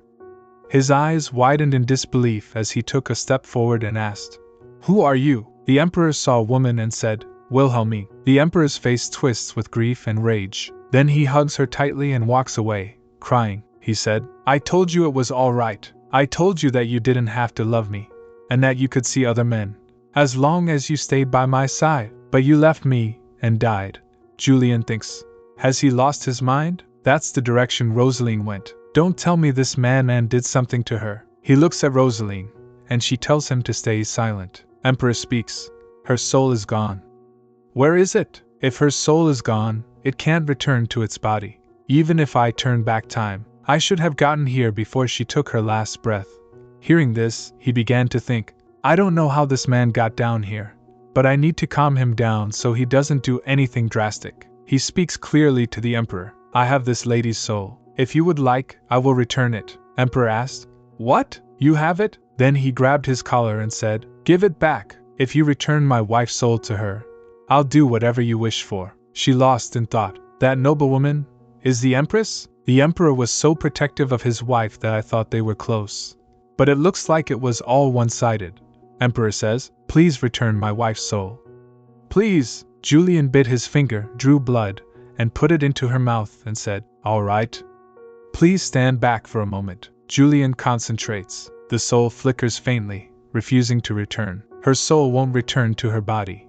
That's because it knows the body is dead already. I'll keep her soul here until help arrives, so please just stay. His eyes glow faintly. A dark energy swirls. Emperor says, oh, I see. We can't have that. Emperor speaks. My wife, the only person I have loved in my immortal life. I, Balthasar the Emperor, grant you the imperial family's treasure. Julian horrified and speaks. The Emperor? Hearing this, Roseline began to think. So this is why he gave the Empress the ability to turn back time. A flash of light. Suddenly she trembling and began to think. My body! Don't tell me. That because the same power exists in the same time and the same place. I'm about to disappear. The ground trembles. Julian runs toward Roseline. He asked, Roseline! What's wrong? Roseline saw her and thinking. No. I can't stay in this time any longer. I don't want to disappear like this. I don't want to be alone. Please stay with me. Julian hugged her and said, I won't let you go alone. The clock's hands were moving at their usual pace, and a ticking sound was echoing softly. Roseline lay unconscious in Julian's lap. When she looks at him, then Julian hugged her. He said, I thought I'd lost you forever, Roseline. She asked, Why am I here again? He asked, Do you know where we are? He thinks, Oh, come to think of it, what do I call this space? I come here when I travel through time, so, she says, this place is like a crack in time, I think. He asked, A crack in time? She replied, Well, whenever I appeared and disappeared before you, I wasn't just moving physically. Saying this, she began to think, what if time gets reset again? Like when I tried to tell Melchior about everything. Then she speaks. I have the ability to travel through time. He asked, You can travel through time? She think. It didn't reset, she said. I know it's confusing, Julian, but I'll explain everything. He says, So, you helped me using knowledge from the future, and more importantly, your husband in the future was me all along. Unbelievable. She speaks. I'm sorry about keeping this a secret from you, he said. Please don't apologize. She says, You should be able to return to your time, Julian. Because you ended up becoming Archduke Melchior in the future. What about you, Roseline? She replied. It's likely that my body returned to my own time. And since I still have this ability, it must mean I'm not dead yet. I was told it would be passed on to my husband if I die. He asked. What? She replied. The problem is, I'm not sure if I can go back. As long as I can get out of here, I think I can go to either time, but I don't know how to leave, Julian said. I'll stay here with you. At this rate, your body will die, Roseline. That means your soul would be trapped here, and I can't just leave you behind. Roseline speaks. Don't say that. This is my own problem. You have to get back. You still have so many years left to live, Julian shouted loudly. So I'll be looking for you for the next 6 years before finally finding you and marrying you, only to lose you again? Is that the future you want for me? Then he bends down in front of her and says, I don't want to lose you twice. I don't want to go through all that. I would rather stay here forever with you. Hearing this, she began to think, if Julian refuses to return to his own time, the future really will change. Plus, it can't be good for his soul to be separated from his body for too long. Then she speaks calmly. If you don't return, I will die in your time as well. You were only able to save me because you became Archduke Melchior, Julian asked. But I'll lose you in the end anyway. What does it matter? She replied. I was happy. Thanks to you, I was able to do the things I wanted to do, and I was able to help others. I felt like I was a worthwhile person for the very first time. I was basking in the peace of mind you gave me, not realizing that I had loved you all along. It was just for 6 months, but that time was more precious to me than my entire 18 years of living. Won't you let the Roseline of your time experience that joy as well? He said. No, if I can't be with you in the future, I just don't. She speaks. There may be a way for me to survive. When I die, my power is passed on to my husband. So my soul, which still has the ability to travel through time, will most likely be transported to 6 years later, to my present. If my husband manages to absorb my soul into his eye and place it back into my body just before it dies, I could live. So please, Julian, make my soul disperse, he asked. You want me to kill you, based on that slim possibility? Why are you so cruel, Roseline? Why? Roseline placed her hand on his face and asked, Do you like me? Do you love me? He replied, Yes. Roseline hugged him like that and asked, Then could you please trust me on this? He replied, You really are cruel, Roseline, she said. I am. So please come scold me for it. I'll be waiting. Saying this, she suddenly disappears. He was sitting and watching. He was sitting silently on the chair, lost in thought. I'm the one who made you the Archduke. You failed to show up to the successor announcement ceremony, so without my support, you would have had to give up all your rights and move abroad. Looking at the documents lying on the table, he said to himself. After the emperor left, I used my authority as the patriarch to look into the records of the successor competition. The emperor was telling the truth. I can't remember any of it. But why? Why did I think that it was fine not to look for my lost memory? He picked up the documents and, looking through them while flipping the pages, said to himself, That's not the only strange part. According to these records, I was staying in a hotel on the outskirts of Uthorn just before the landslide happened, even though I had no reason to be there. Then he began to think again. On top of that, I had booked 2 rooms instead of 1. Why? What's all these memories? But these are all about Roseline. No. They're about Roseline? Could Roseline and Roseline have been the same person all along? Could it be that all this time? Suddenly, he got up and started running, shouting loudly, Roseline! Roseline, he says to himself while running. I don't believe in miracles. I have denied the existence of magic and superstition all this time. But all of a sudden, I got this strange feeling that I might know where you are. Then, suddenly, he stopped and saw Roseline unconscious. He went over to her, picked her up in his arms, and said, Roseline! Roseline! Wake up! He saw a spirit and began to think, absorbing souls into my eye. I can't believe I forgot about all that. Then, in a bright light, he saw Roseline sitting beside him, talking to him. He shouted loudly, No! Roseline! She got up and spoke. Melchior, Julian. Then she thinks, I'm not dead, Melchior asked. Are you all right? Julian think again. The ability to travel through time must have been passed on to Melchior like I had hoped. Julian speaks angrily. Don't delude yourself into thinking you are her savior. You don't have the right. You have no idea what it was like for me to disperse her soul, knowing that it might kill her, she said. Settle down, Julian.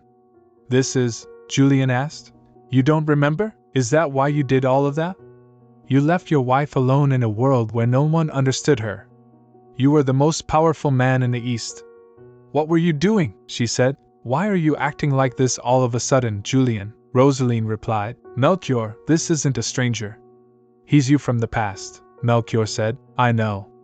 I remembered everything. Hearing this, Julian speaks. And you're proud of yourself, are you? You must have lost all your tact when you lost your memories. I can't believe I turned into such a pathetic man in just 6 years, Roseline says. Calm down, Julian. Then Melchior speaks. The reason I lost my memories was because I left them here before I went back to my own time. She saw her and asked, What? Melchior replied, You asked me to come and scold you. Julian, she said, thanks to you, I've got my body back, so I think it would be best for you to leave before anything happens to your body. Julian bowed respectfully and says, I don't want to lose you, Roseline, she added. All you're doing is leaving your memories of us here for a while. Think of this place as your very own treasure chest. By the time you get your memories back, I'll be right by your side, so you don't have to be anxious. Julian kissed her on the nose and said, I trust you. See you soon, Roseline. Melchior speaks. We should get back to, Roseline. You're telling me that bastard of an emperor strangled you? She said. That's not the important part, he says. It is to me, he speaks. Fine. So you want him to step down in exchange for returning the ability to travel through time, and clearing the name of House Crimson Rose? She nodded her head and said, Yes, exactly. He asked, Do you wish to become the head of House Crimson Rose? She replied, No. I don't have any good memories of that place. Even if I were to return to it now, that name wouldn't feel like my own. He stepped forward and said, I see. I would prefer to wage war against the Emperor, but since you don't want that, we shall go to the Imperial Palace tomorrow as you wish, Princess says. Welcome, Roseline. I'm glad you made it back safe and sound, Roseline replied. Thank you for your concern, Your Highness. But we asked for an audience with His Majesty. Did something happen to him? Princess said. The Emperor has been a little distracted lately, he asked. Why is that? Roseline asked. Is it because the Empress is dying? Then she said to himself. Though the princess has been very brash toward me all this time. She recalls that Princess asked. What do you think, Roseline? Did I do well? She said to himself again. I could tell she bore no hostility toward me. Princess speaks. It's because you are the crimson rose that survived. And judging by what she told you back then, you kept quiet, even though you knew the Emperor's secret, Your Highness. Humans tend to become powerless when faced with unstoppable natural disasters, Roseline said. No. He's human.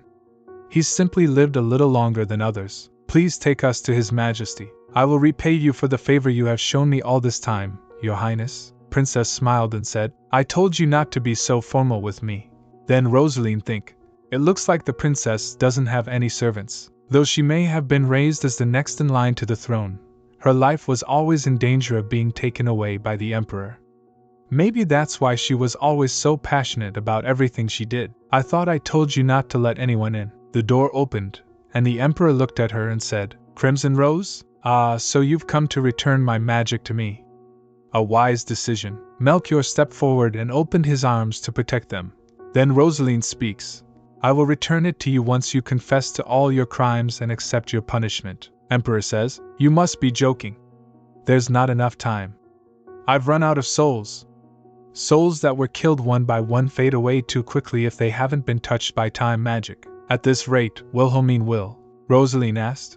Is the Empress aware that you have been killing people and using their souls to postpone her death? Emperor replied. Why would I tell her that? I just want to see my wife live out the years she should have had and grow old. Everything else is meaningless. The Empress was listening to everything from behind the door. Suddenly, she opened the door and asked, What did you mean by that, Your Majesty? Empress asked. Was I supposed to be dead already, Your Majesty? Did you kill other people so that you could tie me to the land of the living? Emperor replied. This is just a dream. You're just seeing and hearing things. Empress says. Answer me, he said. I wanted you to live, Wilhelmine, because I love you. She speaks angrily. You always told me that I could do whatever I wanted, as long as I stayed by your side. But I always found this part of you despicable and unsettling. But when everything I did to try to lose my right as Empress failed, and you bestowed the imperial treasure onto me, I no longer felt like leaving you. That is how I have spent these years. I always told myself there were many married couples where only one side is infinitely affectionate toward the other. I was such a fool. Were you so eager to keep me by your side that you went as far as forcing me back to life while I lay dying? He shocked and says. Wilhelmine, that's not, she said. You didn't treat me as a human, so no wonder you took the lives of others so lightly. He says. I'm sorry, Wilhelmine. I won't kill anyone anymore. So please. She grabbed the stand and, hitting herself with its sharp edge, said, I married a monster. Wilhelmine, he said. Wilhelmine, Crimson Rose. You killed Wilhelmine. Roseline shouted loudly. No, you're the one who killed the Empress, he said loudly. I tried to save her. She would have continued to live if you hadn't come here. So this is all your fault. I have no reason to keep living now. Roseline kicked the stand hard and yelled. Don't you dare try and escape punishment through death. After all those atrocities you've committed, you have to pay for what you did. As he watched it all, Melchior used magic, the crack in time, a place only souls separated from their bodies can enter. The only person able to travel in and out of it is the one who wields time magic. As long as Melchior keeps it there, the Emperor's soul won't be able to leave and he'll be trapped in that space forever. Melchior speaks calmly. Spend eternity alone in the crack in time without your beloved wife. Emperor asked. What? Roseline asked. You always wanted to live forever, didn't you? Emperor speaks. No, that's not what. What is this place? This is the crack in time. Ha, so you planned all of this, Melchior? Melchior speaks. Mages must not feed their magic using the lives of others. They must only use their own lives. That is the basic principle of magic. But you seem to have forgotten it, Emperor said. I thought it was strange. No matter how many souls I gathered, the magic they provided grew smaller each time. You were taking those souls away, weren't you? He says. Yes, because if a soul is completely used as fuel for magic, it disappears forever. I ensured that the souls sucked in by your magic would be able to return to the cycle of life and death by releasing them one at a time. Emperor asked. Why would you do that? How does that benefit you? He replied. This was Casper's will. Dedicate yourself to making the world a better place. If you do, the grace imprinted on countless souls will return to you when you are reborn. They never forget the gratitude imprinted on their souls. He used magic. Seeing this, Emperor think, is that how House Postenmeier was able to thrive? Well, that doesn't matter now. The Emperor sat down and said, in any case, I will escape this place sooner or later. Once my body dies, my soul will disperse, and since my soul has left my body, it will eventually expire. That means, then he said, you seem to have forgotten that time stands still for you. Time is also frozen in this space, so your soul will not disperse, even if your body expires. Hearing this, Emperor shouted loudly, What? No, this isn't what I wanted. Don't be like this, Melchior. I have to die. Then I can be together with Wilhelmine, he says. You extinguished so many lives for all those years because you did not wish to die. Since you wish for it so ardently, I grant you eternal life. On the other side, Julian was lying on the ground. He heard people murmuring, so he got up, looked around, and began to think, what's going on? Why am I here? I don't remember what I was doing. That's right, I was on my way to the successor announcement ceremony. Emperor came and asked, Please stand. What is your name? He says, Julian. Then Julian thinks, Who is this? Emperor said, I see. I'm indebted to you, Julian. Julian began to think again. What does he mean? Was there some sort of accident on? The people nearby were helping someone, a girl, and asking, What is your name? Julian think again. How much time has passed? Will I be able to get there in time? Emperor asked. What is it, Julian? Julian replied, Oh, I'm sorry, but I am in a hurry, so I don't have time to stand here and chat. How do I get out of here? I need to get to Postenmeier Castle as quickly as possible. Emperor smiled and asked, Oh, you're from House Postenmeier. Were you on your way home? Julian replied, Yes, I am in the middle of the successor competition as a candidate. I can't be late to the announcement ceremony, you see. He thinks, Roseline. Then he says, I can't be disqualified. I must hurry to the castle at once. Emperor raised his hand and said, Calm yourself, Julian. You were so calm earlier. Don't fret. Since you saved my wife's life, I will repay this debt to you. Come with me. Julian stood there, lost in thought. I don't remember anything. What I was doing before the train accident, and why Roseline suddenly disappeared. I don't remember, but somehow. Then he recalls that Roseline said, Think of this place as your very own treasure chest. By the time you get your memories back, I'll be right by your side, so you don't have to be anxious. Then he suddenly flinched and said to himself, As soon as I recalled that memory, my worries immediately faded away, because Roseline told me so. The aftermath at the Imperial Palace. Roseline was walking happily with some documents in her hands. As she passed by, the maids bowed respectfully, and she nodded back at them with a smile. It took 3 whole months to sort out the incident at the Imperial Palace. Princess Anistraut publicly announced that the Emperor had turned to dark magic in an attempt to cure the Empress's illness, and that Her Majesty had passed away as a result. The Emperor then fell into a coma. Once it was revealed that the Emperor was also behind the missing persons cases in the capital, using those people as fodder for his dark magic. The public was enraged. When she reaches the gate, the guards also bow their heads respectfully. The issue was that all this negativity toward the imperial family made things far more difficult for Anistraut, who had recently taken the throne. The new Empress was sitting with a worried expression, looking over the documents. Then Roseline came inside, handed over the documents, and said, Here are the documents you asked for, Your Majesty. Empress Anistraut says, Thanks, Roseline. I always dreamed of an easy life full of luxury and idleness. How did I end up becoming the Empress? Roseline speaks calmly. Your Majesty, you must be more formal in your speech from now on. Just now, you should have said thank you instead of thanks. Empress Anistraut asked. Stop nagging me, Roseline. I thought we were friends. Why do I have to be formal with you? Roseline replied. Right now, I'm not here as your friend, but your secretary. Empress Anistraut speaks. I thought you were here to help me as my friend. Don't tell me you have ulterior motives? Roseline said. Pardon? I don't have any underhanded reasons for helping you. I'm just helping you as a friend. Empress Anastrat smiling and says, I knew it. You really are a great friend, but the Archduke may come barging in, brandishing his sword any minute now. Because I've kept you here for so long, Roseline. Roseline says calmly, he wouldn't do that, Empress Anastrat. Well, of course he wouldn't draw it in front of his wife. But when I see him during meetings sometimes, he glares daggers at me. I don't frighten easily, but he really is intimidating. The Empress said he will says me, hurry and return Roseline to me, so you can return to Postemire Castle now. Roseline speaks. Pardon? Empress Anastrat said, thanks to you, I'm able to take care of most issues by myself. Hearing this, Roseline thinking, does she really mean that? Empress speaks, I mean it. I have to be able to do things on my own, so that I can be a wonderful person worthy of your friendship. So don't worry about me and go back to Melchior. Roseline replied, yes, your majesty. Melchior was happy to see Roseline going with him on the train to Postemire Castle, and his face lit up with happiness. Without saying a word, he pulled her into a warm embrace. Then Roseline asked, Melchior, do we really have to sit like this? Melchior asked. Yes. So, how was working as the new Empress's secretary? She wasn't overworking you, was she? Roseline replied, it wasn't really that hard. Oh, right. I've decided what to do with Balthasar's corpse in the prison cell. Melchior speaks calmly. I thought we were just going to announce that he died in prison at some point. Roseline said, we can't keep the corpse down there forever, since it will never rot. He asked, oh, that's what you meant.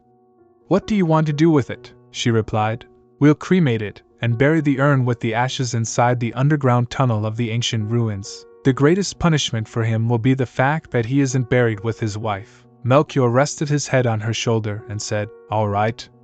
That's a good idea. She asked, what will you do if I died before you, Melchior? He said, startled. Don't say things like that. She speaks. It's a hypothetical question, he says angrily. Don't even talk about things like that. In case you weren't there, she said. Pardon? He speaks. Even though I would have died without you by my side, I was so afraid you might not be there in the afterlife, that I couldn't even die. Hearing this, she lost in thought. How am I supposed to react to that? Were you that worried about me? Of course he was. If I say, I'm sorry, he'll just tell me I don't need to apologize. If I say, but I'm by your side now, will that sound like I'm changing the subject too soon? Could it be that I left Melchior with a terrible wound? After all, I went straight to work helping the new Empress as soon as we got back.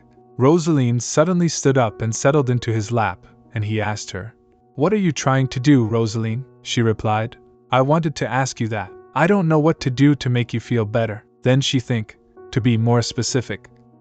I don't know how to express love, he says. You don't have to do anything. It's enough for me that you're here, she said. I don't think that's enough, because I can still sense how worried you are. He speaks. We're on a train, Roseline, she says. Does it matter? This is a private car, so no one will interrupt us. Do you dislike this? He said. That's not it, but there's a time and place. She asked. Don't you want to make sure of it? He asked. What do you mean? Roseline rested her head against his head and replied, whether the woman in your arms right now is really me. You should touch me to make sure. That's the best way, right? Melchior let out a long sigh and said, Roseline, you really need to be more careful about what you say. She asked. Did I say something wrong? He replied. I told you that I've been waiting for you for a long time. I hope you don't think that hugging and touching you a bit will be enough to satisfy me. She asked. And I told you earlier, no one will interrupt us in our private train car. How is it? Do you like this kind of thing? He replied softly. Don't tease me, she shouted loudly. I'm not teasing you. We still don't know very much about each other, so I'm trying to find out more and more. At one time, I was convinced you had some sort of strange fetish. He asked. A strange fetish? She replied.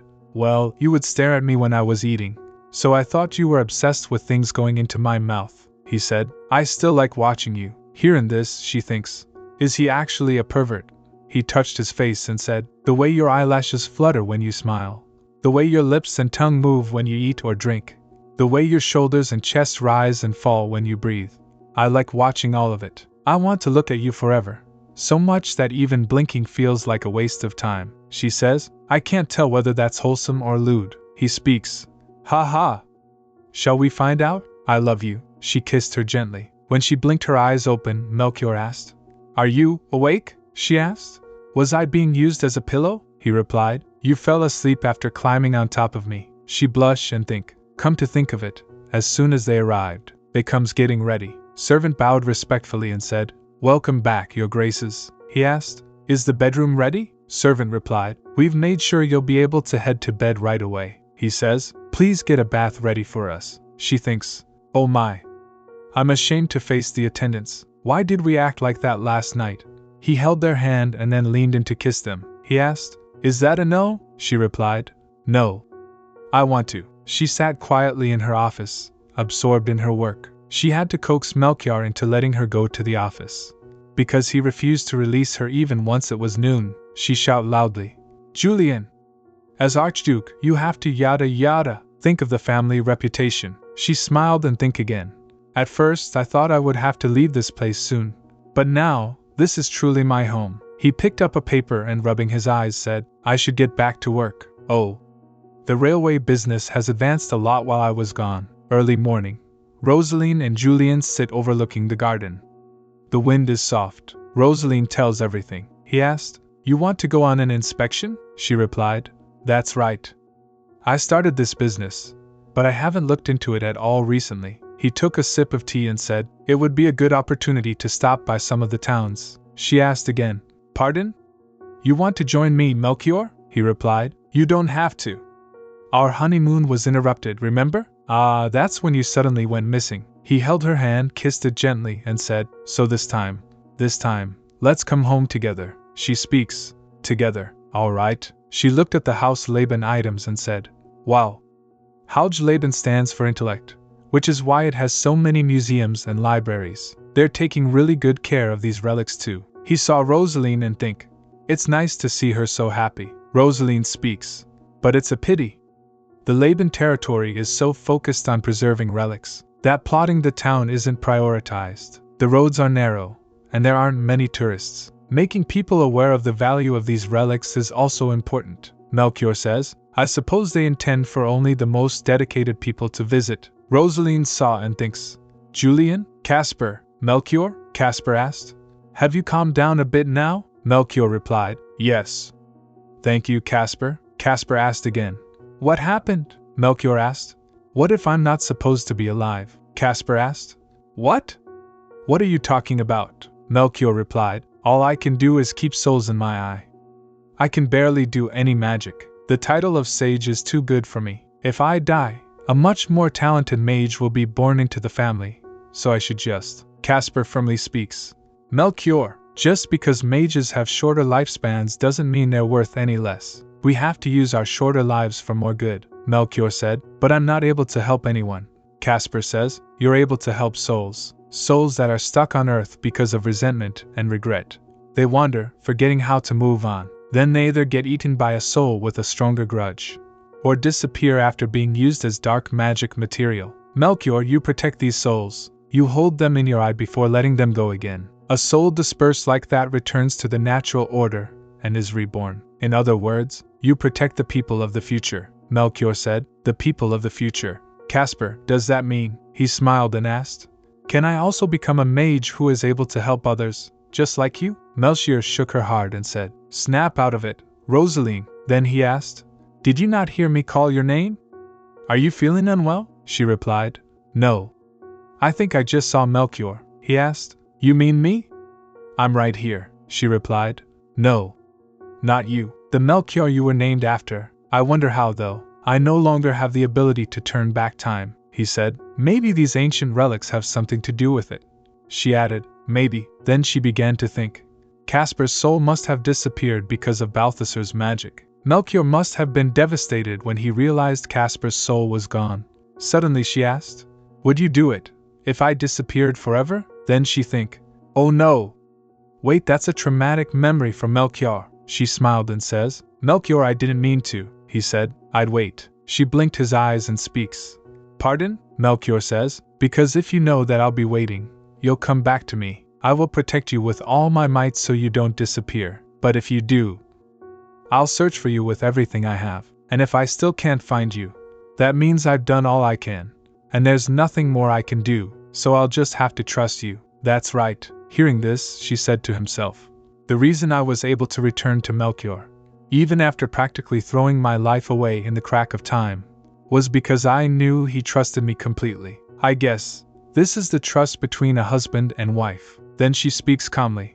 Melchior, if anything ever happens between us again, please just tell me instead of trying to fix it yourself. A married couple is like one unit, right? You and I are one, so let's help each other resolve our problems. Hearing this, he smiled. She wondered why her heart felt so much fuller when they held hands and walked toward the same future than when they simply embraced and kissed. I didn't understand it, but that didn't matter. Just as our time continued to flow without stopping, their footsteps would always lead them to happiness, because we have each other.